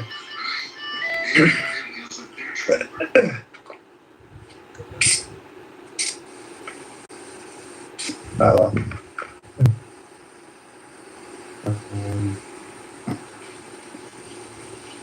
Yeah, like barbell stuff. Like the only time I ever mess with barbells now is like just doing RDLs. But my major like compounds are I only rock with the trap bar. Mm. I do front squats with the barbell. I don't do back squats too often. Yeah, front spots are annoying though. A little bit. You can balance. I mean, balancing compared the to heavier it goes, I balance it on my shoulders without. You know what I mean? Yeah. Without your fingertips. The fingertips one, it's a lot on your wrists. Oh, bro, like I don't have the shoulder mobility for that, so the bar just sits on the shelf. Why? What's wrong with your shoulder? Oh, you don't do it the one where, you know, you could like It's too wrap your big. arms and hold it No, on your shoulder. no. So like like when you bring your arms up, you see the shelf there that you have right by your collarbone. That's where the bar sits. Yeah, that's what I'm saying. So Like it's there, Frankenstein. Yeah. and then you just like cross your arms, right? Yep.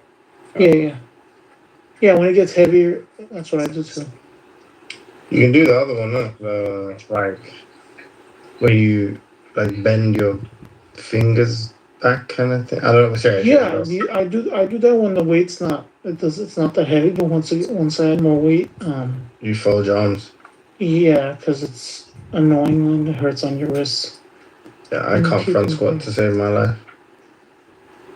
To be honest, Yeah, you know, I like back squat better. I don't enjoy it. So like, I couldn't even bother to try and develop, like, learn technique or get better. It's like I don't like doing that shit. Yeah, I like the catch, especially like doing snatches and hang cleans. Oh, the CrossFit stuff. Yeah, I do that shit. Even though I don't like it as much, to be honest. The CrossFit stuff scares the fuck out of me, bro. Those movements are, if it, like, even the slightest change in grip, a slip here, a slip there goes a fucking disc, there goes a joint. There's too much jerking, bro. All the fucking muscle ups and shit. That's why I don't do it anymore. I don't do it a lot. Sometimes they do, like, cleans, and I'm like, no, I'm not down. In a class setting, I think it's different because you got instruction, but when people do it on their own, it freaks me out. I see people doing it at 24, and it looks wrong. Like he looks like he doesn't know what he's doing, and he's making all of this fucking noise. He's either gonna break his wrist, or he's gonna swing back so much he's gonna hit him in the face and he's gonna break his neck. And it's kind of weird that they do it at a regular gym like that. Like CrossFit. Yeah. That's kind of weird. We have a lot of like green space, and then there's like a complete like side room that you pay extra to get into, and there's a lot of like bars and stuff, and we have a lot of space for it, so people take advantage of that. Plus, it's cheaper than going to a CrossFit gym. Like if you know your workouts, it's $60 a month, and that's with the wellness, which is like the leg pumping machine and the massage and all that stuff, plus the separated private gym area. Man, $60 a month is dirt cheap, bro. Yeah, that recovery stuff's good, bro. Like, dude, it is, man. Yeah, it's a company called like what do I got? It is the Hyper Ice. So I have the gun, the foam roller, the ball, and then the leg restraint that wraps around your legs, and then it pumps the blood in and pumps the blood out. Yeah, we have that at the gym. It's like you pay an additional $9.99 a month and you get that. Yeah, it's supposed to promote like a fast muscle recovery. I think it's like really good for the heart in general. The blood flow is really good. Yeah. You know, the guy that invented it is the same guy that invented 5-hour energy. 5-hour energy? Oh shit. Yeah, those like energy shots. It's an Indian guy. He also invented that machine. He's a cardiologist. Oh, that's dope. He gave people heart attacks with his 5-hour energy, and then he's like, "Let me solve your heart attack problem." And ever since I started consistently going, I've been so into it's a lot of money I spend, but I do for wellness, like recovery and wellness after. It's crazy. Yeah, but your But I enjoy it. physiology has like your body form and like structure has like greatly changed and improved. Like from when you started going to that gym to like the stuff you post now, like from your recent trip, you look very different in a good way. Like you look wider, your back looks straighter, your shoulders are like you look good. It shows. Yeah. The CrossFit, not the CrossFit, but the weightlifting shows. Thank you. Yeah. Yeah. I just need to be better at my diet. That's the only thing. Yeah, I think that's the thing that I always how I go back on. Like West Side barbell, powerlifting, chalk at the gym. Every single time you get a new plate, you're not really realizing like how many calories you're taking in. It's not like 24 eggs a day, bro. Stupid. Shit, stupid, bro. That's how I started working out. So I started working out with powerlifters. I was like 17, 18, and I was going to a world's gym, and everybody was on gear, and everybody was a fucking insane powerlifter that worked at a T-Mobile. So I was like lifting weights with these guys, and they were teaching me like these insane fucking. You gotta take this stack, and then you gotta post cycle, and then this is how you do a shoulder press. Hold it, and then they would do like weird shit. There goes the Arnold lifts. Yeah. Yeah, bro. Like my diet wasn't like I don't know if you can call it a fucking diet, bro. But a 12-egg omelet, then Jesus Christ in the morning with like Brussels sprouts and bacon and fucking sausage and Were you sweet keto? potatoes. No, No, it was, you ate sweet potato. No way. yeah, the sweet potato. Then at night before I went to sleep, bro, here goes another dozen egg omelet. Oh yeah, that's wild. Bro, you were eating for a family of 4. And what they eat in 2 weeks, you ate in a day, dude. 24 eggs is insane. And that's only 2 meals. Like the other 3-4 meals in the middle. It's fucking stupid, bro. 24 bumper clad rasta car pussy clad eggs. Yeah, I was just thinking that. Yeah, shit's crazy. Did you have a plug at least, like access to somebody that had their own chickens? Yeah. Oh, okay. Yeah, I got a plug right now for cows. Right now. Because that shit's not financially feasible. Like 24 eggs a day from the supermarket, you're spending like. It's like eating a whole carton a day is crazy. On eggs a month. That's insane. No, a week. A week. Yeah, a week. Because 24 packs what? Wait, 545 is 240. Say that again, bro. Oh, you're talking kilos? 240 kilos. 250. You're gonna turn into an egg at that rate. And you fucking for a triple is insanity. Yeah. That's like getting there's a guy I sent him to Incan. 247 by the way. Huh? 247